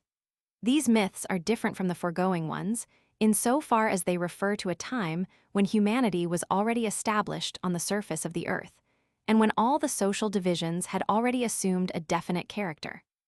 The main cycle of myths which belong here are those of a culture hero, Tadava, who slays an ogre and thus allows people to live in Baiwa again, whence they all had fled in fear of being eaten. A story about the origins of cannibalism belongs here also, and about the origin of garden making. 3 myths in which figure only ordinary human beings, though endowed with extraordinary magical powers. These myths are distinguished from the foregoing ones by the fact that no ogres or non-human persons figure in them, and that they refer to the origin, not of whole aspects of culture, such as cannibalism or garden making, but to definite institutions or definite forms of magic. Here comes the myth about the origins of sorcery, the myth about the origins of love magic, the myth of the flying canoe, and finally the several Kula myths. The line of division between these 3 categories is, of course, not a rigid one, and many a myth could be placed in 2 or even 3 of these classes, according to its several features or episodes. But each myth contains, as a rule, one main subject, and if we take only this, there is hardly ever the slightest doubt as to where it should be placed. A point which might appear contradictory in superficial reading is that before, we stressed the fact that the natives had no idea of change, yet here we spoke of myths about origins of institutions. It is important to realize that, though natives do speak about times when humanity was not upon the earth, of times when there were no gardens, etc., yet all these things arrive ready-made. They do not change or evolve. The first people, who came from underground, came up adorned with the same trinkets, carrying their lime pot and chewing their betel nut. The event, the emergence from the earth, was mythical, that is, such as does not happen now, but the human beings and the country which received them were such as exist today. 3. The myths of the Kula are scattered along a section of the present Kula circuit. Beginning with a place in eastern Woodlark Island, the village of Wamwara, the mythological centers are spread round almost in a semicircle, right down to the island of Tuara, where we have left for the present our party from Siniketa. In Wamwara there lived an individual called Jeryu, who, according to one myth, was the originator of the Kula. In the island of Digumenu, west of Woodlark Island, Takasakuna, another hero of the Kula, had his early home, though he finished his career in Gumasilla, in the Amphlets. Kitava, the westernmost of the Marshall Bennets, is the center of canoe magic associated with the Kula. It is also the home of Monokiniki, whose name figures in many formulae of the Kula magic, though there is no explicit myth about him, except that he was the first man to practice an important system of Mwasilla Kula magic, probably the most widespread system of the present day. Further west, in Walla, we are at the other end of the Kasabwebwereta myth, which starts in Tuara and goes over to Walla in its narrative of events to return to Tuara again. This mythological narrative touches the island of Baiwa at its southernmost point, the passage Jirabwa, which divides it from Vacuta. Almost all myths have one of their incidents laid in a small island between Vacuta and the Amphlets, called Gabuana. One of the myths leads us to the Amphlets, that of Takasakuna. Another has its beginning and end in Tuara. Such is the geography of the Kula myths on the big sector between Muriwa and Dabu. Although I do not know the other half through investigations made on the spot, I have spoken with natives from those districts, and I think that there are no myths localized anywhere on the sector Muriwa, Woodlark Island, Tubatube, and Dabu. What I am quite certain of, however, is that the whole of the Trobriands, except the 2 points mentioned before, lie outside the mythological area of the Kula. No Kula stories associated with any village in the northern half of Baiwa exist, nor does any of the mythical heroes of the other stories ever come to the northern or western provinces of the Trobriands. Such extremely important centers as Siniketa and Americana are never mentioned. This would point, on the surface of it, to the fact that in olden days, the island of Baiwa, except its southern end and the eastern settlement of Walla, either did not enter at all or did not play an important part in the Kula. I shall give a somewhat abbreviated account of the various stories, and then adduce in extenso the one last mentioned, perhaps the most noteworthy of all the Kula myths, that of Kasabwebwereta, as well as the very important canoe myth, that of the flying waga of Kujiri. The Muriwan myth, which I obtained only in a very bald outline, is localized in the village of Wamwara at the eastern end of the island. A man called Jeryu of the Lukuba clan knew very well the Mwasilla magic, and wherever he went, all the valuables were given to him, so that all the others returned empty-handed. He went to Gawa and Iwa, and as soon as he appeared, Poo-Poo went the conch shells, and everybody gave him the boggy necklaces. He returned to his village, full of glory and of Kula spoils. Then he went to Dau and obtained again an enormous amount of arm shells. He settled the direction in which the Kula valuables have to move. Boggy necklaces have to go, and the arm shells to come. As this was spoken on Baiwa, go meant to travel from Baiwa to Woodlark, come to travel from Jeryu's village to Siniketa. The culture hero Jeryu was finally killed through envy of his success in the Kula. I obtained 2 versions about the mythological hero, Takasakuna of Digumenu. In the first of them, he is represented as a complete cripple, without hands and feet, who has to be carried by his 2 daughters into the canoe. They sail on a Kula expedition through Iwa Gawa, through the Straits of Jirabwa to Gumasilla. Then they put him on a platform, where he takes a meal and goes to sleep. They leave him there and go into a garden which they see on a hill above, in order to gather some food. On coming back, they find him dead. On hearing their wailing, an ogre comes out, marries one of them, and adopts the other. As he was very ugly, however, the girls killed him in an obscene manner, and then settled in the island. This obviously mutilated and superficial version does not give us many clues to the native ideas about the Kula. The other version is much more interesting. Takasakuna, according to it, is also slightly crippled, lame, very ugly, and with a pitted skin, so ugly indeed that he could not marry. Far north, in the mythical land of Kakapawa, they play a flute so beautifully that the chief of Digumenu, the village of Takasakuna, hears it. He wishes to obtain the flute. Many men set out, but all fail, and they have to return halfway, because it is so far. Takasukuna goes, and through a mixture of cunning and daring, he succeeds in getting possession of the flute, and in returning safely to Digumenu.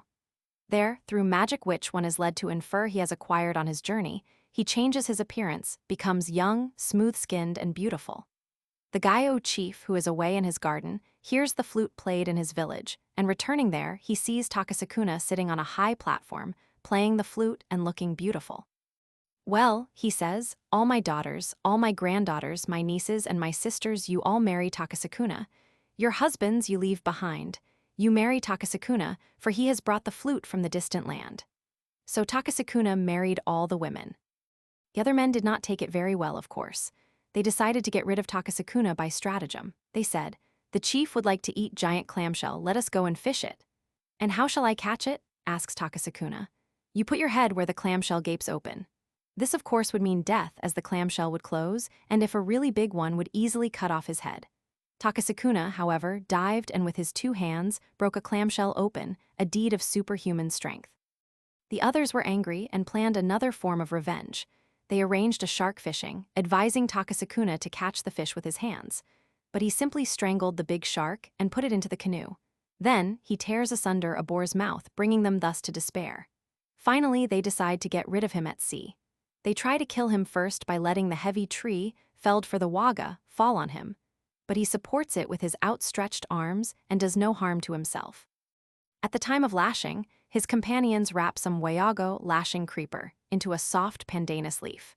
Then they persuade him to use pandanus only for the lashing of his canoe, which he does indeed, deceived by seeing them use what apparently is the same. Then they sail, the other men in good, seaworthy canoes, he in an entirely unseaworthy one, lashed only with the soft, brittle pandanus leaf. And here begins the real Kula part of the myth. The expedition arrives at Gawa, where Takasukuna remains with his canoe on the beach, while the other men go to the village to Kula. They collect all the smaller arm shells of the Solava type, but the big ones, the bagi, remain in the village, for the local men are unwilling to give them. Then Takasukuna starts for the village after all the others have returned. After a short while, he arrives from the village, carrying all the Bajadao Bajajudu, and Bajaraku that is, all the most valuable types of spondylus necklaces. The same happens in Iwa and Katava. His companions from the other canoes go first and succeed only in collecting the inferior kinds of valuables. He afterwards enters the village and easily obtains the high grades of necklace, which had been refused to the others.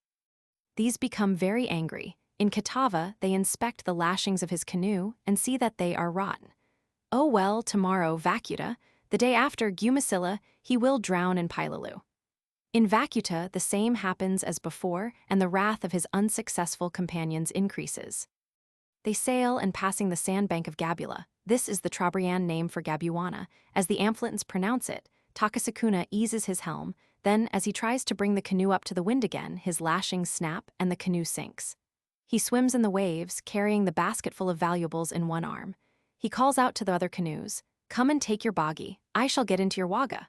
"You married all our women," they answer. "Now sharks will eat you." "We shall go to make Kula in Dabu." Takasukuna, however, swims safely to the point called Kamsareta in the island of Damdam. From there, he beholds the rock of Selawea standing out of the jungle on the eastern slope of Gumasilla. "This is a big rock, I shall go and live there," and turning towards the Digumenu canoes, he utters a curse. "You will get nothing in Dabu but poor necklaces, solavar of the type of Tudumayua and Tudayanabwa. The big Bajadao will stop with me." He remains in the Amphlets and does not return to Digumenu, and here ends the myth. I have given an extensive summary of this myth, including its first part, which has nothing to do with the Kula, because it gives a full character sketch of the hero as a daring sailor and adventurer.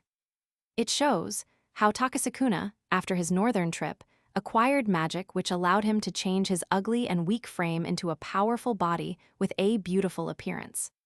The first part also contains the reference to his great success with women, an association between Kula magic and love magic, which, as we shall see, is not without importance. In this first part, that is, up to the moment when they start on the Kula, Takasukuna appears as a hero, endowed with extraordinary powers due to his knowledge of magic. In this myth, as we see, no events are related through which the natural appearance of the landscape is changed. Therefore, this myth is typical of what I have called the most recent stratum of mythology. This is further confirmed by the circumstance that no allusion is made in it to any origins, not even to the origins of the Mwasila magic. For as the myth is at present told and commented upon, all the men who go on the Kula expedition with our hero know a system of Kula magic, the Mwasila of Monokiniki. Takasakuna's superiority rests with his special beauty magic, with his capacity to display enormous strength and to face with impunity great dangers, with his ability to escape from drowning, finally, with his knowledge of the evil magic, Bulabulata, with which he prevents his companions from doing successful Kula. This last point was contained in a commentary upon this myth, given to me by the man who narrated it.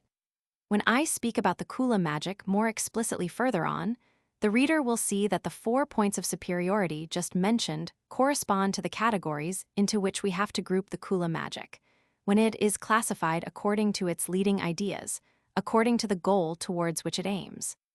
One magic Takasakuna does not know. We see from the myth that he is ignorant of the nature of the Wayugo, the lashing creeper. He is therefore obviously not a canoe builder, nor acquainted with canoe-building magic. This is the point on which his companions are able to catch him. Geographically, this myth links Digumenu with the Amphlets, as also did the previous version of the Takasakuna story. The hero, here as there, settles finally in Gumasila, and the element of migration is contained in both versions.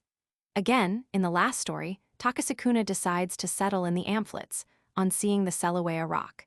If we remember the Gumasilan legend about the origin of Kula magic, it also refers to the same rock. I did not obtain the name of the individual who is believed to have lived on the Selawea rock, but it obviously is the same myth, only very mutilated in the Gumasilan version. 4. Moving westwards from Digumenu, to which the Takasakuna myth belongs, the next important center of Kula magic is the island of Kitava. With this place, the magical system of Monokiniki is associated by tradition, though no special story is told about this individual. A very important myth, on the other hand, localized in Kitava, is the one which serves as foundation for canoe magic. I have obtained 3 independent versions of this myth, and they agree substantially. I shall adduce at length the story as it was told to me by the best informant, and written down in Kiriwinian, and after that, I shall show on what points the other versions vary. I shall not omit from the full account certain tedious repetitions and obviously inessential details, for they are indispensable for imparting to the narrative the characteristic flavor of native folklore. To understand the following account, it is necessary to realize that Kitava is a raised coral island. Its inland part is elevated to a height of about 300 feet. Behind the flat beach, a steep coral wall rises, and from its summit the land gently falls towards the central declivity. It is in this central part that the villages are situated, and it would be quite impossible to transport a canoe from any village to the beach. Thus, in Kitava, unlike what happens with some of the lagoon villages of Boiwa, the canoes have to be always dug out and lashed on the beach. The myth of the flying canoe of Kudayuri. Makatuboda of the Lukuba clan and his younger brother Toire lived in the village of Kujiri. With them lived their 3 sisters Kaguremwo, Nayukiwakula, and Muramwiria. They had all come out from underground in the spot called Lebaikwo, in Kitava. These people were the Ayula foundation, basis here, first possessors of the Ligagu and Wayugo magic. All the men of Kitava decided on a great Kula expedition to the Koya. The men of Kumweja, Kabutu, Kabalulo, and Laola made their canoes. They scooped out the inside of the waga, they carved the tabuyo and lajam decorated prow boards, they made the budaka lateral gunwale planks. They brought the component parts to the beach in order to make the yawaga to put and lash them together. The Kudiri people made their canoe in the village. Makatuboda, the head man of the Kudiri village, ordered them to do so. They were angry. "Very heavy canoe, who will carry it to the beach?" he said. "No, not so, it will be well. I shall just lash my waga in the village." He refused to move the canoe, it remained in the village. The other people pieced their canoe on the beach, he pieced it together in the village. They lashed it with the Wayugo creeper on the beach, he lashed his in the village. They caulked their canoes on the seashore, he caulked his in the village. They painted their canoes on the beach with black, he blackened his in the village. They made the ulala painted red and white on the beach. He made the ulala in the village. They sewed their sail on the beach. He did it in the village. They rigged up the mast and rigging on the beach. He in the village. After that, the men of Catava made Tassasoria, trial run, and Kabajadoya, visit of ceremonial presentation, but the Kuduri canoe did not make either. By and by, all the men of Catava ordered their women to prepare the food. The women one day put all the food, the gyuga, personal belongings, the peri, presents, and trade goods into the canoe. The people of Kuduri had all these things put into their canoe in the village. The head man of the Kuduri, Makatuboda, asked all his younger brothers, all the members of his crew to bring some of their peri, and he performed magic over it, and made a lalava magical bundle of it.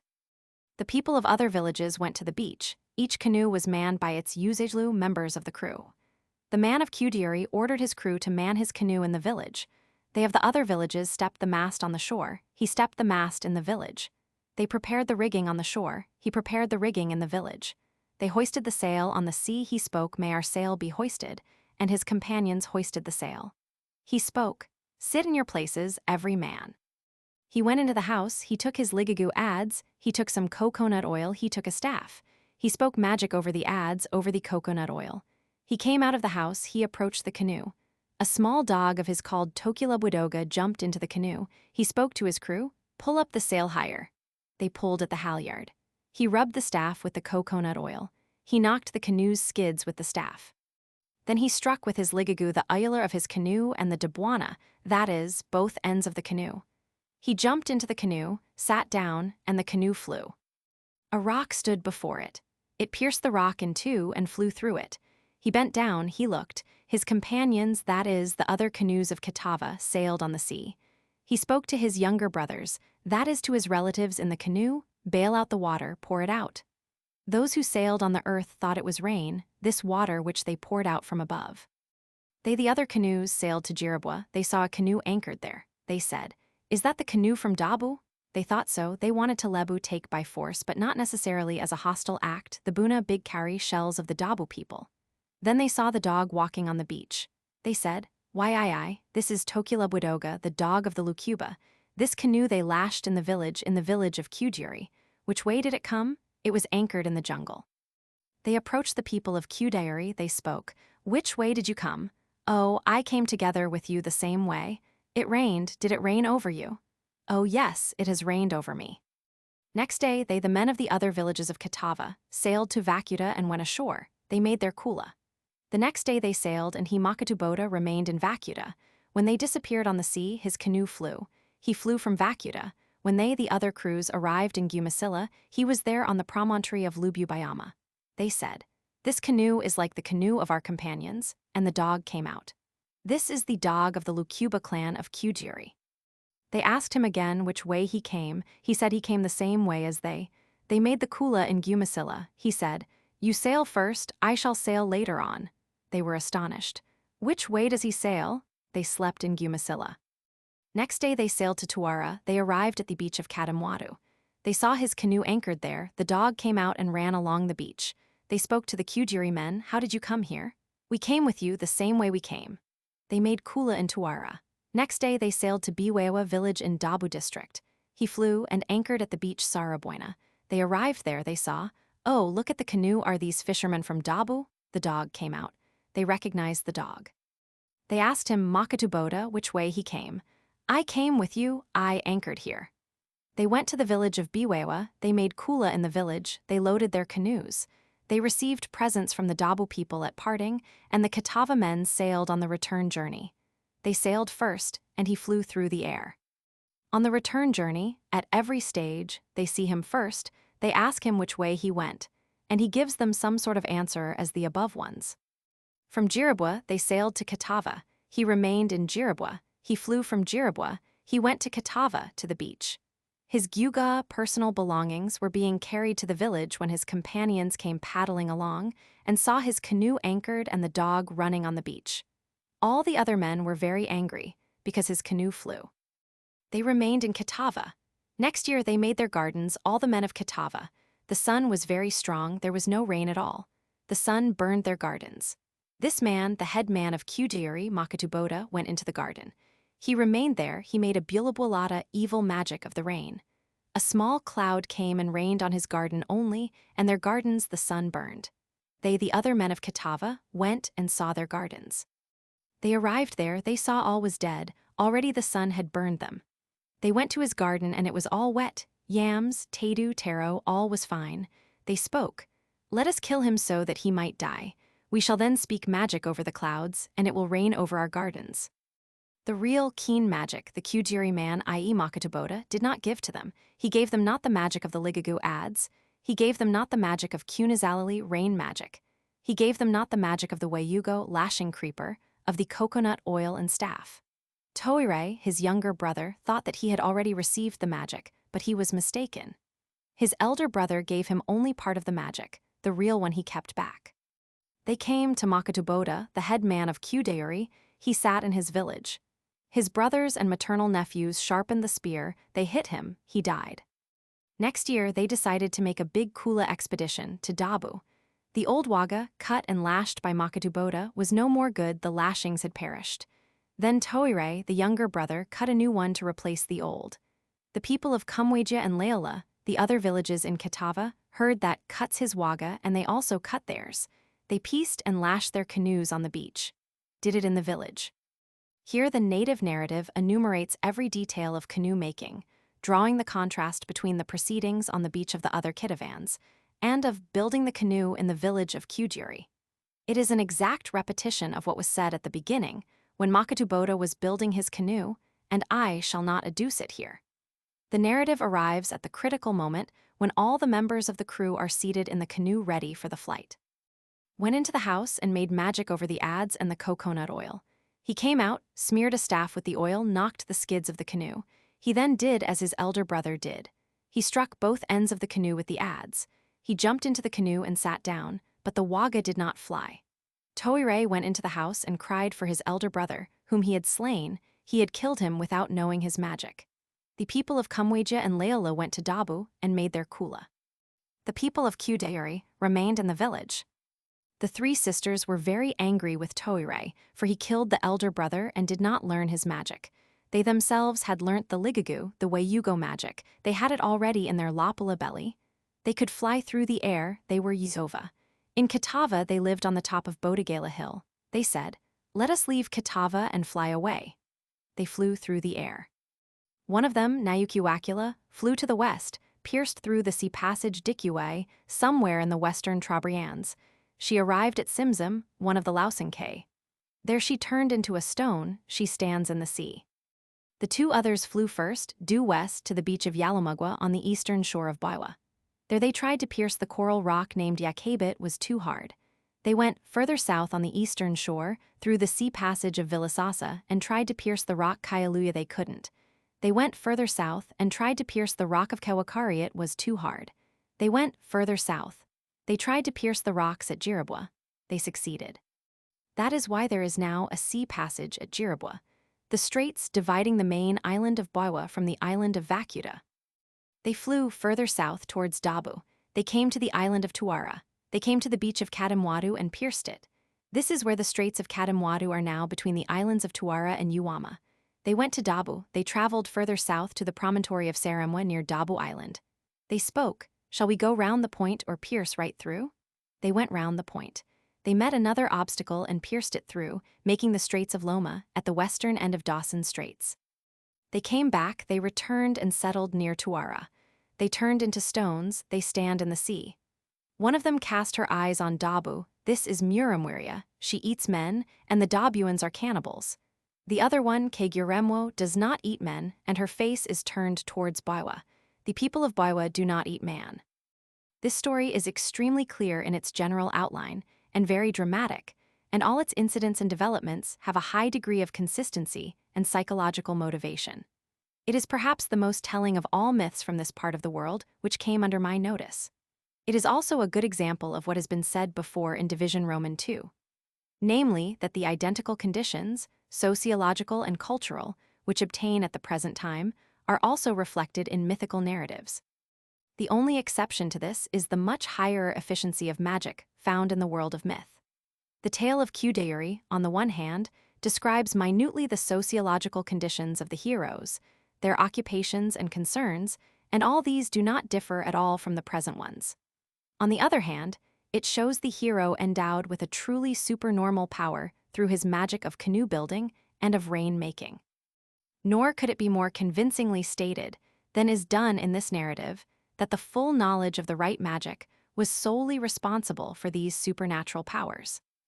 In its enumeration of the various details of tribal life, this myth is truly a fount of ethnographic information. Its statements, when made complete and explicit by native comment, contain a good deal of what is to be known about the sociology, technology, and organization of canoe-making, sailing, and of the Kula. If followed up into detail, the incidents of this narrative make us acquainted, for instance, with the division into clans, with the origin and local character of these latter, with ownership of magic and its association with the totemic group. In almost all mythological narratives of the Trobriands, the clan, the subclan, and the locality of the heroes are stated. In the above version, we see that the heroes have emerged at a certain spot, and that they themselves came from underground. That is, that they are the first representatives of their totemic subclan on the surface of the earth.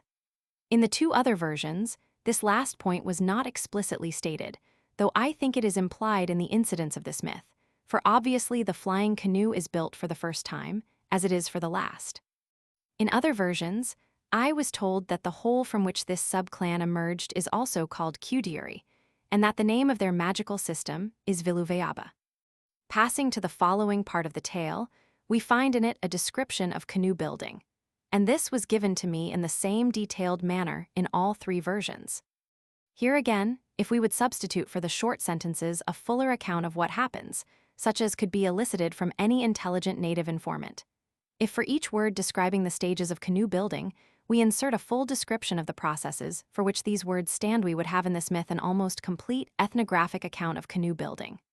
We would see the canoe pieced together, lashed, caulked, painted, rigged out, provided with a sail till it lies ready to be launched.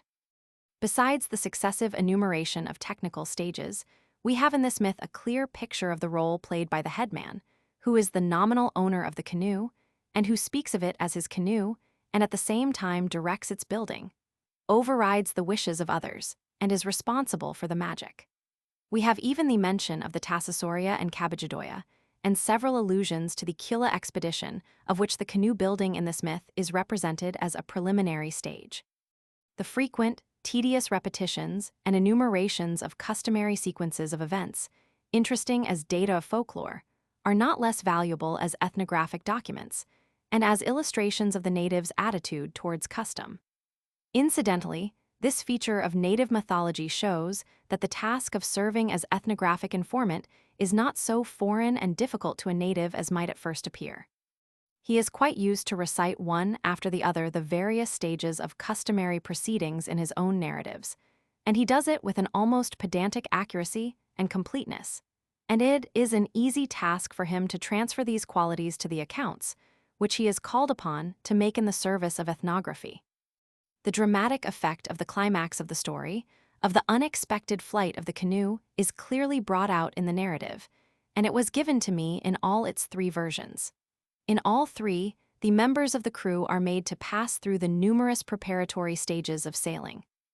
And the parallel drawn between the reasonable proceedings of their fellows on the beach and the absurd manner in which they are made to get ready in the middle of the village, some few hundred feet above the sea, makes the tension more palpable and the sudden denouement more effective. In all accounts of this myth, the magic is also performed just before the flight, and its performance is explicitly mentioned and included as an important episode in the story. The incident of bailing some water out of a canoe which never touched the sea seems to show some inconsistency. If we remember, however, that water is poured into a canoe while it is built, in order to prevent its drying and consequently its shrinking, cracking, and warping, the inconsistency and flaw in the narrative disappear. I may add that the bailing and rain incident is contained in one of my three versions only. The episode of the dog is more significant and more important to the natives, and is mentioned in all three versions. The dog is the animal associated with the Lucuba clan. That is, the natives will say that the dog is a Lucuba, as the pig is a Malasi, and the iguana a Luculabuta. In several stories about the origin and relative rank of the clans, Each of them is represented by its totemic animal. Thus the iguana is the first to emerge from underground. Hence the Luculabutta are the oldest clan. The dog and the pig dispute with one another the priority of rank, the dog basing his claims on his earlier appearance on the earth, for he followed immediately the iguana, the pig asserting himself in virtue of not eating unclean things. The pig won the day, and therefore the Malasi clan are considered to be the clan of the highest rank, though this is really reached only in one of its subclans, that of the Tabalu of Americana. The incident of the Lebu, taking by force of some ornaments from the Dabuans, refers to the custom of using friendly violence in certain Kula transactions. See Chapter 14, Division Roman 2. In the second part of the story, we find the hero endowed again with magical powers far superior to those of the present-day wizards. They can make rain or stay the clouds, it is true, but he is able to create a small cloud which pours copious rain over his own gardens and leaves the others to be shriveled up by the sun. This part of the narrative does not touch the canoe problem, and it is of interest to us only in so far as it again shows what appears to the natives the real source of their hero's supernatural powers. The motives which lead to the killing of Makatubota are not stated explicitly in the narrative. No myth, as a rule, enters very much into the subjective side of its events. But, from the lengthy, indeed wearisome repetition of how the other Catawba men constantly find the Kudiri canoe outrunning them, how they are astonished and angry, it is clear that his success must have made many enemies to Makatubota. What is not so easily explained is the fact that he is killed, not by the other Catawba men, but by his own kinsmen. One of the versions mentions his brothers and his sister's sons as the slayers. One of them states that the people of Catawba ask Toire, the younger brother, whether he has already acquired the flying magic and the rain magic, and only after an affirmative is received is Makatubota killed by his younger brother, in connivance with the other people. An interesting variant is added to this version, according to which kills his elder brother in the garden. He then comes back to the village and instructs and admonishes Makatubota's children to take the body, to give it the mortuary attentions, to prepare for the burial. Then he himself arranges the sagali, the big mortuary distribution of food. In this, we find an interesting document of native custom and ideas. Toire, in spite of having killed his brother, is still the man who has to arrange the mortuary proceedings, act as master of ceremonies, and pay for the functions performed in them by others. He personally may neither touch the corpse, nor do any act of mourning or burial. Nevertheless, he, as the nearest of kin of the dead man, is the bereaved one, is the one from whom a limb has been severed, so to speak. A man whose brother has died cannot mourn any more than he could mourn for himself. To return to the motives of killing, as this was done according to all accounts by Makatubota's own kinsmen, with the approval of the other men, envy, ambition, the desire to succeed the headman in his dignity, must have been mixed with spite against him. In fact, we see that Toire proceeds confidently to perform the magic, and bursts out into wailing only after he has discovered he has been duped. Now we come to one of the most remarkable incidents of the whole myth, that namely which brings into connection the Yeova, or the flying witches, with the flying canoe, and with such speed of a canoe as is imparted to it by magic. In the spells of swiftness, there are frequent allusions to the Yeova or Muliquasi. This can be clearly seen in the spell of the Wayugo, already adduced, Chapter 5, Division Roman 3, and which is still to be analyzed linguistically. Chapter 18, Divisions Roman 2 to Roman 4. The Kariyala magical portent, cf. Chapter 17, Division Roman 7 of the Wayugo spell consists in shooting stars, that is, when a Wayugo rite is performed at night over the creeper coils, there will be stars falling in the sky. And again, when a magician, knowing this system of magic, dies, shooting stars will be seen. Now, as we have seen, Chapter 10, Division I, falling stars are Muliquasi in their flight. In this story of the Kudiri, we see the mythological ground for this association. The same magic which allowed the canoe to sail through the air gives the three sisters of Kudiri their power of being Muliquasi and of flying. In this myth, they are also endowed with the power of cleaving the rocks, a power which they share with the canoe, which cleft a rock immediately after leaving the village. The three sisters cleave rocks and pierce the land in several places. My native commentators assured me that when the canoe first visited Jiribwa and Kadimwadu at the beginning of this myth, the land was still joined at these places, and there was a beach at each of them. The Mulekwasi tried to pierce Biwa at several spots along the eastern coast, but succeeded only at Jiribwa. The myth thus has the archaic stamp of referring to deep changes in natural features. The two sisters, who fly to the south, return from the furthest point and settle near Tuara, in which there is some analogy to several other myths in which heroes from the Marshall Bennett Islands settle down somewhere between the Amphlots and Dabu. One of them turns her eyes northwards towards the non-cannibal people of Biwa, and she is said to be averse to cannibalism.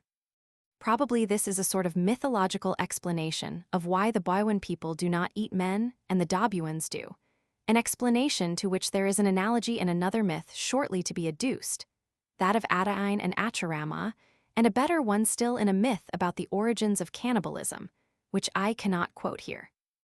In all these traditions, so far, the heroes belong to the clan of Lukuba. To it belong Jeriu Takasakuna, the Kudiri family and their dog, and also the dog Tokilubwe-doga of the myth told in Chapter 10. Division V. I may add that, in some legends told about the origin of humanity, this clan emerges first from underground, and in some it emerges second in time, but as the clan of highest rank, though in this it has to yield afterwards to the Malasi. The main culture hero of Kiriwina, the ogre slayer Tudava, belongs also to the clan of Lukuba. There is even a historic fact, which agrees with this mythological primacy and subsequent eclipse. The Lukuba were, some 6 or 7 generations ago, the leading clan in Vacuta, and then they had to surrender the chieftainship of this place to the Malasi clan, when the sub-clan of the Tabalu, the Malasi chiefs of the highest rank in Kiriwina, migrated south and settled down in Vacuta. In the myths quoted here, the Lukuba are leading canoe builders, sailors, and adventurers, that is with one exception, that of Takasakuna, who, though excelling in all other respects, knows nothing of canoe construction. 5. Let us now proceed to the last named mythological center, and taking a very big step from the Marshall Bennetts, return to Tuara, and to its myth of the origin of the Kula. I shall tell this myth in a translation, closely following the original account, obtained in Kiriwinian from an informant at Aburaku. I had an opportunity of checking and amending his narrative by the information obtained from a native of Sanara in Pidgin English. The story of Kasabwe Bwereta and Gumakarik Daikta. Kasabwe Bwereta lived in Tuara. He heard the renown of a Solava spondylus necklace which was lying kept in Walla. Its name was Gumakarik Daikta. He said to his children, "Let us go to Walla, make Kula to get this Solava." He put into his canoe unripe coconut, undeveloped betel nut, green bananas. They went to Walla, they anchored in Walla. His sons went ashore, they went to obtain Gumakarik Daikta. He remained in the canoe. His son made offering of food, they, the Walla people, refused. Kasabwe Bwereta spoke a charm over the betel nut. It yellowed, became ripe. He spoke the charm over the coconut, its soft kernel swelled. He charmed the bananas, they ripened. He took off his hair, his gray hair, his wrinkled skin, it remained in the canoe. He rose, he went, he gave a Pokala offering of food, he received the valuable necklace as Kula gift, for he was already a beautiful man. He went, he put it down, he thrust it into his hair.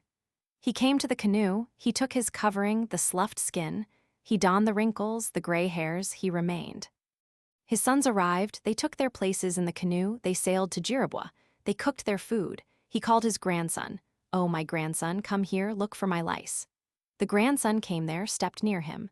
Kasabwe Bwereta spoke, telling him, "My grandson, catch my lice in the middle of my hair." His grandson parted his hair. He saw the valuable necklace, Gumakarik Daikta, remaining there in the hair of Kasabwe Bwereta. He spoke to his father, telling him, "My father, Kasabwe Bwereta already obtained Gumakarik Daikta." "Oh no, he did not obtain it. I am a chief, I am beautiful, I have not obtained that valuable. Indeed, would this wrinkled old man have obtained the necklace? No, indeed. Truly, my father, he has obtained it already. I have seen it, already it remains in his hair. All the water vessels are empty already. The son went into the canoe, spilled the water so that it ran out, and only the empty vessels, made of coconut shell, remained. Later on they sailed, they went to an island, Gabula, Gabuana in Amphlet and in Dabuan. This man, Kasabwe Bwereta, wanted water and spoke to his son. This man picked up the water vessels, no, they were all empty. They went on the beach of Gabula. The usual members of the crew dug out their water holes in the beach. This man remained in the canoe and called out, "Oh, my grandson, bring me here my water, go there and dip out my water." The grandson said, "No, come here and dip out yourself." Later on, they dipped out water, they finished, and Casabwebuereta came. They mudded the water, it was muddy. He sat down, he waited. They went, they sailed in the canoe. Casabwebuereta called out, "Oh, my son, why do you cast me off?" Spoke the son, "I think you have obtained Gumacaricdacta." "Oh, by and by, my son, when we arrive in the village, I shall give it to you." "Oh, no." "Well, you remain, I shall go." He takes a stone, a Binabina one, this man Casabwebuereta, he throws so that he might make a hole in the canoe, and the men might go into the sea. No. They sped away, they went, this stone stands up, it has made an island in the sea. They went, they anchored in Tuara.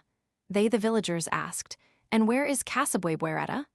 Oh, his son got angry with him, already he had obtained Gumacaricdacta. Well then, this man Casabwebuereta remained in the island Gabula. He saw Takamwawa evening star approach. He spoke, "My friend, come here, let me just enter into your canoe." "Oh no, I shall go to another place." There came Kalaitku serious. He asked him, "Let me go with you." He refused. There came Kayausi Southern Cross. Casabwebuereta wanted to go with him. He refused. There came Umnikevo, Alpha and Beta Centauri. He wanted a place in his canoe. He refused. There came Kibai, 3 stars widely distant, forming no constellation in our sky chart. He also refused to take Casabwebuereta. There came Ulua the Pleiades. Casabwebuereta asked him to take him. Ulua said, "You wait, you look out, there will come Kekiatiga, he will take you." There came Kekiatiga, the 3 central stars in Orion's belt. Casabwebuereta asked him, "My friend, which way will you go?" "I shall come down on top of Tariabutu mountain." "I shall go down, I shall go away." "Oh, my friend, come here, let me just sit down on you." "Oh, come see, on one side there is a vai stingery, on the other side there is the lau, a fish with poisonous spikes. You sit in the middle, it will be well. Where is your village?" "My village is Tuara." "What stands in the sight of your village?" "In the sight of my village there stands a busa tree." They went there. Already the village of Casabwebuereta is straight below them. He charmed this busa tree, it arose, it went straight up into the skies. Casabwebuereta changed place from Orion's belt onto the tree. He sat on the busa tree. He spoke, "Oh, my friend, break asunder this necklace. Part of it I shall give you, part of it I shall carry to Tuara." He gave part of it to his companion. This busa tree came down to the ground. He was angry because his son left him behind. He went underground inside. He there remained for a long time. The dogs came there and they dug and dug. They dug him out. He came out on top. He became a tovu, evil spirit. See Chapter 2, Division Roman 7. He hits human beings. That is why in Tuara the village is that of sorcerers and witches, because of Casabwebuereta. To make this somewhat obscure narrative clearer, a short commentary is necessary. The first part tells of a Kula expedition in which the hero, his son, his grandson, and some other members of the crew take part. His son takes with him good, fresh food to give as solicitory offering and thus tempt his partners to present him with the famous necklace. The son is a young man and also a chief of renown. The later stages are clearer. By means of magic, the hero changes himself into a young, attractive man and makes his own unripe, bad fruit into splendid gifts to be offered to his partner. He obtains the prize without difficulty and hides it in his hair. Then, in a moment of weakness, and for motives which it is impossible to find out from native commentators, he on purpose reveals the necklace to his grandson. Most likely, the motive was vanity. His son, and probably also the other companions, become very angry and set a trap for him. They arrange things so that he has to go for his own water on the beach of Gabula. When they have already got theirs, and while he is dipping it out, they sail away, leaving him marooned on the sandbank. Like Polyphemus after the escaping party of Odysseus, he throws a stone at the treacherous canoe, but it misses its mark and becomes an outstanding rock in the sea. The episode of his release by the stars is quite clear. Arrived at the village, he makes a tree rise by his magic, and after he has given the bigger part of his necklace to his rescuer, he descends with the smaller part. His going underground and subsequent turning into a tovu shows how bitter he feels towards humanity. As usual, the presence of such a powerful, evil personality in the village gives its stamp to the whole community, and this latter produces sorcerers and witches.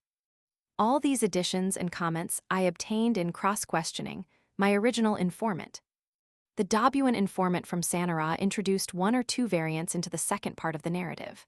According to him, Casabwebuereta marries while in the sky and remains there long enough to beget 3 male and 2 female children. After he has made up his mind to descend to earth again, he makes a hole in the heavens, looks down and sees a betel nut tree in his village. Then he speaks to his child, "When I go down, you pull at one end of the necklace." He climbs down by means of the necklace onto the betel palm and pulls at one end of Gumacaracdacta. It breaks, a big piece remains in the skies, the small one goes with him below. Arrived in the village, he arranges a feast and invites all the villagers to it. He speaks some magic over the food, and after they have eaten it, the villagers are turned into birds. This last act is quite in harmony with his profession of Tovu, which he assumed in the previous version of the myth.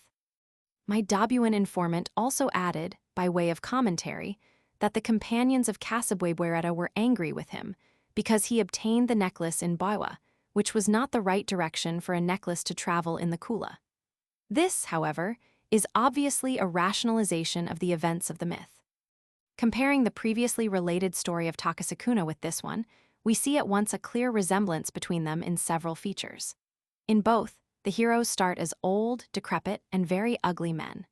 By their magical powers, they rejuvenate in the course of the story, the one permanently, the other just sloughing off his skin for the purpose of a Kula transaction. In both cases, the hero is definitely superior in the Kula, and by this arouses the envy and hatred of his companions. Again, in both stories, the companions decide to punish the hero, and the island or sandbank of Gabuana is the scene of the punishment. In both, the hero finally settles in the south. Only in one case it is his original home, while in the other he has migrated there from one of the Marshall Bennett Islands. An anomaly in the Casabwebuereta myth, namely, that he fetches his necklace from the north, whereas the normal direction for necklaces to travel is from south to north in this region, makes us suspect that perhaps this story is a transformation of a legend about a man who made the Kula from the north. Ill-treated by his companions, he settled in Tuara, and becoming a local kulturhero, was afterwards described as belonging to the place. However this might be, and the hypothetical interpretation is mine, and not obtained from the natives, the two stories are so similar that they must be regarded obviously as variants of the same myth, and not as independent traditions. 6.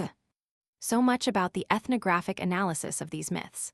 Let us now return to the general, sociological considerations with which we opened this digression into mythology. We are now better able to realize to what extent and in what manner Kula myths influence the native outlook. The main social force governing all tribal life could be described as the inertia of custom, the love of uniformity of behavior. The great moral philosopher was wrong when he formulated his categorical imperative, which was to serve human beings as a fundamental guiding principle of behavior. In advising us to act so that our behavior might be taken as a norm of universal law, he reversed the natural state of things. The real rule guiding human behavior is this: what everyone else does, what appears as norm of general conduct, this is right, moral, and proper. Let me look over the fence and see what my neighbor does and take it as a rule for my behavior. So acts every man in the street, in our own society, so has acted the average member of any society through the past ages, and so acts the present-day savage. And the lower his level of cultural development, the greater stickler he will be for good manners, propriety, and form, and the more incomprehensive and odious to him will be the nonconforming point of view. Systems of social philosophy have been built to explain and interpret or misinterpret this general principle. Tard's imitation, Gidding's consciousness of kind, Durkheim's collective ideas, and many such conceptions as social consciousness, the soul of a nation, group mind, or nowadays prevalent and highly fashionable ideas about suggestibility of the crowd, the instinct of herd, etc., try to cover this simple empirical truth. Most of these systems, especially those evoking the phantom of collective soul, are futile, to my mind, insofar as they try to explain in the terms of a hypothesis that which is most fundamental in sociology, and can therefore be reduced to nothing else, but must be simply recognized and accepted as the basis of our science. To frame verbal definitions and quibble over terms does not seem to bring us much more forward in a new branch of learning. where a knowledge of facts is above all needed. Whatever might be the case with any theoretical interpretations of this principle, in this place, we must simply emphasize that a strict adherence to custom, to that which is done by everyone else, is the main rule of conduct among our natives in the Trobriands. An important corollary to this rule declares that the past is more important than the present. What has been done by the father, or, as the Trobriander would say, by the maternal uncle, is even more important as norm of behavior than what is done by the brother.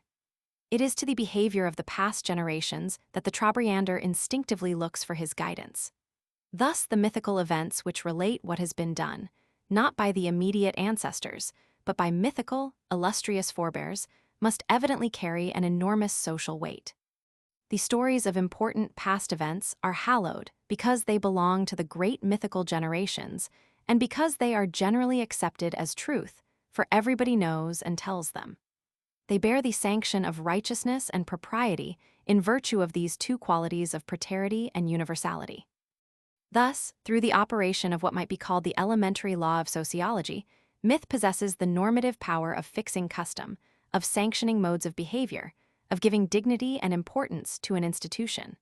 The Kula receives from these ancient stories its stamp of extreme importance and value. The rules of commercial honor, of generosity and punctiliousness in all its operations, acquire through this their binding force. This is what we could call the normative influence of myth on custom. The Kula myth, however, exercises another kind of appeal. In the Kula, we have a type of enterprise where the vast possibilities of success are very much influenced by chance. A man, whether he be rich or poor in partners, may, according to his luck, return with a relatively big or a small haul from an expedition. Thus, the imagination of the adventurers, as in all forms of gambling, must be bent towards lucky hits and turns of extraordinarily good chance. The Kula myths feed this imagination on stories of extreme good luck, and at the same time show that it lies in the hands of man to bring this luck on himself, provided he acquires the necessary magical lore. I have said before that the mythological events are distinct from those happening nowadays, insofar as they are extraordinary and supernormal. This adds both to their authoritative character and to their desirability. It sets them before the native as a specially valuable standard of conduct, and as an ideal towards which their desires must go out. 7. But I also said before that, distinct as it is, the mythical world is not separated by an unbridgeable gulf from the present order of events. Indeed, though an ideal must be always beyond what actually exists, yet it must appear just within reach of realization if it is to be effective at all. Now, after we have become acquainted with their stories, we can see clearly what was meant when it was said that magic acts as a link between the mythical and the actual realities. In the canoe myth, for instance, the flying, the supernormal achievement of the Kudiri canoe, is conceived only as the highest degree of the virtue of speed, which is still being imparted nowadays to canoes by magic. The magical heritage of the Kudiri clan is still there, making the canoes sail fast. Had it been transmitted in its complete form, any present canoe, like the mythical one, could be seen flying. In the Kula myths also, magic is found to give supernormal powers of beauty, strength, and immunity from danger. The mythological events demonstrate the truth of the claims of magic. Their validity is established by a sort of retrospective, mythical empiry. But magic, as it is practiced nowadays, accomplishes the same effects, only in a smaller degree. Natives believe deeply that the formulae and rites of Mwasila magic make those who carry them out attractive, irresistible, and safe from dangers. Compare next chapter. Another feature which brings the mythical events into direct connection with the present state of affairs is the sociology of mythical personages. They all are associated with certain localities, as are the present local groups. They belong to the same system of totemic division into clans and subclans as obtains nowadays. Thus, members of a subclan or a local unit can claim a mythical hero as their direct ancestor, and members of a clan can boast of him as of a clansman. Indeed, myths, like songs and fairy stories, are owned by certain subclans. This does not mean that other people would abstain from telling them, but members of the subclan are supposed to possess the most intimate knowledge of the mythical events, and to be an authority in interpreting them. And indeed, it is a rule that a myth will be best known in its own locality. that is, known with all the details and free from any adulterations or not quite genuine additions and fusions. This better knowledge can be easily understood if we remember that myth is very often connected with magic in the Trobriands, and that this latter is a possession kept by some members of the local group. Now, to know the magic and to understand it properly, it is necessary to be well acquainted with the myth. This is the reason why the myth must be better known in the local group with which it is connected. In some cases, the local group has not only to practice the magic associated with the myth, but it has to look after the observance of certain rites, ceremonies, and taboos connected with it. In this case, the sociology of the mythical events is intimately bound up with the social divisions as they exist now. But even in such myths as those of the Kula, which have become the property of all clans and local groups within the district, the explicit statement of the hero's clan, sub-clan, and of his village gives the whole myth a stamp of actuality and reality. Side by side with magic, the sociological continuity bridges over the gap between the mythical and the actual. And indeed, the magical and the sociological bridges run side by side. I spoke above, beginning of Division Roman II, of the enlivening influence of myth upon landscape. Here it must be noted also that the mythically changed features of the landscape bear testimony in the natives' mind to the truth of the myth. The mythical word receives its substance in rock and hill, in the changes in land and sea. The pierced sea passages, the cleft boulders, the petrified human beings, all these bring the mythological world close to the natives, make it tangible and permanent. On the other hand, the story thus powerfully illustrated reacts on the landscape, fills it with dramatic happenings, which fixed there forever give it a definite meaning. With this, I shall close these general remarks on mythology, though with myth and mythical events we shall constantly meet in further inquiries. 8. As we return to our party, who, sailing past the mythical center of Tuara, make for the island of Sanara, the first thing to be related about them brings us straight to another mythological story. As the natives enter the district of Sayawawa, they pass a stone or rock called Sinate Mubidiye. I have not seen it, but the natives tell me it lies among the mangroves in a tidal creek.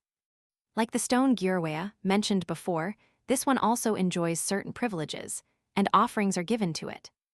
The natives do not tarry in this unimportant district. Their final goal is now in sight. Beyond the sea, which is here landlocked like a lake, the hills of Dabu, topped by Koyavau, loom before them. In the distance to their right as they sail south, the broad easterly flank of Koyatabu runs down to the water, forming a deep valley.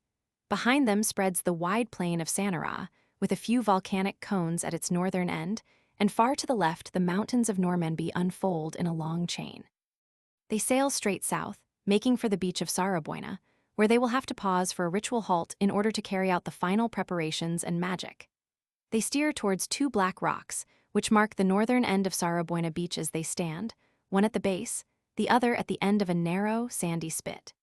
These are the two rocks Adain and Acharama, the most important of the tabooed places, at which natives lay offerings when starting or arriving on Kula expeditions. The rock among the mangroves of Siawawa is connected with these two by a mythical story. The 3 men whom we see now before us in petrified form, and one woman came to this district from somewhere Amayua, that is, from Woodlark Island or the Marshall Bennetts.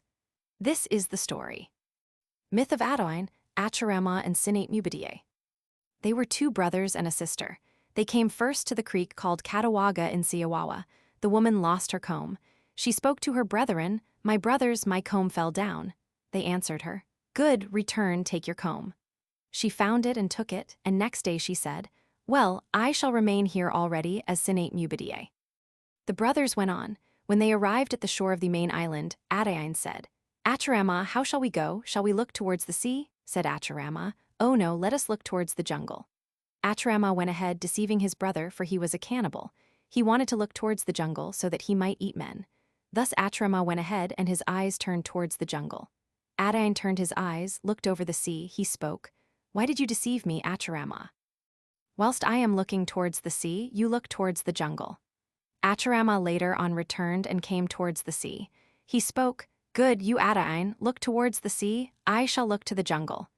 This man, who sits near the jungle, is a cannibal, the one who sits near the sea is good. This short version of the myth I obtained in Sinaketa. The story shows us 3 people migrating for unknown reasons from the northeast to this district. The sister, after having lost her comb, decides to remain in Siawawa and turns into the rock Sinate Mubidiae. The brothers go only a few miles further to undergo the same transformation at the northern end of Sarabuena Beach. There is the characteristic distinction between the cannibal and the non-cannibal. As the story was told to me in Baiwa, that is, in the district where they were not man-eaters, the qualification of good was given to the non-cannibal hero, who became the rock further out to sea. The same distinction is to be found in the previously quoted myth of the Kujiri sisters who flew to Dabu, and it is to be found also in a myth told about the origins of cannibalism, which I shall not quote here. The association between the jungle and cannibalism on the one hand, and between the sea and abstention from human flesh on the other, is the same as the one in the Kujiri myth. In that myth, the rock which looks towards the south is cannibal, while the northern one is not, and for the natives this is the reason why the Dabuans do eat human flesh and the Baiwans do not. The designation of one of these rocks as a man-eater, Takamladu, has no further meaning, more especially it is not associated with the belief that any special dangers surround the rock. The importance of these 2 rocks, Adain and Acharama, lies, however, not so much in the truncated myth as in the ritual surrounding them. Thus, all 3 stones receive an offering pokala consisting of a bit of coconut, a stale yam, a piece of sugar cane, and banana. As the canoes go past, the offerings are placed on the stone or thrown towards it with the words, "Old man," or in the case of Sinate Mubidiae, "Old woman, here comes your coconut, your sugar cane, your bananas, bring me good luck so that I may go and make my Kula quickly in Tayutana." This offering is given by the Baiwan canoes on their way to Dabu, and by the Dabuans as they start on the Kula northwards to Baiwa. Besides the offerings, certain taboos and observances are kept at these rocks. Thus, any people passing close to the rock would have to bathe in the sea out of their canoes, and the children in the canoes would be sprinkled with seawater. This is done to prevent disease. A man who would go for the first time to Kula and Dabu would not be allowed to eat food in the vicinity of these rocks. A pig or a green coconut would not be placed on the soil in this neighborhood, but would have to be put on a mat. A novice in the Kula would have to make a point of going and bathing at the foot of Adain and Acharama. The Dabuans pokala some other stones, to which the Baiwans do not give any offerings. The previously mentioned Girawea rock receives its share from the Dabuans, who believe that if they passed it close by without making a pokala, they would become covered with sores and die. Passing Girawea, they would not stand up in their canoes, nor would they eat any food when camping on a beach within sight of Girawea. If they did so, they would become seasick, fall asleep, and their canoe would drift away into the unknown. I do not know whether there is any myth in Dabu about the Girawea stone. There is a belief that a big snake is coiled on the top of this rock, which looks after the observance of the taboos, and in case of breach of any of them, would send down sickness on them. Some of the taboos of Girawea are also kept by the Baiwans, but I do not exactly know which. I obtained from a Dabuan informant a series of names of other, similar stones, lying to the east of Dabu, on the route between there and Tubatube. Thus, somewhere in the district of Dau, there is a rock called Kakarakake Dakta. Besides this, near a place called Makidakodoko, there is a stone, Tabudea. Further east, near Banama, a small stone called Sanada enjoys some Kula prestige. In a spot Sinaina, which I cannot place on the map, there is a stone called Tariatabuero, with eye, nose, legs, and hindquarters shaped like those of a pig. This stone is called the mother of all the pigs, and the district of Sinaina is renowned for the abundance of these animals there. The only mythical fragment about any of these stones which I obtained is the one quoted above. Like the 2 Kula myths previously adduced, it is a story of a migration from north to south. There is no allusion to the Kula in the narrative, but as the stones are pokalat in the Kula, there is evidently some association between it and them. To understand this association better, it must be realized that similar offerings are given in certain forms of magic to ancestral spirits and to spirits of culture heroes, who have founded the institution in which the magic is practiced.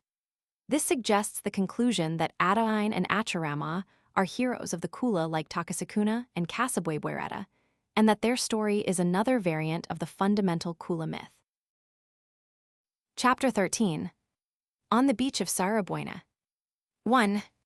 When the Siniketan fleet passes the two mythical rocks of Adain and Acharama, the final goal of the expedition has been already reached. For before them, there stretch in a wide expanse the N.W. shores of Dawson Straits, where on the wide beach there are scattered the villages of Biwewa, Tayutana, and Dayday at the foot of Koyavau. This latter, the Biawans call Koyaviguna the final mountain. Immediately behind the two rocks, there stretches the beach of Sarabuena, its clean, white sand edging the shallow curve of a small bay. This is the place where the crews, nearing their final destination, have to make a halt to prepare themselves magically for approaching their partners in Dabu. As, on their start from Siniketa, they stopped for some time on Muwa and there performed the last act of their inaugurating rites and ceremonies. So in the same manner, this beach is the place where they once more muster their forces after the journey has been accomplished. This is the place which was already mentioned in Chapter 2, when, in giving a description of the district, we imagine ourselves passing near this beach and meeting there a large fleet of canoes, whose crews were engaged in some mysterious activities. I said there that up to 100 canoes might have been seen anchored near the beach, and indeed, on a big Uvalaku expedition in olden days, such a figure could easily have been reached. For, on a rough estimate, Siniketa could have produced some 20 canoes. The Vakatans could have joined them with about 40, the Amphletans with another 20, and 20 more would have followed from Tuara, Siawawa, and Sanaroa. Some of them would indeed not have taken part in the Kula, but have followed only out of sheer curiosity, just as in the big Uvalaku expedition, which I accompanied in 1918 from Dabu to Siniketa. The 60 Dabuan canoes were joined by some 12 canoes from the Amphlets and about as many again from Vacuta. The Siniketans, having arrived at this beach, now stop, moor the canoes near the shore, adorn their persons, and perform a whole series of magical rites. Within a short space of time, they crowd in a great number of short rites, accompanied by formulae as a rule not very long. In fact, from the moment they have arrived at Sarabuena up to their entry into the village, they do not cease doing one magical act or another, and the Taliwaga never stop incessantly muttering their spells. To the observer, a spectacle of feverish activity unfolds itself, a spectacle which I witnessed in 1918 when I assisted at an analogous performance of the Dabuan Kula fleet approaching Siniketa. The fleet halts, the sails are furled, the masts dismounted, the canoes moored, see Plate Roman 48. In each canoe, the elder men begin to undo their baskets and take out their personal belongings. The younger ones run ashore and gather copious supplies of leaves which they bring back into the canoes. Then the older men again murmur magical formulae over the leaves and over other substances. In this, the Taliwaga is assisted by others. Then they all wash in seawater and rub themselves with the medicated leaves. Coconuts are broken, scraped, medicated, and the skin is rubbed with the mess, which greases it and gives it a shining surface. A comb is chanted over, and the hair teased out with it, see Plate Roman 49. Then, with crushed betel nut mixed with lime, they draw red ornamental designs on their faces, while others use the sayaku, an aromatic resinous stuff, and draw similar lines in black. The fine-smelling mint plant, which has been chanted over at home before starting, is taken out of its little receptacle where it was preserved in coconut oil.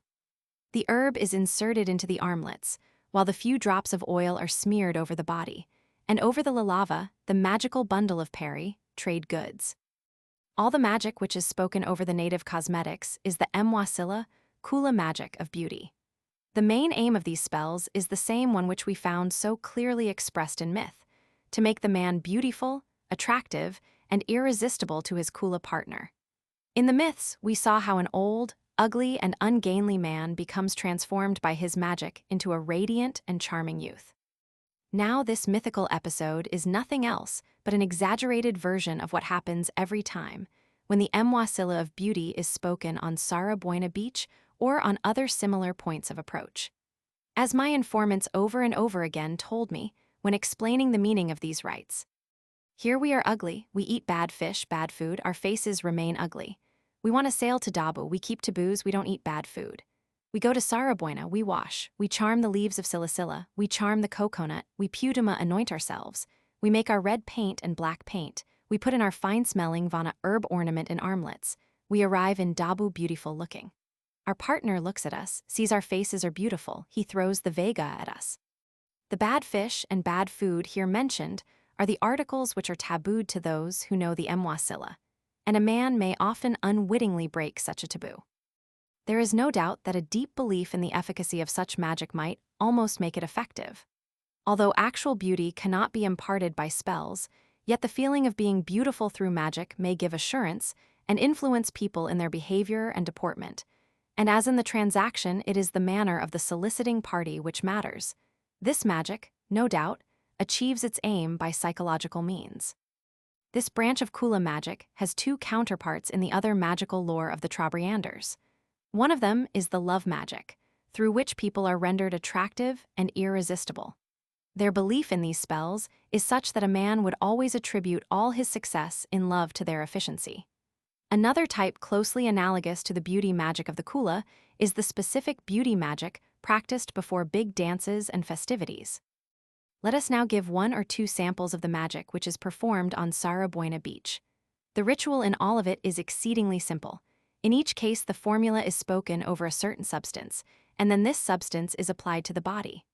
The first rite to be performed is that of ceremonial washing. The Taliwaga brings his mouth close to the big bundles of herbs, brought from the shore, and utters the formula called Keikakaya, the ablution formula, over them. After an ablution, these leaves are rubbed over the skins of all those in the canoe who practice Kula.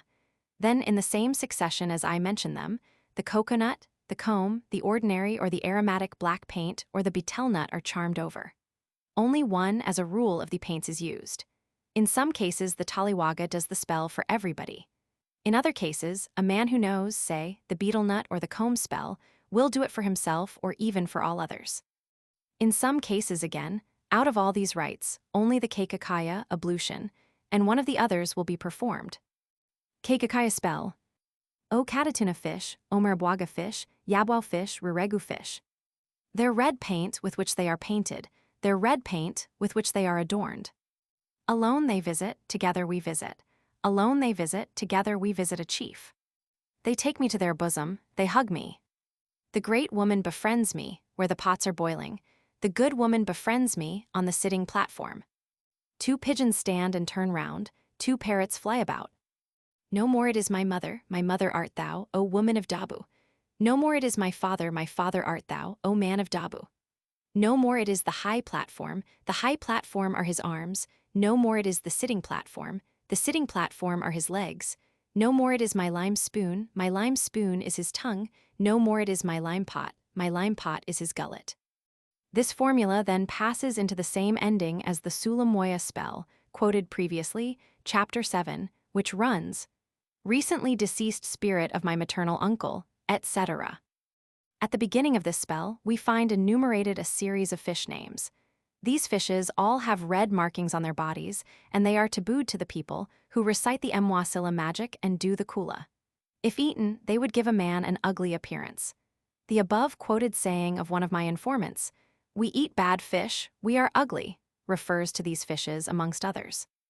In this formula, the invocation is partly an appeal for assistance and partly a sort of exorcism, which is meant to undo the evil effects of breaking the taboo of eating these fish. As this formula is associated with the ritual washing, the whole proceeding possesses a sort of magical consistency, which obtains within an exceedingly obscure and confused concatenation of ideas.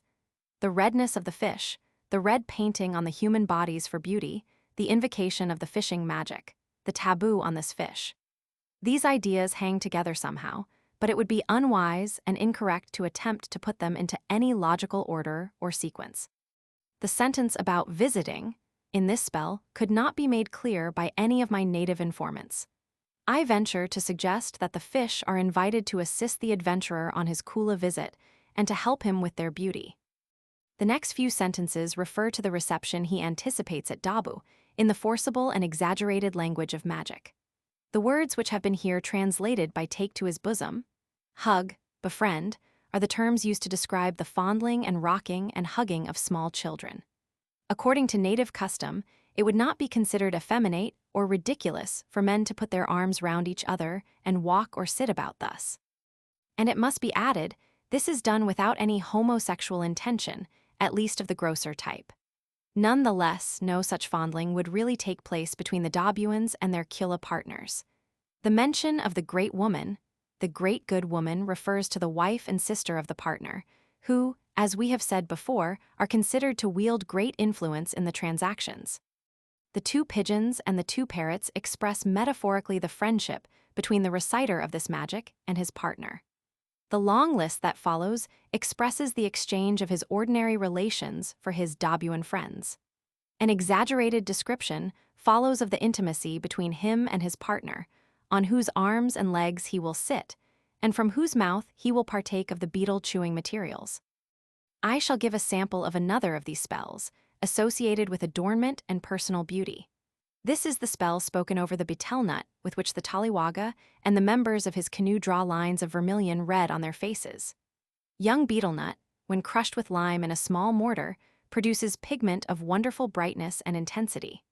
Travelers in the countries of the Indian Ocean and parts of the Pacific know it well, as the paint that colors the lips and tongues of the natives. Talo spell. Red paint of the Utawada fish. Red paint of the Mwalili fish. At the one end of the aromatic pandanus flower petal, at the other end of the duwaku flower. There are two red paints of mine, they flare up, they flash. My head, it flares up, it flashes. My red paint, it flares up, it flashes. My facial blacking, it flares up, it flashes. My aromatic paint, it flares up, it flashes. My little basket, it flares up, it flashes. My lime spoon, it flares up, it flashes. My lime pot, it flares up, it flashes. My comb, it flares up, it flashes.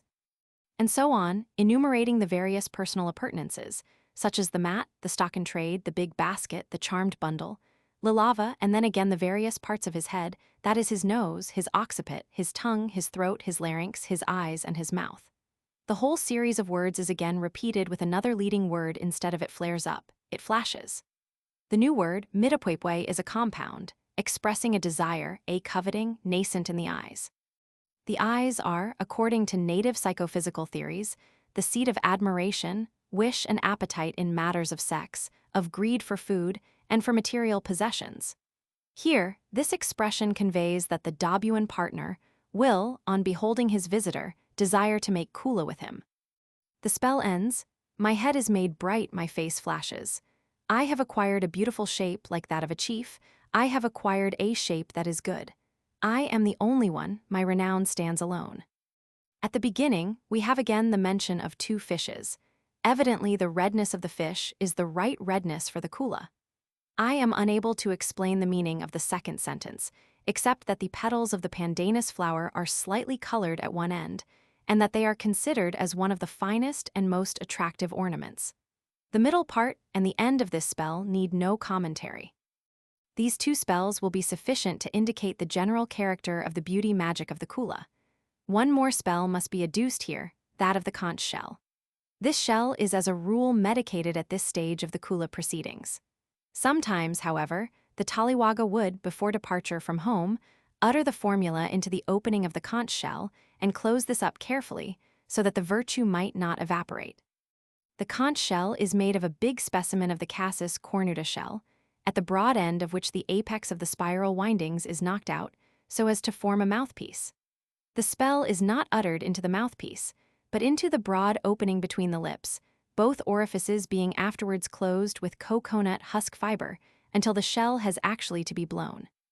The spell of the Teuya conch shell. Emwenita, come there together, I will make you come there together.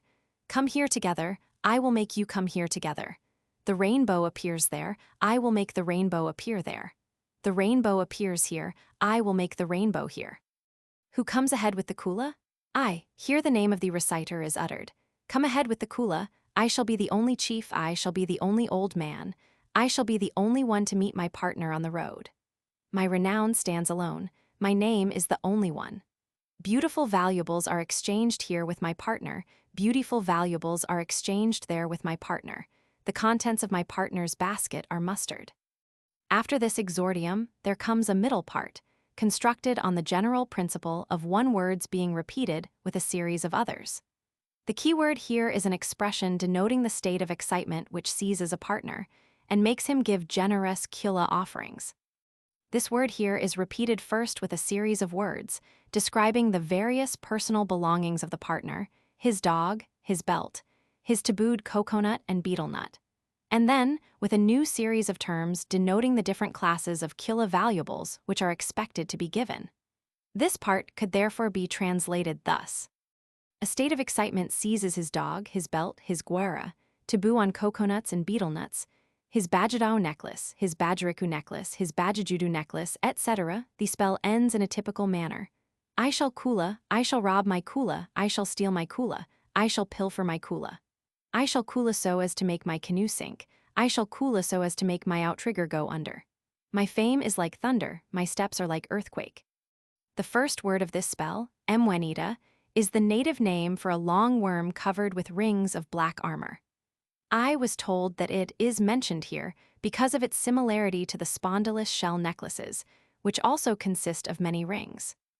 I obtained this formula in Sineketa, hence this interpretation heeds only the necklaces, though the simile might also obviously be extended to arm shells. For a number of arm shells threaded on a string, as they can be seen on plate LX, presents also a likeness to the Mwenida worm. It may be added here that Sineketa is one of these Kula communities in which the overseas expeditions are done only in one direction, to the south, from where only the spondylus necklaces are fetched. Its counterpart, Kiriwina to the north, carries on again only one-sided overseas Kula. The formulae which I obtained in Kiriwina differ from those of Sineketa in their main parts. Whenever there is a list of spondylus necklaces in a Sineketan Tapwana, main part, a list of the several varieties of arm shells would be used in a Kiriwinian Tapwana. In Katava, where, as in several other Kula communities, the overseas expeditions are carried out in both directions, the same formula would be used by the same man with two different main parts, according as to whether he was sailing east to fetch Mwali or west to fetch Solava. No changes, however, would be made in the beginning of a spell. The sentence "come here together" refers to the collected valuables. The play on there and here, represented in the native language by the sounds M and W, which are used as interchangeable formatives, is very frequent in magic. See Chapter 18, Division Roman 12. The rainbow here invoked is a Karyala magical portent of this formula.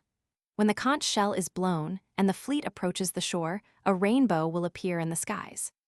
The rest of the exordium is taken up by the usual boasts and exaggerations typical of magic. The middle part needs no commentary. It is clear that the sound of the conch shell is meant to arouse the partner to do his duty eagerly. The magic spoken into the conch shell heightens and strengthens this effect.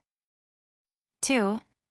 After the beauty magic and the spell over the conch shell are finished and the whole performance does not take more than half an hour or so, every man, in full festive array, takes his place in his canoe. The sails have been folded and the masts removed, and the final stage is done by paddling.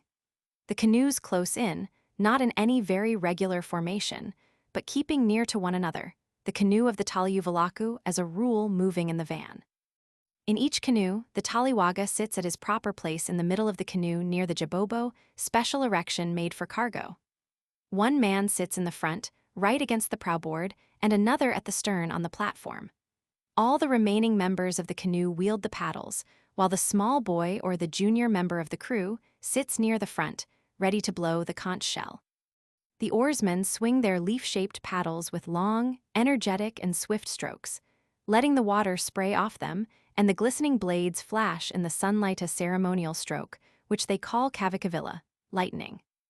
As the canoes begin to move, the three men, so far idle, intone a chant, reciting a special magical formula, each a different one. The man in the front, holding his hand on the tabuyo oval prowboard, recites a spell called Keikuna Tabuyo, the swaying of the prowboard. The Taliwaga in the middle recites the powerful formula called Kavalikiliku, the earthquake spell, a formula which makes the mountain tremble and subside. The man at the stern recites what is called Kadavalna Moinawaga, a name which I cannot very well explain, which literally means the changing of the canoe entrance. Thus, laden with magical force, which is poured forth irresistibly onto the mountain, the canoes advance towards the goal of their enterprise. With the voices of the reciters mingle the soft, penetrating sounds of the conch shell, blending their various pitches into a weird, disturbing harmony. Samples of the three spells must be given here. Keikuna tabuyo. Moriborgu, masalavu. Fishhawk, fall on thy prey, catch it. My prowboard, O fishhawk, fall on thy prey, catch it. This key expression, the invocation of the fishhawk, is repeated with a string of words, denoting first the ornamental parts of the canoe, afterwards certain of its constructive parts, and finally the lime pot, the lime stick, the comb, the paddles, the mats, the lilava magical bundle, and the Uzijlu members of the crew. The spell ends with the words, I shall Kula, I shall rob my Kula, etc., as in the previously given formula of the conch shell. The first two words of this spell are personal names of men, as the initial syllable mo indicates, but no information about them was available. The allusion to the fishhawk in the main part suggests a connection between the action of the rite, that is, the moving of the tabuyo with this part of the spell, for the ornamental prowboards are called synonymously barabwari, fishhawk. On the other hand, the expression, fishhawk, fall on thy prey, is no doubt also a magical simile, expressing the idea. As a fishhawk falls on his prey and carries it off, so let this canoe fall on the Kula valuables and carry them off. The association of this simile with the act of shaking the prowboards is very suggestive. It may be an attempt to assimilate the whole canoe and all its parts to a fishhawk falling on its prey through the special mediation of the ornamental prowboard. The spell recited by the Taliwaga in the middle of the canoe runs thus. Kavalikuliku. I anchor at the open sea beach, my renown reaches the lagoon. I anchor at the lagoon, my renown reaches the open sea beach. I hit the mountain shivers, the mountain subsides, the mountain trembles, the mountain falls down, the mountain falls asunder. I kick the ground on which the mountain stands. I bring together, I gather. The mountain is encountered in the Kula. We encounter the mountain in the Kula. The expression kubara, takuba, kubara, which we have here translated by the mountain is met in the Kula, etc., is then repeated with a long string of words denoting the various classes of valuables to be received in the Kula. It ends with the conclusion already quoted. My renown is like thunder, my steps are like earthquake. The opening two sentences are clear. They contain a typical magical exaggeration and equally typical permutation of words. Then comes the terrible verbal onslaught on the mountain, in which the dreadful upheaval is carried on in words. The mountain, Koya, stands here for the community of partners, for the partner, for his mind. It was very difficult to translate the expression kubara, takuba kubara. It is evidently an archaic word, and I have found it in several formulae of the Mwasila. It seems to mean something like an encounter between the approaching fleet and the Koya. The word for sea battle is kubilia in the Trobriand language, and kubara in that of the Amphlits and Dabu, and as often the words of the partner's language are mixed up into these formulae, this etymology and translation seem to be the correct ones. The third formula, that of the man in the stern, is as follows. Katavalna emwinawaga. Crocodile, fall down, take thy man, push him down under the jabobo, part of the canoe where the cargo is stowed away. Crocodile, bring me the necklace, bring me the bajadao, etc. The formula is ended by the usual phrase, I shall Kula, I shall rob my Kula, etc., as in the two previously quoted spells, Tauyo and Keikuna Tabuyo. This formula is obviously a pendant to the first of these three spells, and the crocodile is here invoked instead of the fishhawk, with the same significance. The rest of the spell is clear, the crocodile being appealed to bring all the different classes of the spondylus shell valuables. It is interesting to reflect upon the psychological importance of this magic. There is a deep belief in its efficiency, a belief cherished not only by those who advance chanting it, but shared also by the men awaiting the visitors on the shore. The Dabuans know that powerful forces are at work upon them. They must feel the wave of magical influence slowly advancing, spreading over their villages.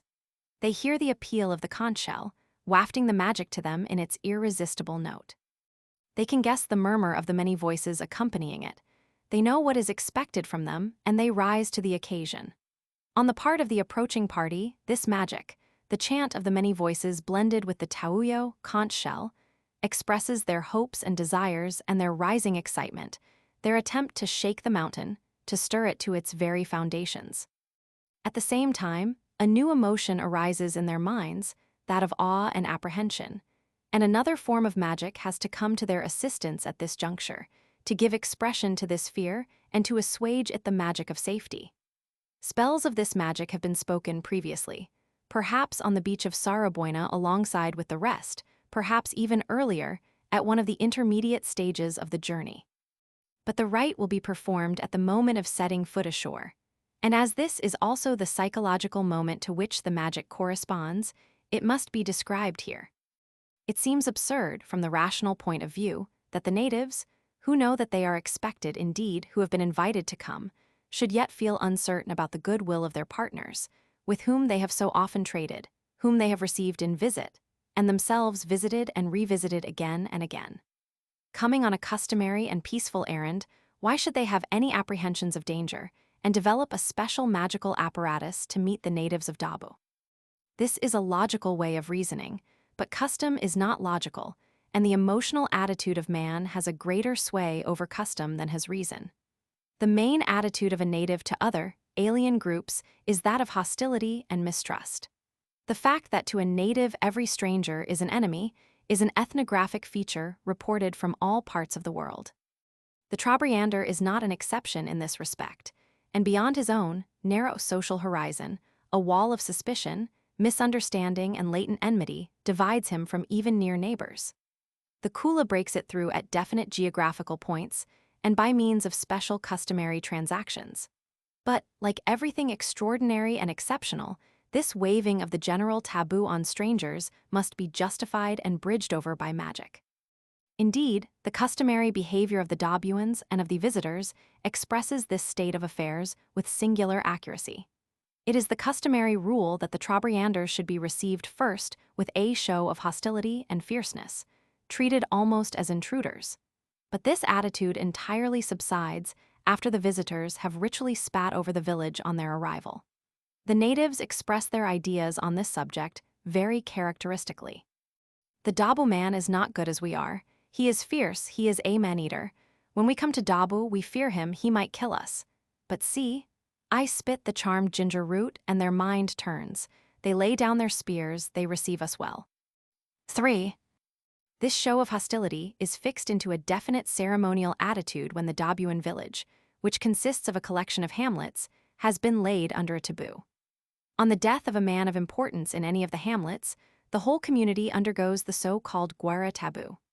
The coconut and betel nut palms around and within the village are not allowed to be scaled, and the fruit must not be touched by the Dabuans themselves, and still less by strangers.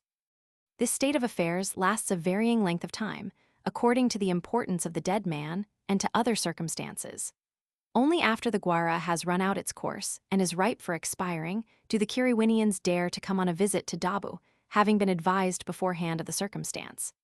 But then, when they arrive, the Dabuans put up a show of real hostility, for the visitors will have to break the taboo, they will have to scale the palms and take the forbidden fruit. This is in accordance with a widespread Papuo-Melanesian type of custom of finishing tabooed periods. In all cases, someone else who is not under the taboo has to put an end to it, or to force the imposer of the taboo to break it.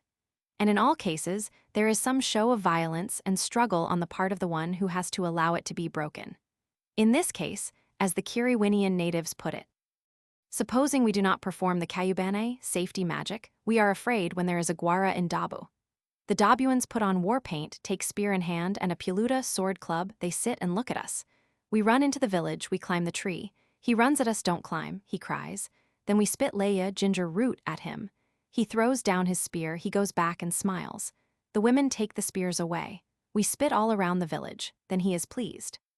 He speaks, you climb your coconut, your betel nut, cut your bananas. Thus the taboo is broken, the Guara is finished, and the customary and histrionic moment of tension is over, which must have been nonetheless a strain on the nerves of both parties. This is the lengthy formula which a Taliwaga utters over several bits of ginger root, which are afterwards distributed among his crew, each of whom carries a piece when getting ashore. Kayubane, floating spirit of Nikaniki. Dujuba Kurakira, these words are untranslatable. It ebbs away. Thy fury ebbs, it ebbs away, O man of Dabu. Thy war paint ebbs, it ebbs away, O man of Dabu.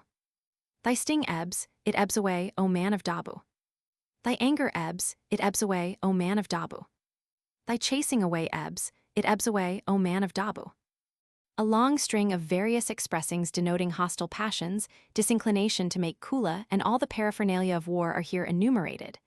Thus, such words as Kula refusal, growling, sulking, dislike. Further, weapon, bamboo knife, club sword, large barbed spear, small barbed spear, round club, war blackening, red war paint, are uttered one after the other. Moreover, all of them are repeated in their Dabuan equivalents after the list has been exhausted in Kiriwinian. When this series has been exhausted with reference to the man of Dabu, part of it is repeated with the addition woman of Dabu, the mention of weapons, however, being omitted. But this does not end this extremely long formula. After the protracted litany has been finished, the reciter chants. Who emerges at the top of Kanana? Here the name of the reciter is mentioned, emerge on the top of Kanana. Then the whole litany is again repeated, the key word instead of it ebbs away being the dog sniffs. In connection with all the other words, this would run, more or less, in a free translation. Thy fury, O man of Dabu, is as when the dog sniffs, or more explicitly. Thy fury, O man of Dabu, should abate as the fury of a dog abates when it comes and sniffs at a newcomer. The simile of the dog must be very strongly ingrained in the magical tradition, for in two more versions of this formula obtained from different informants, I received as keywords the expressions, the dog plays about, and the dog is docile. The final part of this formula is identical with that of the Keikakaya spell previously given in this chapter. No more it is my mother art thou, O woman of Dabu, etc., running into the ending, recently deceased, etc. In comment on this formula, there is first of all the name mentioned in the first line, that of Nikaniki or Monakaniki as it is usually pronounced, with the prefix of masculinity mo. He is described as a man, an ancient man, no myth about him, he spoke the magic. Indeed, the main system of Mwasila magic is named after him, but none of my informants knew any legend about him. The first key word of the middle part is quite clear. It describes the ebbing away of the Dabuans' passions and of their outward trappings. It is noteworthy that the word for ebbing here used is in the Dabuan and not in the Kiriwinian language. The reference to the dog already explained may be still made clearer in terms of native comment. One explanation is simple. They invoke the dog in the Mwasila because when Master of Dog comes, the dog stands up and licks, in the same way the inclinations of the Dabu people. Another explanation is more sophisticated. The reason is that dogs play about nose to nose. Supposing we mention the word, as it was of old arranged, the valuables do the same. Supposing we had given away arm shells, the necklace will come, they will meet. This means, by invoking the dog in this magic, according to old magical tradition, we also influence the Kula gifts. This explanation is undoubtedly far-fetched and probably does not express the real meaning of the spell. It would have no meaning in association with the list of passions and weapons, but I have adduced it as an example of native scholasticism. The dog is also a taboo associated with this magic. When a man, who practices the Kayubane, eats and a dog howls within his hearing, he has to leave his food, else his magic would blunt. Safe under the auspices of this magic, the Trobriand sailors land on the beach of Tayutana, where we shall follow them in the next chapter. Chapter 14. The Kula in Dabu Technicalities of the Exchange. 1. In the last chapter, we spoke about the institution of Gwara, mortuary taboo, and of the threatening reception accorded to the visiting party at the time when it is laid upon the village and when it has to be lifted. When there is no Gwara, and the arriving fleet are on an Uvalaku expedition, there will be a big and ceremonial welcome. The canoes, as they approach, will range themselves in a long row facing the shore. The point selected will be the beach, corresponding to a hamlet where the main partner of the Talyuvalaku lives. The canoe of the Talyuvalaku, of the master of the Uvalaku expedition, will range itself at the end of the row. The Talyuvalaku will get up onto the platform and harangue the natives assembled on the beach. He will try to appeal to their ambition, so that they might give the visitors a large amount of valuables and surpass all other occasions. After that, his partner on the shore will blow a conch shell and, wading through the water, advance towards the canoe and offer the first gift of valuables to the master of the expedition. This may be followed by another gift, again given to the Taliuvalaku. Other blasts then follow, and men disengage themselves from the throng on the shore, approaching the canoes with necklaces for their partners. A certain order of seniority will be observed in this. The necklaces are always carried ceremonially. As a rule, they will be tied by both ends to a stick and carried hanging down, with the pendant at the bottom, see plate LXI. Sometimes, when a vega valuable is carried to the canoes by a woman, a headman's wife or sister, it will be put into a basket and carried on her head. 2. After this ceremonial reception, the fleet disperses. As we remember from Chapter 2, the villages in Dabu are not built in compact blocks of houses, but scattered in hamlets, each of about a dozen huts. The fleet now sails along the shore, every canoe anchoring in front of the hamlet in which its taliwaga has his main partner. We have at last arrived at the point when the real Kula has begun. So far, it was all preparations, and sailing with its concomitant adventure, and a little bit of preliminary Kula in the amphletes. It was all full of excitement and emotion, pointing always towards the final goal, the big Kula in Dabu. Now we have at last reached the climax. The net result will be the acquisition of a few dirty, greasy, and insignificant-looking native trinkets, each of them a string of flat, partly discolored, partly raspberry pink or brick-red discs, threaded one behind the other into a long, cylindrical roll. In the eyes of the natives, however, this result receives its meaning from the social forces of tradition and custom, which give the imprint of value to these objects and surround them with a halo of romance. It seems fit here to make these few reflections upon the native psychology on this point, and to attempt to grasp its real significance. It may help us towards this understanding to reflect that not far from the scenes of the Kula, large numbers of white adventurers have toiled and suffered, and many of them given their lives, in order to acquire what to the natives would appear as insignificant and filthy as their boggy are to us a few nuggets of gold. Nearer, even, in the very Trobriand lagoon, there are found valuable pearls. In olden days, when the natives, on opening a shell to eat it, found a waituna, as they called it, a seed of the pearl shell, they would throw it to their children to play with. Now they see a number of white men straining all their forces in competition to acquire as many of these worthless things as they can. The parallel is very close. In both cases, the conventionalized value attached to an object carries with it power, renown, and the pleasure of increasing them both. In the case of the white man, this is infinitely more complex and indirect, but not essentially different from that of the natives. If we would imagine that a great number of celebrated gems are let loose among us and travel from hand to hand, that Koh-i-Noor and Orloff and other celebrated diamonds, emeralds and rubies were on a continuous round tour, and to be obtained through luck, daring, and enterprise, we would have a still closer analogy. Even though the possession of them would be a short and temporary one, the renown of having possessed them and the mania of collectioneering would add its spur to the lust for wealth. This general, human, psychological foundation of the Kula must be kept constantly in mind. If we want, however, to understand its specific forms, we have to look for the details and technicalities of the transaction. A short outline of these has been given before in Chapter 3. Here, after we have acquired a better knowledge of preliminaries and a more thorough grasp of native psychology and custom, we shall be more ready to enter into a detailed description. The main principle of the Kula exchange has been laid down in the before-mentioned chapter.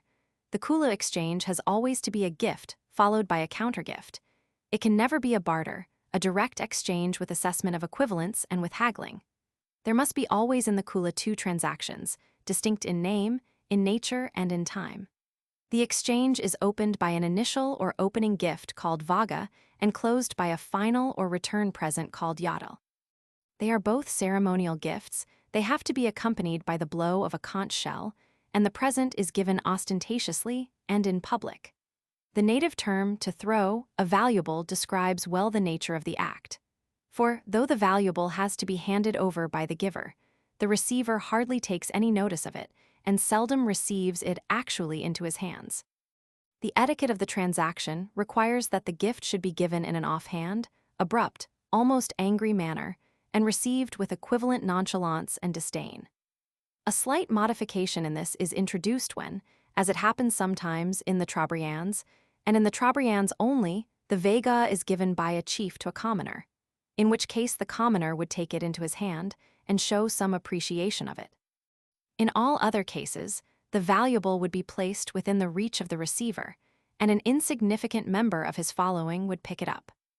It is not very easy to unravel the various motives which combine to make up this customary behavior on receiving and giving a gift. The part played by the receiver is perhaps not so difficult to interpret.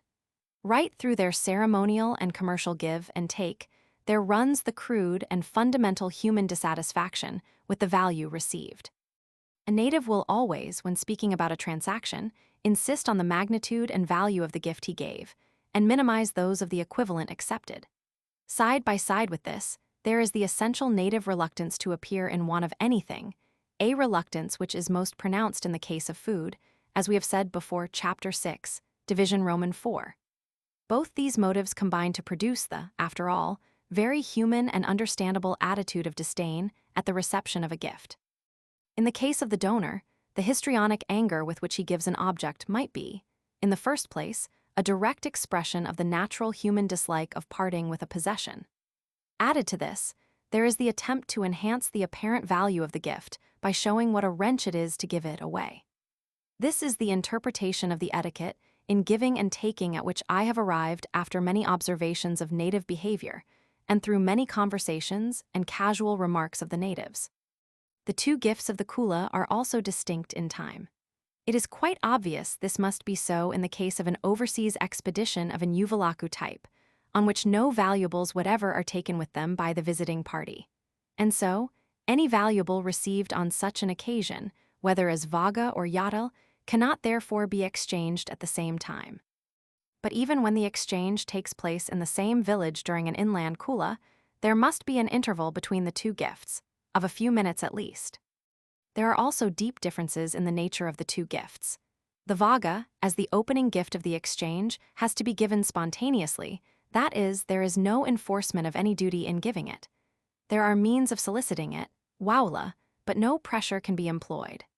The yatal, however, that is, the valuable which is given in return for the valuable previously received, is given under pressure of a certain obligation.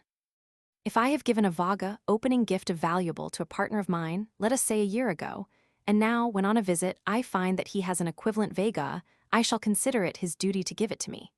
If he does not do so, I am angry with him and justified in being so.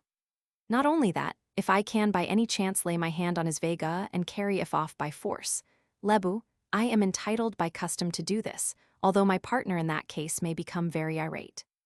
The quarrel over, that would again be half histrionic, half real. Another difference between a vaga and a yatal occurs in overseas expeditions which are not Uvalaku. On such expeditions, valuables sometimes are carried, but only such as are due already for a past vaga and are to be given as yatal. Opening gifts, vaga, are never taken overseas. As mentioned above, the vaga entails more wooing or soliciting than the yatal. This process, called by the natives waula, consists among others of a series of solicitary gifts. One type of such gifts is called pokala and consists of food. In the myth of Casabwebuereta, narrated in Chapter 12, this type of gift was mentioned.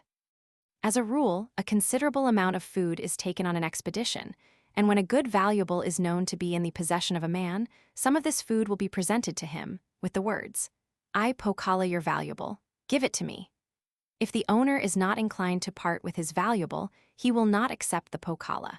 If accepted, it is an intimation that the vega will sooner or later be given to the man who offers the pokala. The owner, however, may not be prepared to part with it at once, and may wish to receive more solicitary gifts. Another type of such a gift is called karibudu, and consists of a valuable which, as a rule, is not one of those which are regularly kulid. Thus, a small polished axe blade or a valuable belt is given with the words, "I karibudu your necklace or arm shells, I shall take it and carry it off." This gift again may only be accepted if there is an intention to satisfy the giver with the desired vega. A very famous and great valuable will often be solicited by gift of pokala and of karibudu, one following the other. If, after one or two of such solicitory gifts, the big vega is finally given, the satisfied receiver will often give some more food to his partner, which gift is called kwepelu. The food gifts would be returned on a similar occasion if it arises, but there would be no strict equivalence in the matter of food. The karibudu gift of a valuable, however, would always have to be returned later on in an equivalent form.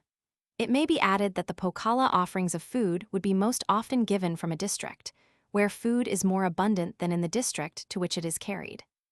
Thus, the Siniketans would bring pokala to the Amphlites, but they would seldom or never pokala the Dabuans, who are very rich in food.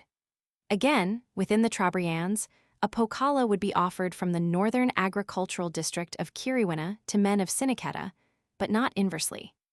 Another peculiar type of gift connected with the Kula is called korotamna.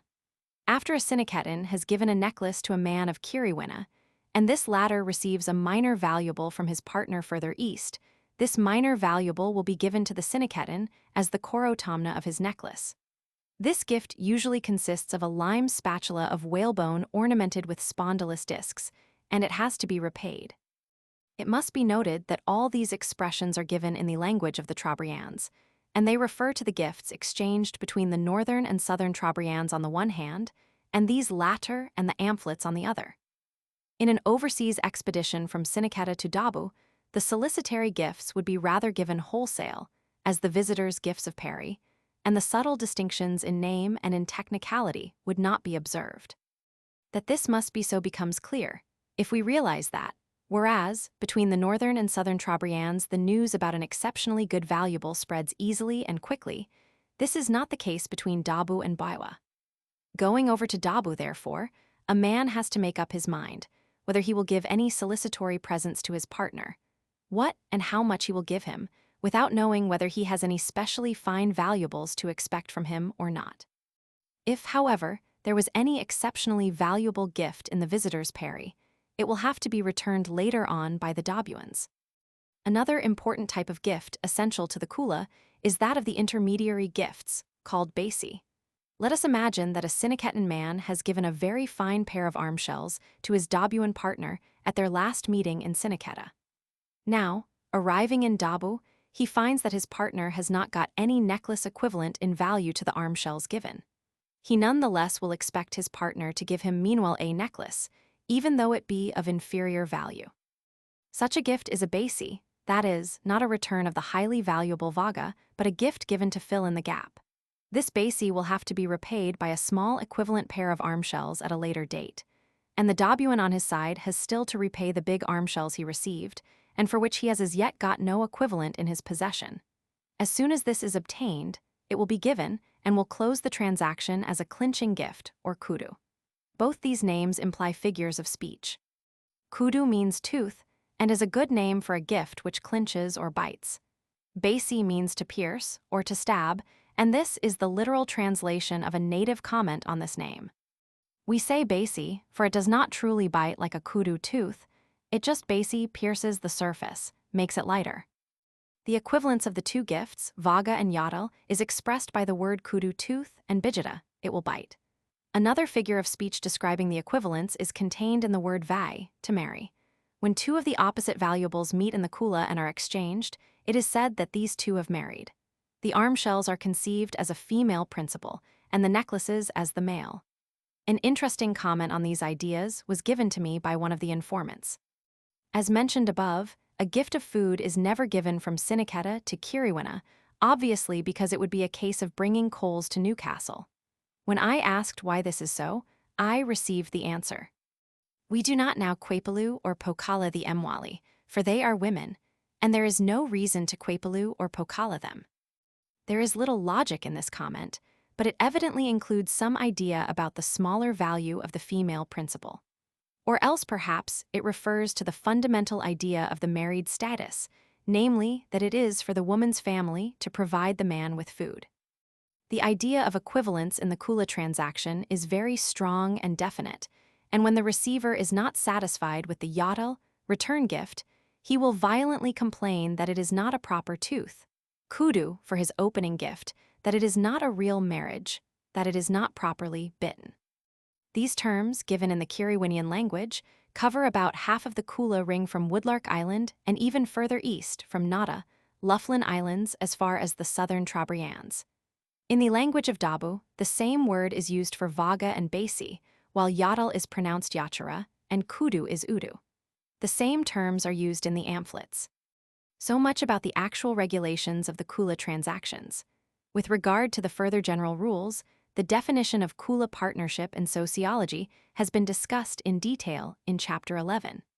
As to the rule that the valuables have always to travel and never to stop, nothing has to be added to what has been said about this in Chapter 3, for there are no exceptions to this rule. A few more words must be said on the subject of the valuables used in the Kula.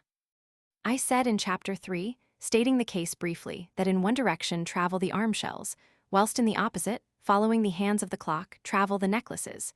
It must now be added that the Mwali arm shells are accompanied by another article, the doga, or circular boar's tusks. In olden days, the doga were almost as important as the Mwali in the stream of the Kula. Nowadays, hardly any at all are to be met as Kula articles.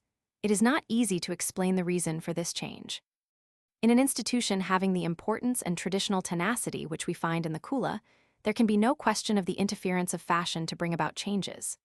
The only reason which I can suggest is that nowadays, with immensely increased intertribal intercourse, there is a great drainage on all Kula valuables by other districts lying outside the Kula.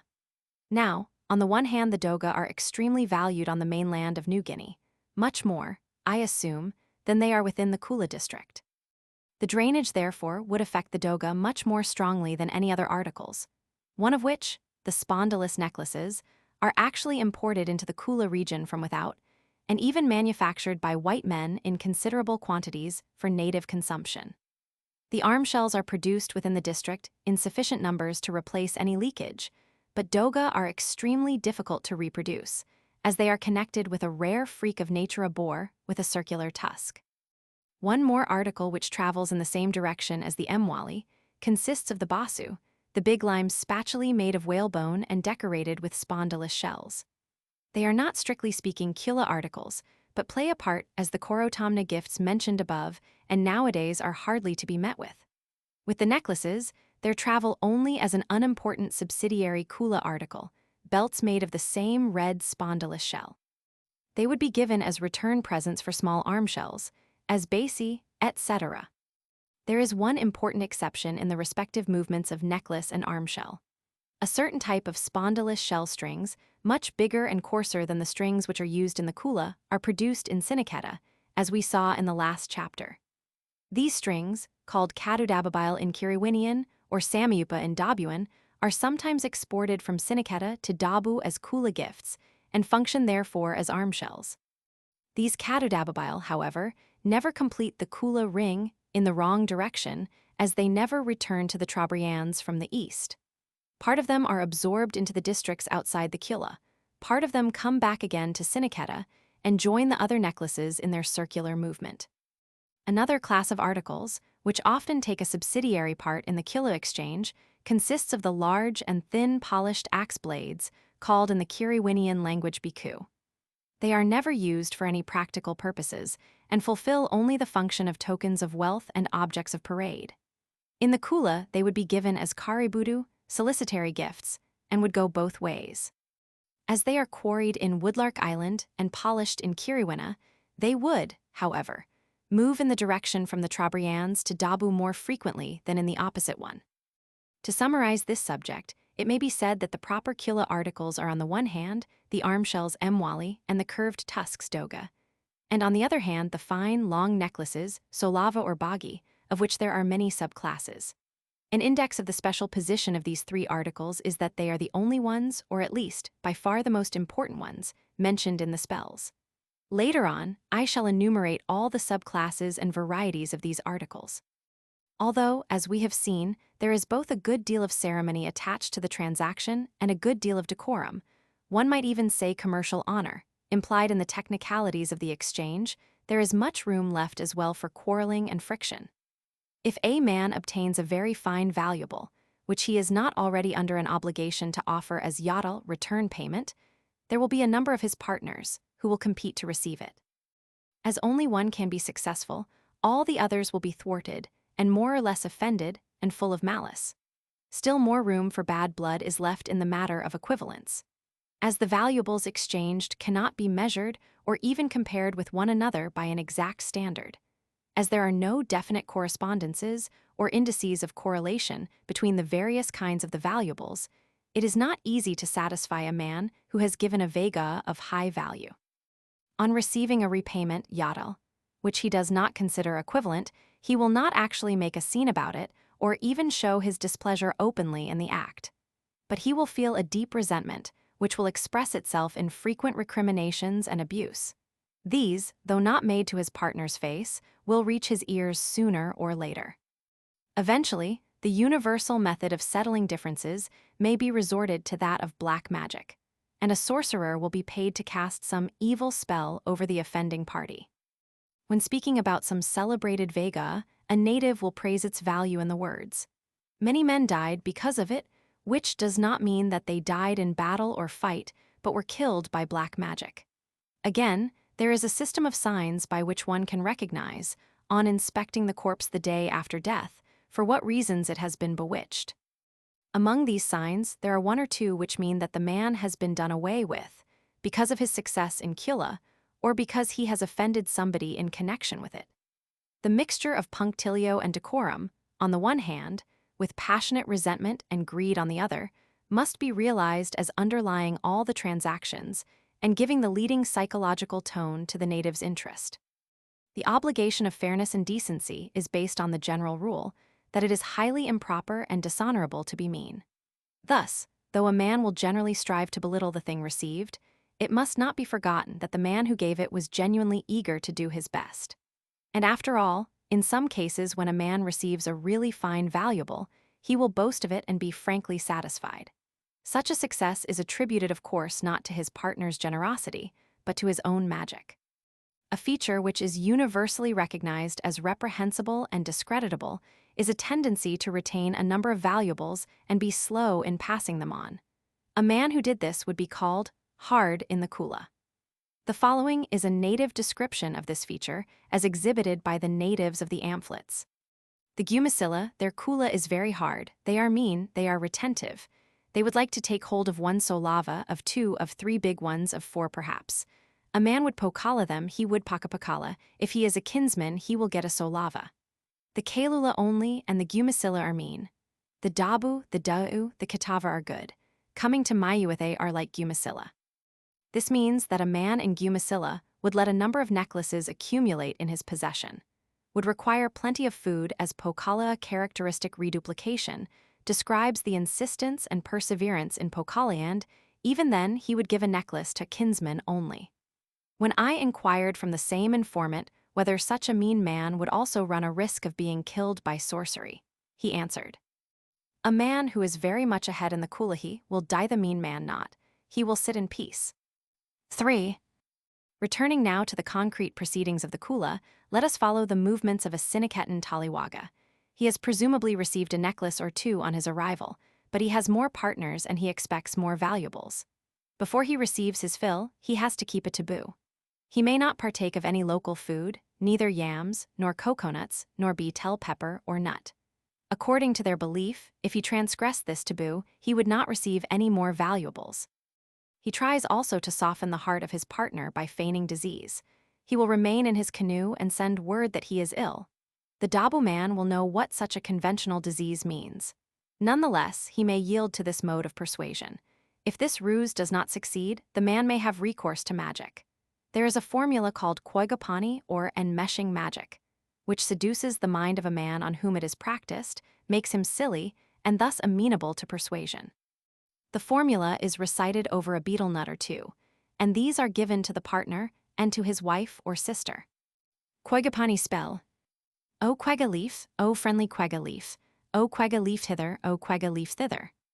I shall enter through the mouth of the woman of Dabu, I shall come out through the mouth of the man of Dabu. I shall enter through the mouth of the man of Dabu, I shall come out through the mouth of the woman of Dabu. Seducing quega leaf, enmeshing quega leaf. The mind of the woman of Dabu is seduced by the quega leaf, is enmeshed by the quega leaf. The expression is seduced, is enmeshed by the quega leaf, is repeated with a string of words such as, thy mind, O man of Dabu, thy refusal, O woman of Dabu, thy disinclination, O woman of Dabu, thy bowels, thy tongue, thy liver, going thus over all the organs of understanding and feeling, and over the words which describe these faculties.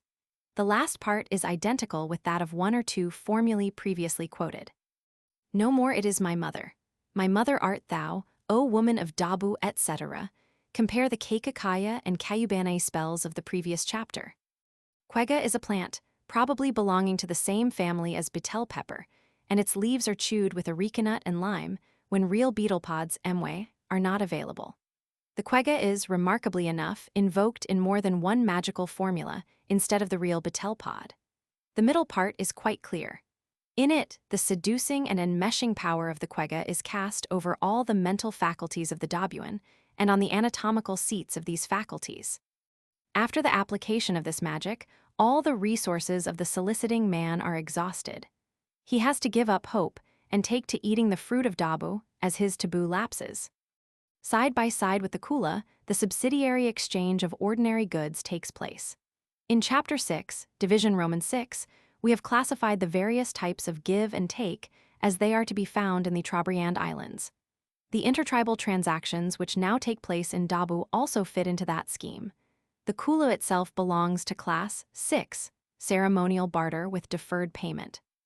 The offering of the peri, of landing gifts by the visitors, returned by the talai or farewell gifts from the hosts fall into the Class 4 of presents more or less equivalent.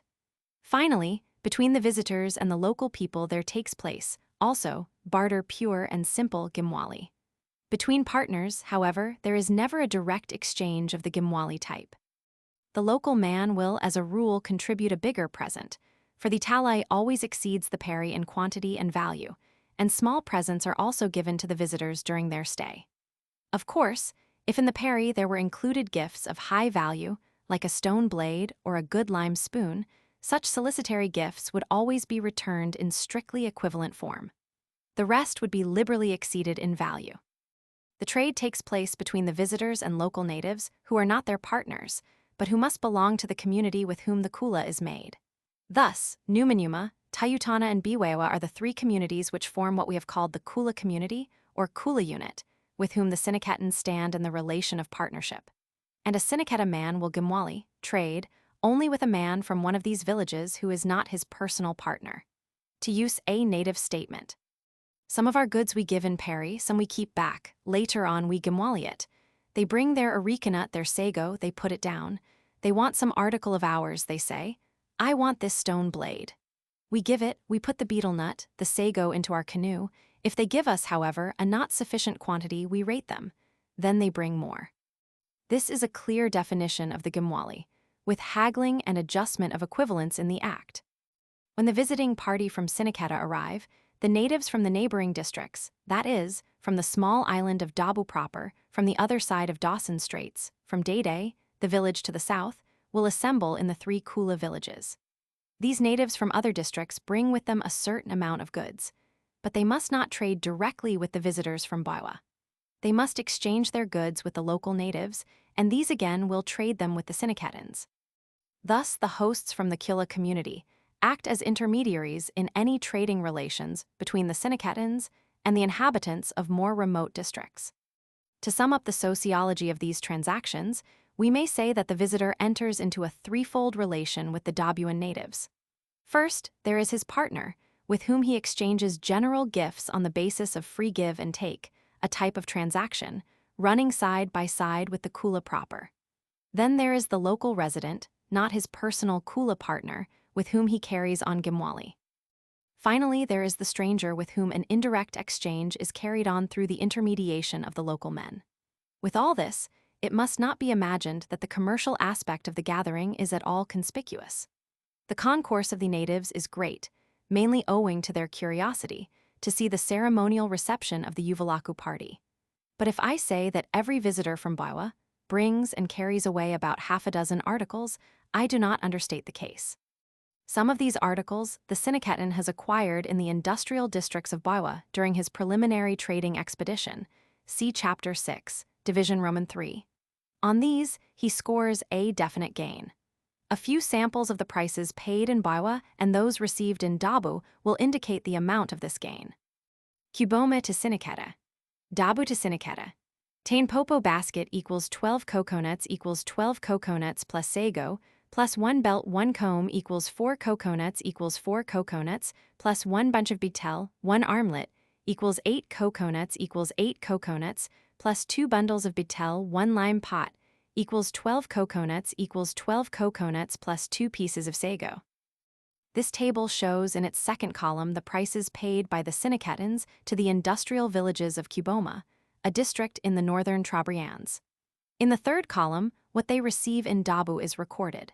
The table has been obtained from a Siniketan informant, and it probably is far from accurate, and the transactions are sure to vary greatly in the gain which they afford.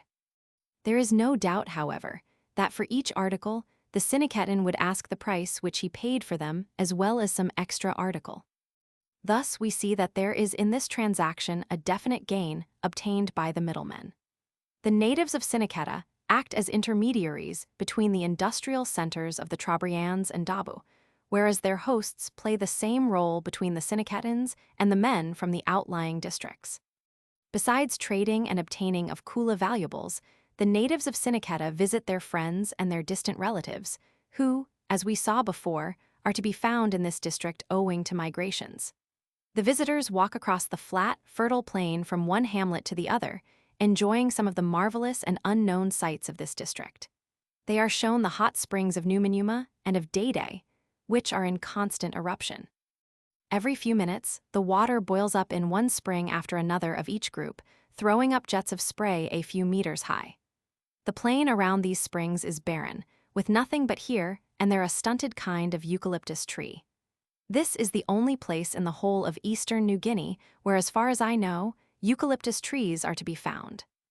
This was at least the information of some intelligent natives, in whose company I visited the springs, and who had traveled all over the eastern islands and the east end of the mainland.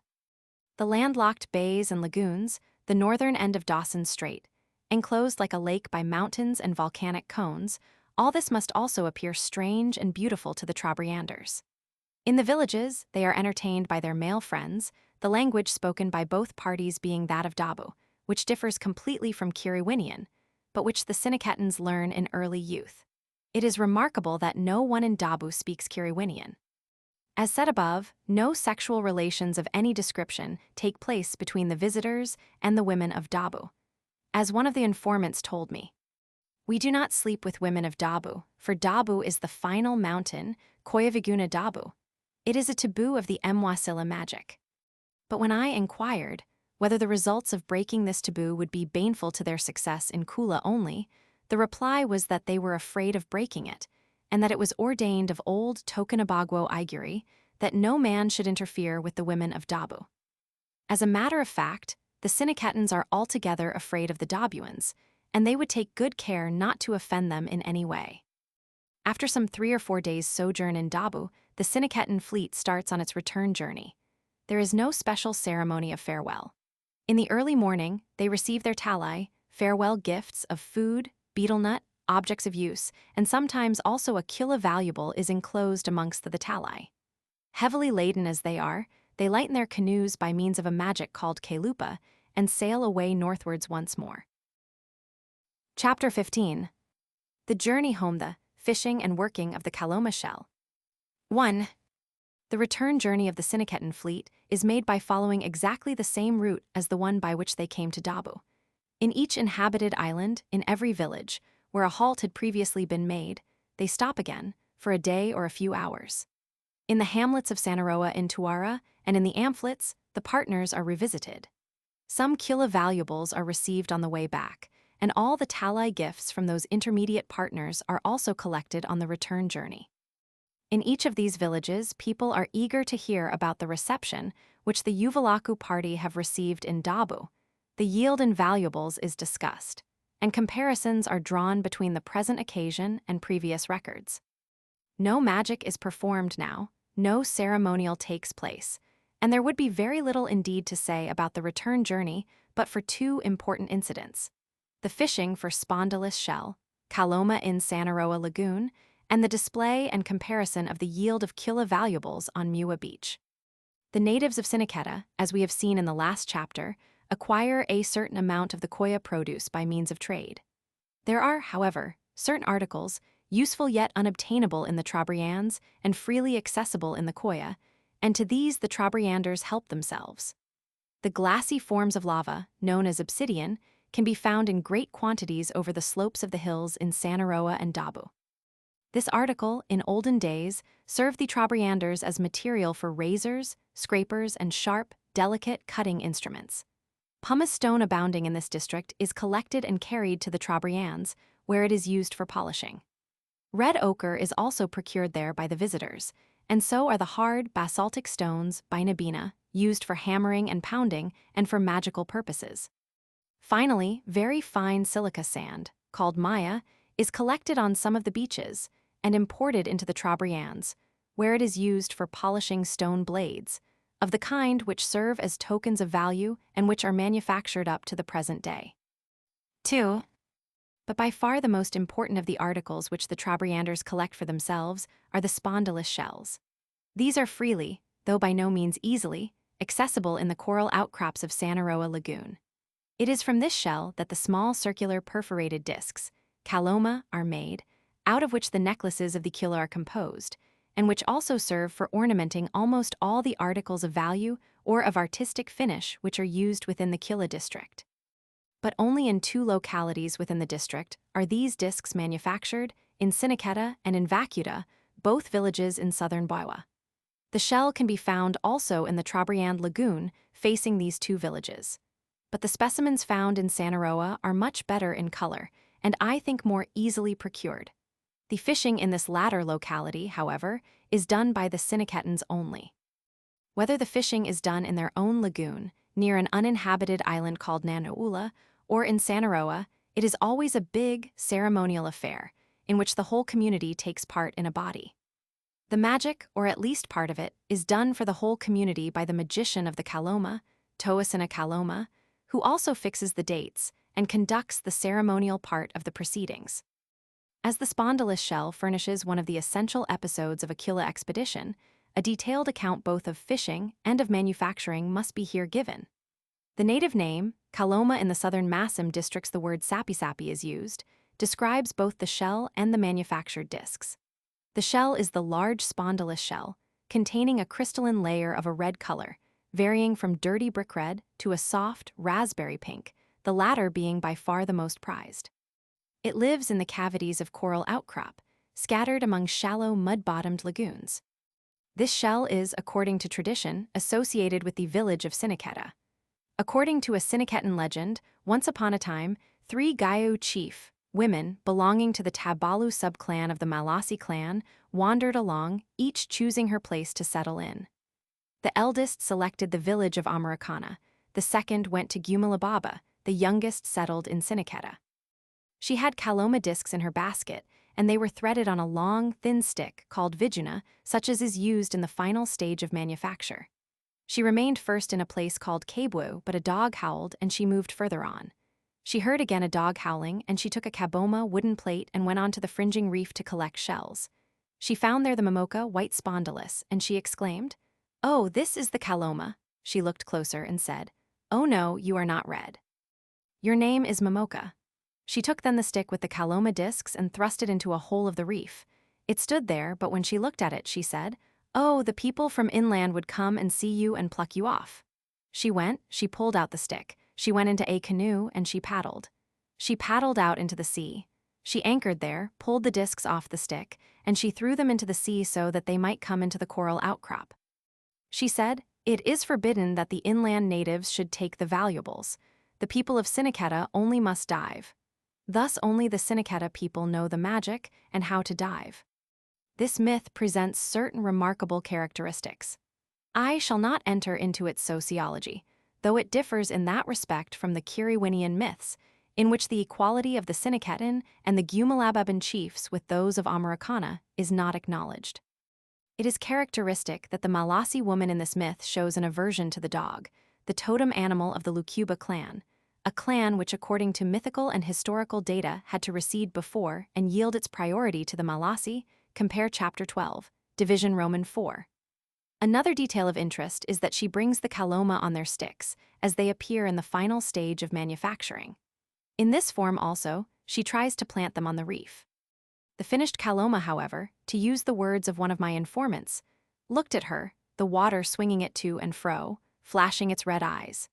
And the woman, seeing it, pulls out the too accessible and too inviting kaloma and scatters them over the deep sea. Thus she makes them inaccessible to the uninitiated inland villagers and monopolizes them for Synequetta. There can be no doubt that the villages of Vacuta have learnt this industry from the Synequettans. The myth is hardly known in Vacuta. Only a few are experts in diving and manufacturing. There is a tradition about a late transference of this industry there. Finally, the Vacutans have never fished for kaloma in the Sanaroa lagoon. Now let us describe the technicalities and the ceremonial connected with the fishing for kaloma. It will be better to give an account of how this is done in the lagoon of Synequetta, round the sandbank of Nanaula, as this is the normal and typical form of kaloma fishing. Moreover, when the Synequettans do it in Sanaroa, the proceedings are very much the same, with just one or two phases missed out. The office of magician of the Kaloma, Toasina Kaloma, is hereditary in two subclans belonging to the Malasi clan, and one of them is that of the main chief of Casiatana. After the monsoon season is over, that is, sometime in March or April, Audiobook, i.e. in the season of the new yams, the magician gives the order for preparations. The community give him a gift called sausula, one or two bringing a vega, the rest supplying gyuga, ordinary chattels, and some food. Then they prepare the canoes and get ready the bainabina stones, with which the spondylus shell will be knocked off the reef.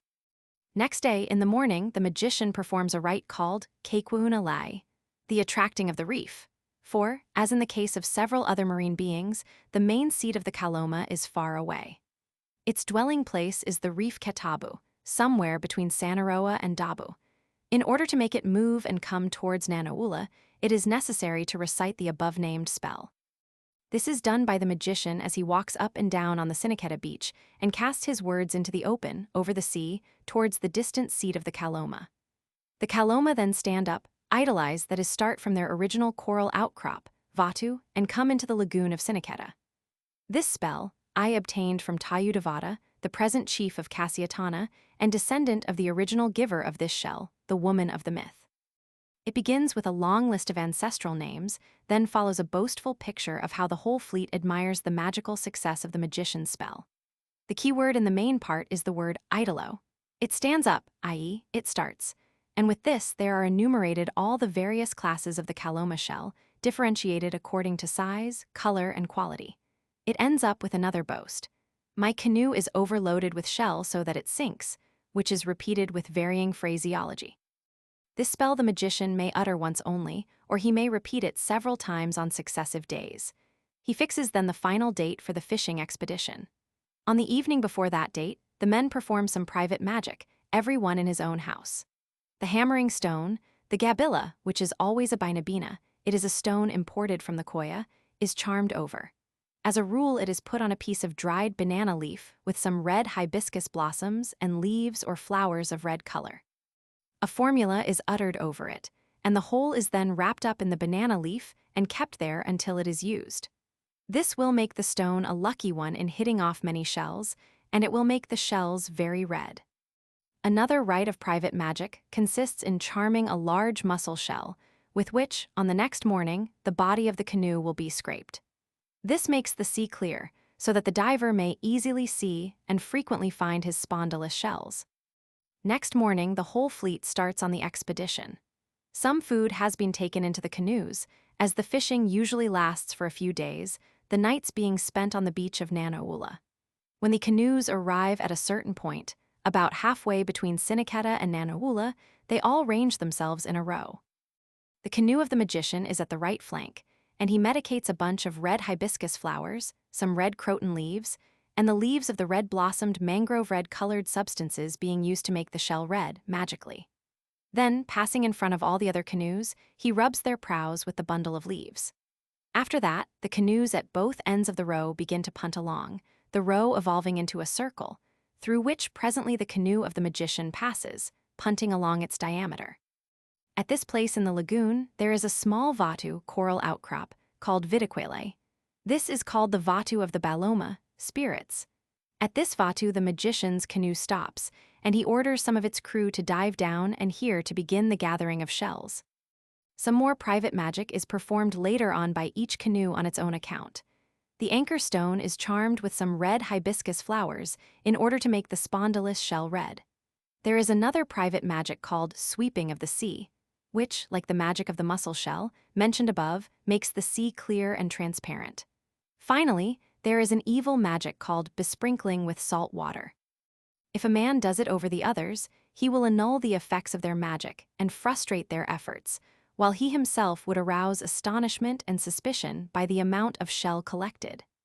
Such a man would dive down into the water, take some brine into his mouth, and emerging, spray it towards the other canoes, while he utters the evil charm. So much for the magic and the ceremonial associated with the spondylus fishing in the Trobriand lagoon. In Sanaroa, exactly the same proceedings take place, except that there is no attracting of the reef, probably because they are already at the original seat of the Kaloma. Again, I was told that some of the private magic would be performed in Siniketa before the fleet sailed on the Kula expedition. The objects medicated would be then kept, well wrapped in dried leaves. It may be added that neither in the one lagoon nor in the other are there any private, proprietary rights to coral outcrops. The whole community of Siniketa have their fishing grounds in the lagoon, within which every man may hunt for his spondylus shell and catch his fish at times. If the other spondylus fishing community, the Vacatans, encroached upon their grounds, there would be trouble and in olden days fighting. Private ownership in coral outcrops exists in the northern villages of the lagoon, that is in Caviteria, and the villages on the island of Kula. 3. We must now follow the later stages of the Kaloma industry. The technology of the proceedings is so mixed up with remarkable sociological and economic arrangements that it will be better to indicate it first in its main outlines. The spondylus consists of a shell, the size and shape of a hollowed-out half of a pear, and of a flat, small lid. It is only the first part which is worked. First, it has to be broken into pieces with a binabina or an udukuma, green stone imported from Woodlark Island, as shown on plate L.A. On each piece, then, can be seen the stratification of the shell, the outside layer of soft, chalky substance, under this, the layer of red, hard, calcareous material, and then the inmost, white crystalline stratum. Both the outside and inside have to be rubbed off, but first each piece has to be roughly rounded up, so as to form a thick circular lump. Such a lump, see foregrounds of plates LA, LB, is then put in the hole of a cylindrical piece of wood.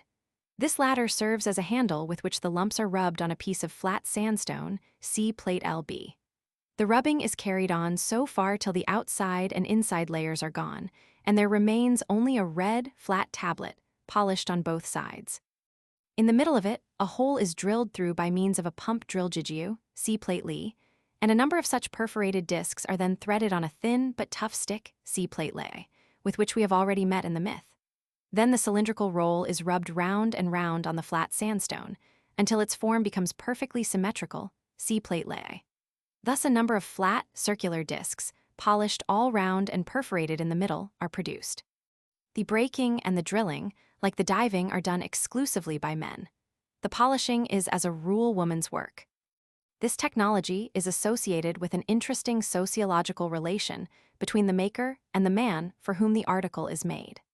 As has been stated in Chapter 2, one of the main features of the Trobriand organization consists of the mutual duties between a man and his wife's maternal kinsmen. They have to supply him regularly with yams at harvest time, while he gives them the present of a valuable now and then. The manufacture of Kaloma valuables in Siniketa is very often associated with this relationship. The Siniketan manufacturer makes his Kudadababile necklace of large beads for one of his relatives-in-law, while this latter pays him in food. In accordance with this custom, it happens very frequently that a Siniketan man marries a woman from one of the agricultural inland villages, or even a woman of Kiriwina. Of course, if he has no relatives-in-law in one of these villages, he will have friends or distant relatives, and he will make the string for one or the other of them. Or else he will produce one for himself, and launch it into the Kula. But the most typical and interesting case is when the necklace is produced to order for a man who repays it according to a remarkable economic system, a system similar to the payments in installments, which I have mentioned with regard to canoe making. I shall give here, following closely the native text, a translation of an account of the payments for kaloma making. Account of the kaloma making. Supposing some man from inland lives in Kiriwina or in Luba or in one of the villages nearby, he wants a katodababile. He would request an expert fisherman who knows how to dive for kaloma. This man agrees, he dives, till it is sufficient. His vataga, large folding basket, is already full. This man, the inlander, hears the rumor. He, the master of the kaloma, that is, the man for whom the necklace will be made, says, "Good, I shall just have a look." He would come, he would see, he would not give any vacapula payment. He, here the Siniketan diver is meant, would say, "Go, tomorrow I shall break the shell, come here, give me vacapula." Next day, he, the inlander, would cook food, he would bring, he would give vacapula, he, the diver, would break the shell. Next day, the same. He, the inlander, would give the vacapula, he, the diver, would break the shell. Supposing the breaking is already finished, he, the diver, would say, "Good. Already the breaking is finished, I shall polish."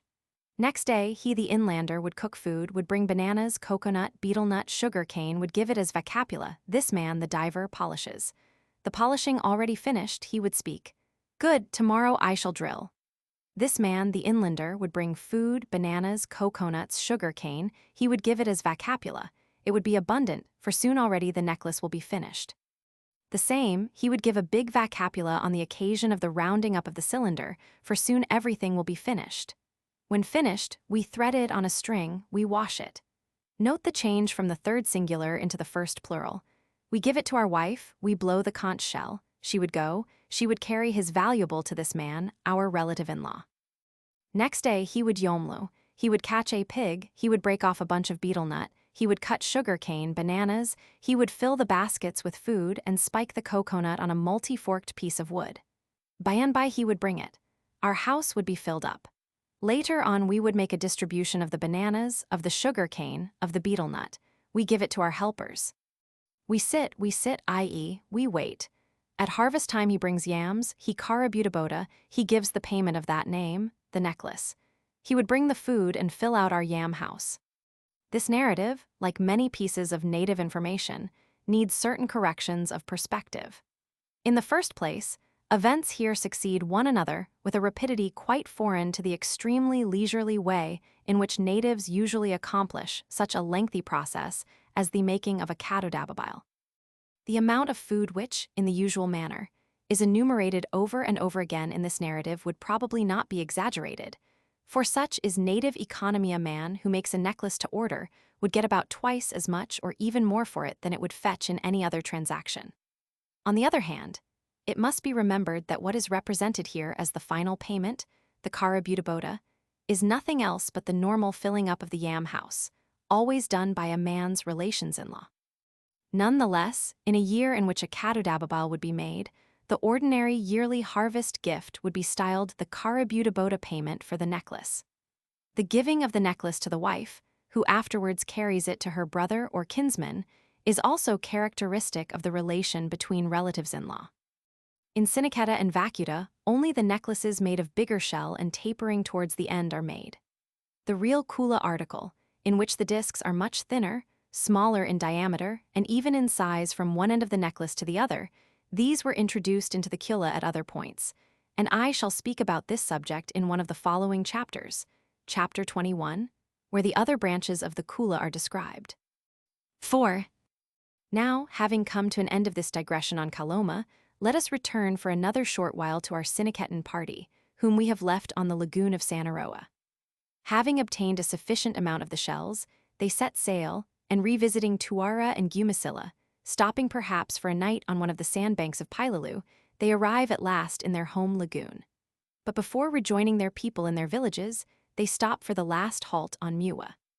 Here they make what is called Tanara, a comparison and display of the valuables obtained on this trip. From each canoe, a mat or two are spread on the sand beach, and the men put their necklaces on the mat. Thus a long row of valuables lies on the beach, and the members of the expedition walk up and down, admire, and count them. The chiefs would, of course, have always the greatest haul, more especially the one who has been the Taliuvalaku on that expedition. After this is over, they return to the village. Each canoe blows its conch shell, a blast for each valuable that it contains. When a canoe has obtained no vega at all, this means great shame and distress for its members, and especially for the Taliwaga. Such a canoe is said to bisikuraia, which means literally to keep a fast. On the beach, all the villagers are astir. The women, who have put on their new grass petticoats, sevatae, specially made for this occasion, enter the water and approach the canoes to unload them. No special greetings pass between them and their husbands. They are interested in the food brought from Dabu, more especially in the sago. People from other villages assemble also in great numbers to greet the incoming party. Those who have supplied their friends or relatives with provisions for their journey receive now sago, betel nuts, and coconuts in repayment. Some of the welcoming crowd have come in order to make Kula. Even from the distant districts of Luba and Kiriwana natives will travel to Siniketa, having a fair idea of the date of the arrival of the Kula party from Dabu. The expedition will be talked over, the yield counted, the recent history of the important valuables described. But this stage leads us already into the subject of inland Kula, which will form the subject of one of the following chapters. Chapter 16. The return visit of the Dabuans to Siniketa. 1. In the 12 preceding chapters, we have followed an expedition from Siniketa to Dabu. But branching off at almost every step from its straight track, we studied the various associated institutions and underlying beliefs. We quoted magical formulae and told mythical stories, and thus we broke up the continuous thread of the narrative. In this chapter, as we are already acquainted with the customs, beliefs, and institutions implied in the Kula, we are ready to follow a straight and consecutive tale of an expedition in the inverse direction, from Dabu to Siniketa. As I have seen, indeed followed, a big Uvalaku expedition from the south to the Trobriands, I shall be able to give some of the scenes from direct impression, and not from reconstruction. Such a reconstruction, for one who has seen much of the natives' tribal life, and has a good grip over intelligent informants, is neither very difficult nor need it be fanciful at all. Indeed, towards the end of my second visit, I had several times opportunities to check such a reconstruction by witnessing the actual occurrence, for after my first year's stay in the Trobriands, I had written out already some of my material. As a rule, even in minute details, my reconstructions hardly differed from reality, as the tests have shown. Nonetheless, it is possible for an ethnographer to enter into concrete details with more conviction when he describes things actually seen. In September 1917, an Uvalaku expedition was led by Kautauya from Siniketa to Dabu. The Vakatans joining them on the way, and the canoes of the Amphlets following them also, some 40 canoes finally arrived at the western shore of Dawson Straits. It was arranged then, and there, that a return expedition from that district should visit Siniketa in about 6 months' time. Kayaporu, the Esesa, headman, of Kesarai hamlet in the village of Biwewa, had a pig with circular tusks. He decided therefore to arrange an Uvalaku expedition, at the beginning of which the pig was to be killed and feasted upon and its tusks turned into ornaments. When in November 1917 I passed through the district, the preparing of the canoes was already afoot. All of those which still could be repaired had been taken to pieces and were being relashed, recaulked, and repainted. In some hamlets, new dugouts were being scooped. After a few months' stay in the Trobriands, I went south again in March 1918, intending to spend some time in the Amphlets. Landing there is always difficult, as there are no anchorages near the shore, and it is quite impossible to disembark in rough weather at night. I arrived late in a small cutter and had to cruise between Gumasilla and Domdom, intending to wait till daybreak and then effect a landing. In the middle of the night, however, a violent northwesterly squall came down, and making a split in the mainsail, forced us to run before the wind southwards towards Dabu. It was on this night that the native boys employed in the boat saw the Muliquasi flaming up at the head of the mast. The wind dropped before daybreak, and we entered the lagoon of Sanaroa in order to repair the sail. During the 3 days we stopped there, I roamed over the country, climbing its volcanic cones, paddling up the creeks, and visiting the villages scattered on the coral plain. Everywhere I saw signs of the approaching departure for Biwa. The natives preparing their canoes on the beach to be loaded, collecting food in the gardens, and making sago in the jungle. At the head of one of the creeks, in the midst of a sago swamp, there was a long, low shelter which serves as a dwelling to Dabuan natives from the main island when they come to gather sago. This swamp was said to be reserved to a certain community of Tayutana. Another day I came upon a party of local natives from Sanaroa who were pounding sago pulp out of a palm and sluicing it with water. A big tree had been felled, its bark stripped in the middle of the trunk in a large square, and the soft, fleshy interior laid open. There were 3 men standing in a row before it and pounding away at it. A few more men waited to relieve the tired ones. The pounding instruments, half club, half adzes, had thick but not very broad blades of green stone, of the same type as I have seen among the Malu natives of the south coast. The pulp was then carried in baskets to a neighboring stream. At this spot there was a natural trough, one of the big, convex scales which form the basis of the sago leaf. In the middle of it, a sieve was made of a piece of coconut spathing, a fiber which covers the root of a coconut leaf, and looks at first sight exactly like a piece of roughly woven material. Water was directed so that it flowed into the trough at its broad end, coming out at the narrow one. The sago pulp was put at the top, the water carried away with it the powdered sago starch, while the wooden, husky fibers were retained by the sieve.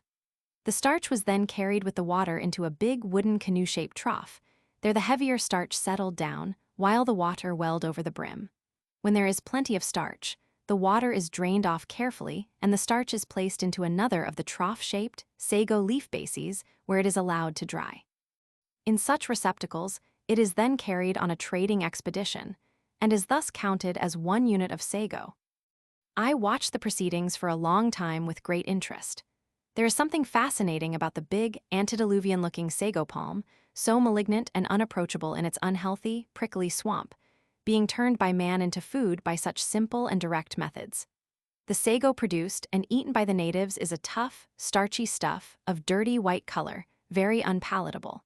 It has the consistency of rubber and the taste of very poor, unleavened bread. It is not clear, like the article which is sold under the name of sago in our groceries, but is mealy, tough, and almost elastic. The natives consider it a great delicacy and bake it into little cakes or boil it into dumplings. The main fleet of the Dabuans started sometime in the second half of March from their villages and went first to the beach of Saraboina, where they held a ceremonial distribution of food, eggay, as it is called in Dabu. Then, offering the Pokala to Acharama and Adain, they sailed by way of Sanaroa and Tuara, passing the tabooed rock of Girwea to the Amphletes. The wind was light and changeable, weak SW breezes prevailing. The progress of this stage of the journey must have been very slow. The natives must have spent a few nights on the intermediate islands and sandbanks, a few canoes' crews camping at one spot. At that time I had already succeeded in reaching the Amphletes, and had been busy for 2 or 3 weeks doing ethnographic work, though not very successfully. For, as I have already once or twice remarked, the natives here are very bad informants. I knew, of course, that the Dabuan fleet was soon to come, but as my experience had taught me to mistrust native timetables and fixtures of date, I did not expect them to be punctual. In this, however, I was mistaken. On a Kula expedition, when the dates are once fixed, the natives make real and strenuous efforts to keep to them. In the Amphletes, the people were busy preparing for the expedition because they had the intention of joining the Dabuans and proceeding with them to the Trobriands. A few canoes went to the mainland to fetch sago, pots were being mustered and made ready for stowing away, canoes were overhauled. When the small expedition returned from the mainland with sago, after a week or so, a sagali in Amphlin. Madir, that is, a ceremonial distribution of food was held on the neighboring island, Nabwajta. My arrival was a very untoward event to the natives and complicated matters, causing great annoyance to Tavasana, the main headman.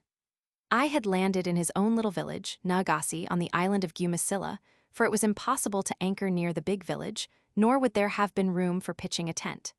Now, in the Amphletes, a white man is an exceedingly rare occurrence, and to my knowledge, only once before, a white trader remained there for a few weeks. To leave me alone with the women and 1 or 2 old men was impossible, according to their ideas and fears, and none of the younger men wanted to forego the privilege and pleasure of taking part in the expedition. At last, I promised them to move to the neighboring island of Nabwejta as soon as the men were gone, and with this they were satisfied. As the date fixed for the arrival of the Dobuans approached, the excitement grew. Little by little the news arrived and was eagerly received and conveyed to me. Some 60 canoes of the Dobuans are coming. The fleet is anchored off Tuara. Each canoe is heavily laden with food and gifts. Kayaporo sails in his canoe. He is Taliyuvalaku and has a big pandanus streamer attached to the prow. A string of other names followed which had very little meaning for me, since I was not acquainted with the Dobuan natives. From another part of the world, from the Trobriands, the goal of the whole expedition, news reached us again. Tayalua, the chief of Kiriwina, has gone to Katavahi, will soon come back, bringing plenty of Mwali. The Siniketans are going there to fetch some of the Mwali.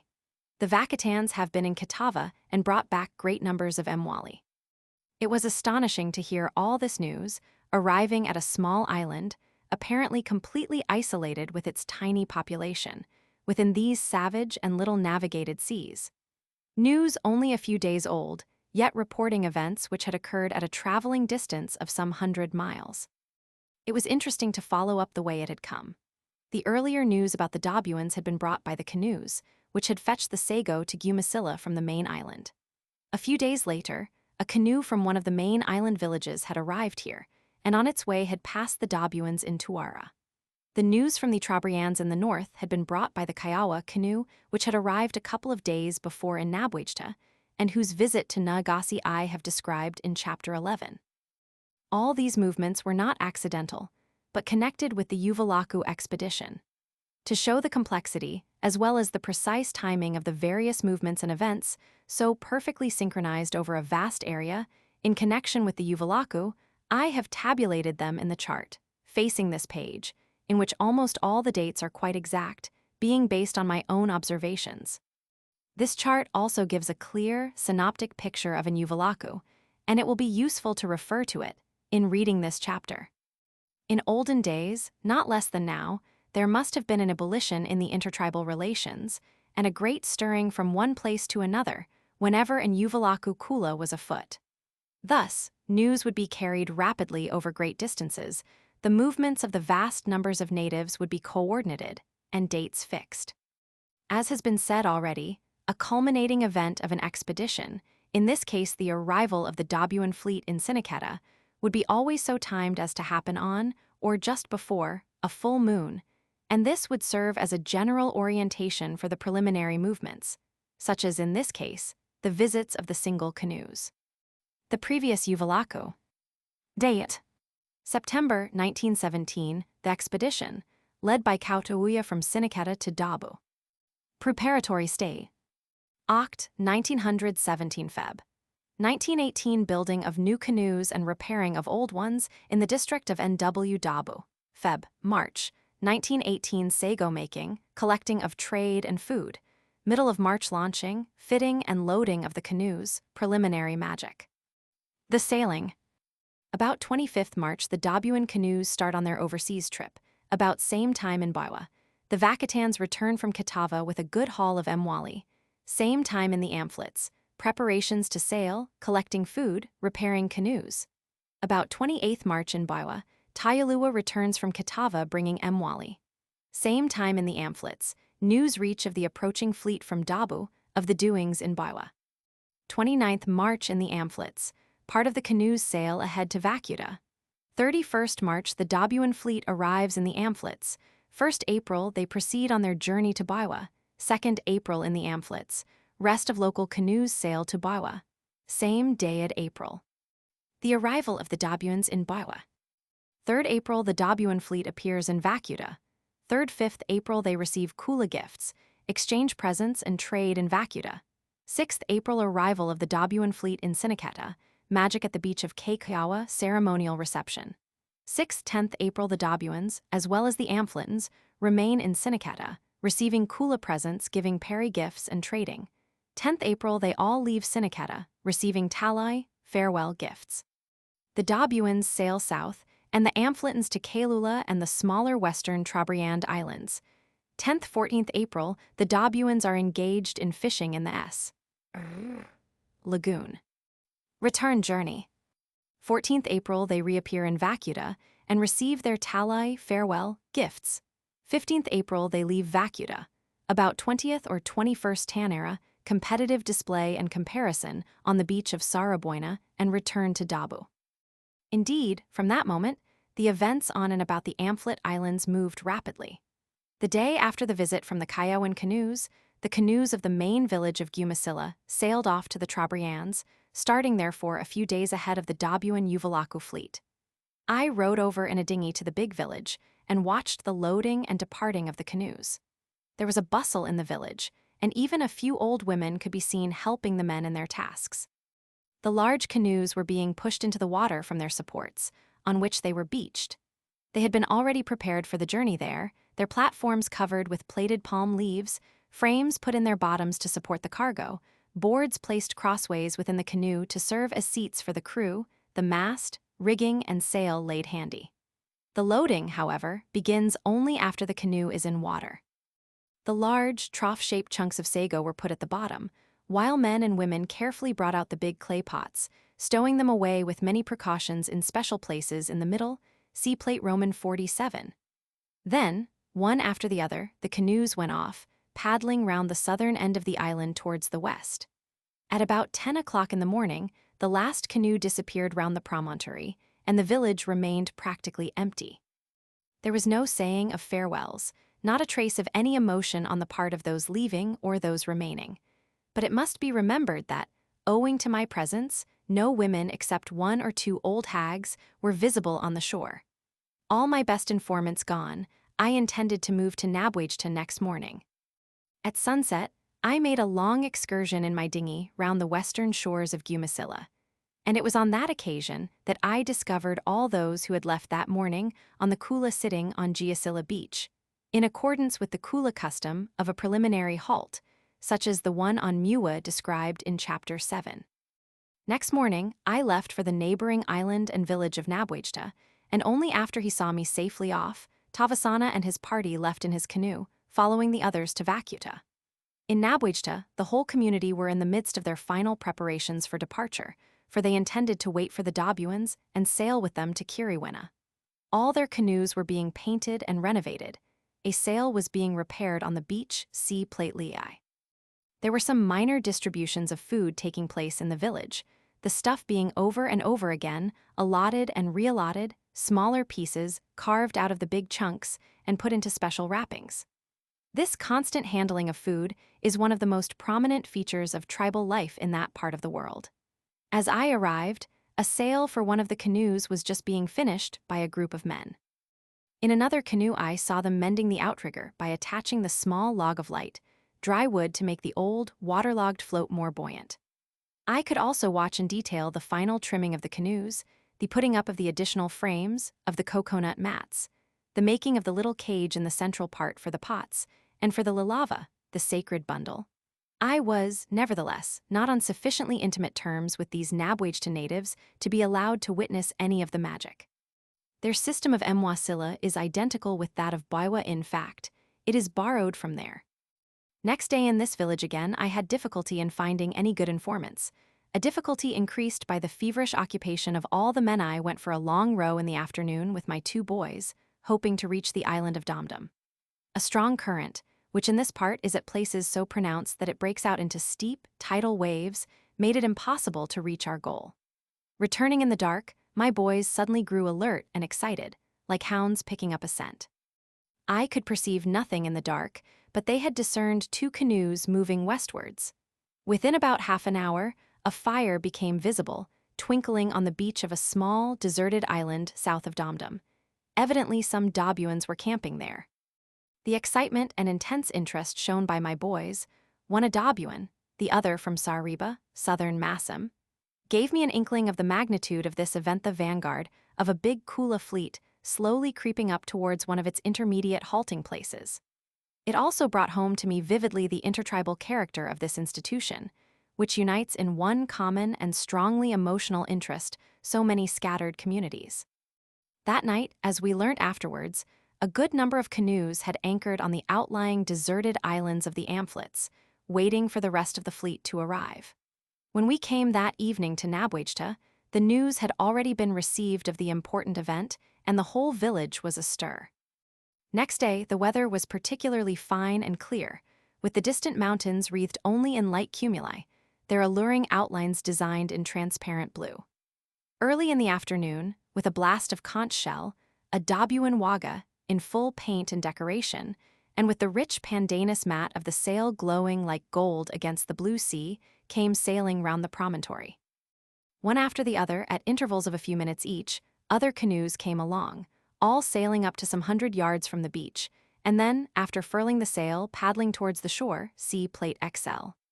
This was not a ceremonial approach, as the aim of the expedition this time did not embrace the Amphletes, but was directed towards the Trobriands only, Vacuta, and Sineceta. These canoes had put in only for an intermediate halt.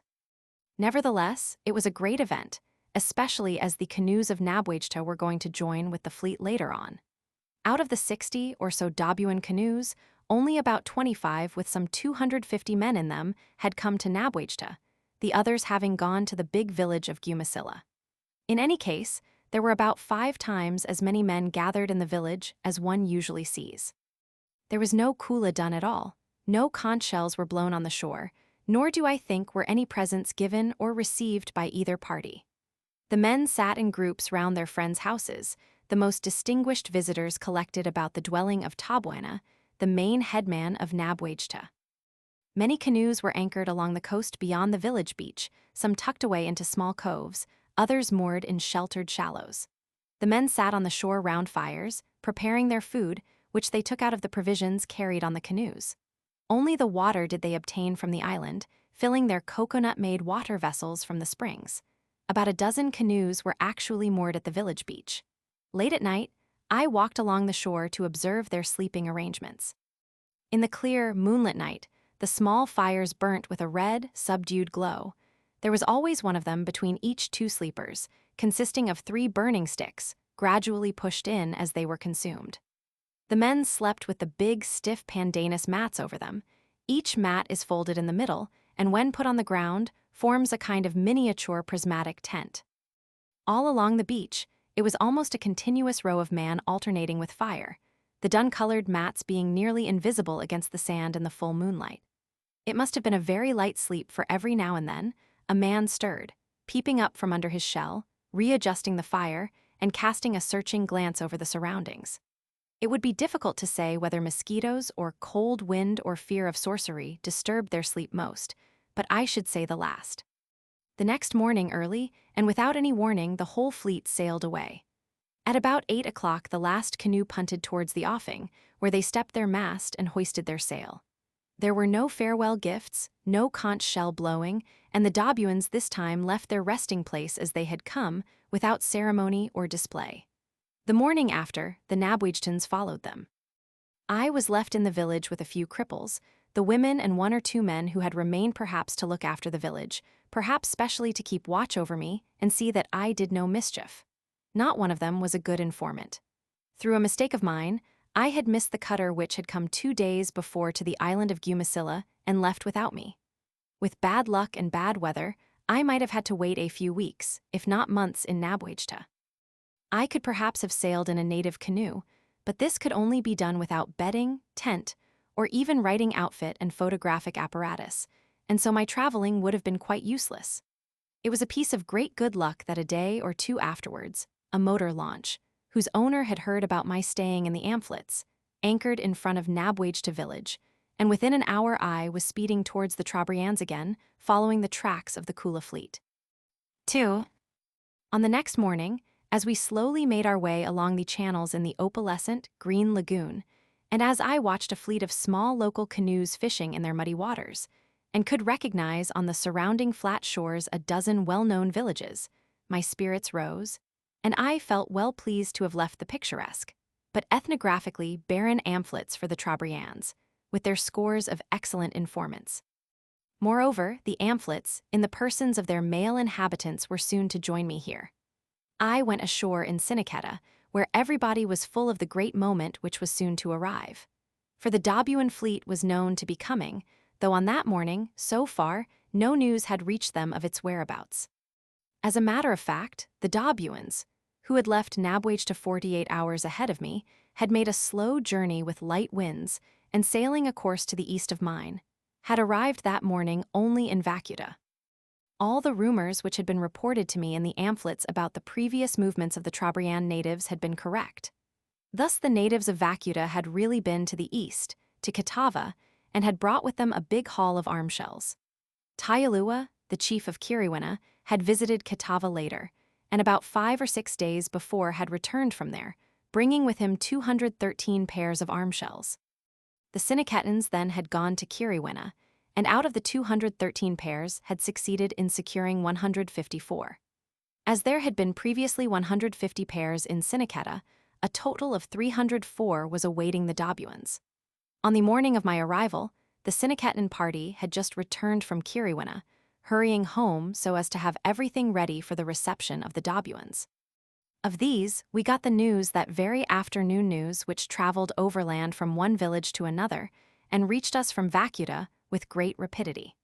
We were also told that the Uvalaku fleet would be at Siniketa within 2 or 3 days. This period I utilized in refurbishing my information about that phase of the Kula, which I was going to witness, and trying to get a clear outline of every detail of all that was going soon to happen. It is extremely important in sociological work to know well beforehand the underlying rules and the fundamental ideas of an occurrence, especially if big masses of natives are concerned in it. Otherwise, the really important events may be obliterated by quite irrelevant and accidental movements of the crowd, and thus the significance of what he sees may be lost to the observer. No doubt, if one could repeat one's observations on the same phenomenon over and over again, the essential and relevant features would stand out by their regularity and permanence. If, however, as it often happens in ethnographic fieldwork, one gets the opportunity only once of witnessing a public ceremony, it is necessary to have its anatomy well dissected beforehand, and then concentrate upon observing how these outlines are followed up concretely, gauge the tone of the general behavior, the touches of emotion or passion, many small yet significant details which nothing but actual observation can reveal, and which throw much light upon the real inner relation of the native to his institution. So I was busy going over my old entries and checking them and putting my material into shape in a detailed and concrete manner. On the third day, as I was sitting and taking notes in the afternoon, word ran all round the villages that the Dabuan canoes had been sighted. And indeed, as I hastened towards the shore, there could be seen, far away, like small petals floating on the horizon, the sails of the advancing fleet. I jumped at once into a canoe and was punted along towards the promontory of Keikawa, about a mile to the south of Siniketa. There, one after the other, the Dabuan canoes were arriving, dropping their sails and undoing the mast as they moored, until the whole fleet, numbering now over 80 canoes, were assembled before me, see Plate Roman 48. From each a few men waded ashore, returning with big bunches of leaves. I saw them wash and smear themselves and perform the successive stages of native festive adornment, see Plate Roman 49. Each article was medicated by some man or another in the canoe before it was used or put on. The most carefully handled articles of ornamentation were the ineffective-looking, dried-up herbs taken out of their little receptacles, where they had remained since they had been becharmed in Dabu and now stuck into the armlets.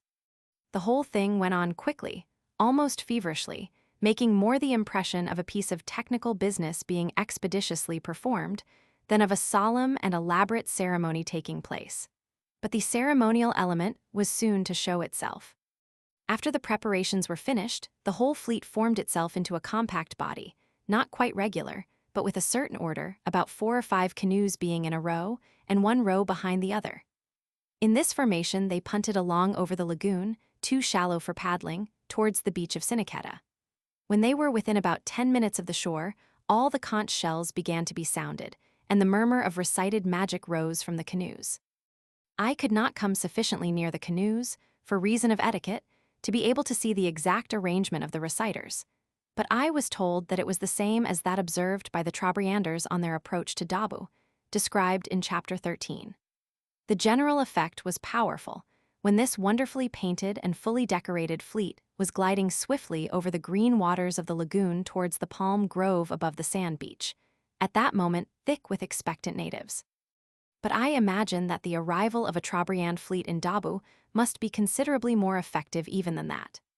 The much more picturesque landscape, the ceremonial paddling with the leaf-shaped oars over the deep water, the higher sense of danger and tension than that which the Dabuans feel when coming to visit the meek Trobrianders, all this must make it even more dramatic and impressive than the scene one have just described. Within some 20 meters from the shore, the canoes formed themselves into a double row, the canoe of the Talyuvalaku on the left flank of the first row. Kayaporo, as soon as all the craft were in position, rose in his canoe and in a loud voice addressed in Dabuan those standing on the shore. His words, preserved in the memory of his hearers, were transmitted to me that same evening in their Kiriwinian equivalent. He spoke. "Who will be first in the Kula? The people of Vacuta or yourselves? I deem you will have the lead. Bring arm shells, 1 basketful, 2 baskets, catch pigs, pluck coconuts, pluck betel nut, for this is my Uvalaku. By and by thou, Kautauya, wilt make an Uvalaku, and we shall give thee then plenty of vega." So spoke Kayaporo, addressing his main partner, Kautauya, the second chief of Siniketa. He did not address Tayudawada, the most important chief, because he was not his main partner. As soon as the speech was finished, Kautauya waded through the water from the beach, carrying a pair of arm shells in each hand. Behind him came a small boy, the youngest son, blowing a conch shell. He was followed again by 2 men, who between them had a stick resting on their shoulders, on which several pairs of Mwali arm shells were displayed. This procession waded towards the canoe of Kayaporo, whom Kautauya addressed in these words, throwing the arm shells on the platform of the canoe. "This is a vaga opening gift. In due time I shall make a Uvalaku to Dabu. Thou shalt return to me a big solava necklace as kudu equivalent gift for this. Plenty more arm shells thou wilt receive now. There are plenty of arm shells in Siniketa. We know there were plenty of arm shells in Vacuta. By and by thou and thy usage will come ashore, I shall catch a pig. I shall give you plenty of food, coconuts, betel nut, sugar cane, bananas." As soon as he was back on the shore, his wife, the eldest one, with a peta basket on her head, containing a pair of arm shells, went into the water and carried it to Kayaporo's canoe, the boy with the conch shell following her also. After that, conch shells were blown on all sides on the shore, and single men or groups detached themselves from the rest and waded towards the canoes. The Mwali were carried with ceremony on sticks or in outstretched arm. But the grossly exaggerated way of putting 1 pair of arm shells into a basket which was big enough to hold some 40 was only done by the chief's wife. All this lasted for perhaps half an hour, while the setting sun poured down its glowing light on the painted canoes, the yellow beach, and the lively bronze forms moving upon it. Then, in a few moments, the Dabuan canoes were partly beached, partly moored, whilst their crews spread over the 7 villages of Siniketa. Large groups could be seen sitting on platforms chewing betel nut and conversing in Dabuan with their hosts. See plate LVI. For 3 days, the Dabuans remained in Siniketa. Every now and then, blasts of conch shell announced that a Kula transaction had taken place, that is, that a pair of arm shells had been handed over to one of the visitors. Swarms of people from the other districts had assembled in Siniketa. Every day, natives from the inland villages of southern Baiwa crowded into their capital, whilst people from Kuboma, Luba, and Kiriwina, that is, the central and northern districts, were camping in their relatives' houses, in yam stores, and under provisional shelters. Reckoning that the number of the visitors, that is, the Dabuans, the Amphletons, and the Vacatans, who had joined them on their way, amounted to some 800. That the Siniketans numbered about 500 people, and that some 1,200 had come from the other villages, it will be seen that the crowd in and about Siniketa was considerable, numbering over 2,000. The Trobriand natives, of course, looked after their own provisions. The Dabuans had also brought a considerable amount of food with them, and would receive some additional vegetables and pig's flesh from their hosts, while they acquired fish from some of the other villages of Baiwa. As a matter of fact, stingaree, shark, and some other fish are the only articles for which the Dabuans barter on their own account. The rest of the trade, in the same way as is done in Dabu by the Siniketans, must be done with the community who receive visitors, that is, with Siniketa. The Siniketans buy from the manufacturing districts of Baiwa the same industrial products that they take with them to Dabu, that is baskets, lime pots, lime spatulae, etc. Then they sell these to the Dabuans in just the same manner and with the same profit as was described in chapter 15. As has been said there also, a man of Siniketa would never trade with his partner, but with some other Dabuan. Between the partners, only presents are exchanged. The gift offered by the Dabuans to the Siniketans is called vade, and it differs only in name and not in its economic or sociological nature from the peri gift offered by the Baiwans to their overseas partners. The talai, or farewell gift offered to them, is as a rule more substantial than the vade. The Dabuans, during their stay in Siniketa, lived on the beach or in their canoes, see plates Live and Roman 20. Skillfully rigged up with canopies of golden mats covering parts of the craft, their painted hulls glowing in the sun against the green water, some of the canoes presented the spectacle of some gorgeously fantastic pleasure boat, see plate LV. The natives waded about amongst them, making the lagoon lively with movement, talk, and laughter. Groups camped on the seashore, boiling food in the large clay pots, smoking and chewing betel nut. Big parties of Trobrianders walked among them, discreetly but curiously watching them. Women were not very conspicuous in the whole proceedings, nor did I hear any scandal about intrigues, although such may have taken place. 3. On the fourth day, conch shells were blown again in the morning, though on the last of the 3 days their sounds had almost died out. These were the signs of the departure. Food and small presents were brought to the canoes as talai, and a few emwali were given at the last, for which the conch shells were blown. Without any ceremony or farewell speeches, the Dabuan canoes sailed away, one after the other. Their journey home was also interrupted by a customary halt for fishing, but this time for fish, not shell. Some of them stop on the beach of Muwa, but the bulk camp on a beach called Suzuwa, halfway between Siniketa and Vacuta, where they catch the fish by means of a poisonous root, which they have brought for this purpose from home. This time, they remained 3 days in Suzuwa and Muwa, and then sailed to Vacuta to receive their talai. Their further journey I could not trace step by step, but afterwards I heard that quickly, and without any accident, they had reached their homes. Their tanera on Sarabuena Beach, that is, the competitive display of the yield gave more or less the following results. From Siniketa, they received 304 arm shells. From Vacuta, they received 344 arm shells. The total therefore was 648. As there were about 60 canoes making the proper Uvalaku from Dabu, that is, not counting those from the Amphlets and Vacuta which joined on the way and appeared before Siniketa, there were at the outside some 500 Dabuan natives on that expedition. Out of these, however, not more than half were grown-up Kula-making men, so that, on the average, there were nearly 13 arm shells for every 5 men. Some would not get more than 1 pair, some perhaps even none, whilst the headmen received large quantities. We shall follow in a later chapter the movements of some at least of those who had collected in Siniketa from the other districts, in connection with the Kula.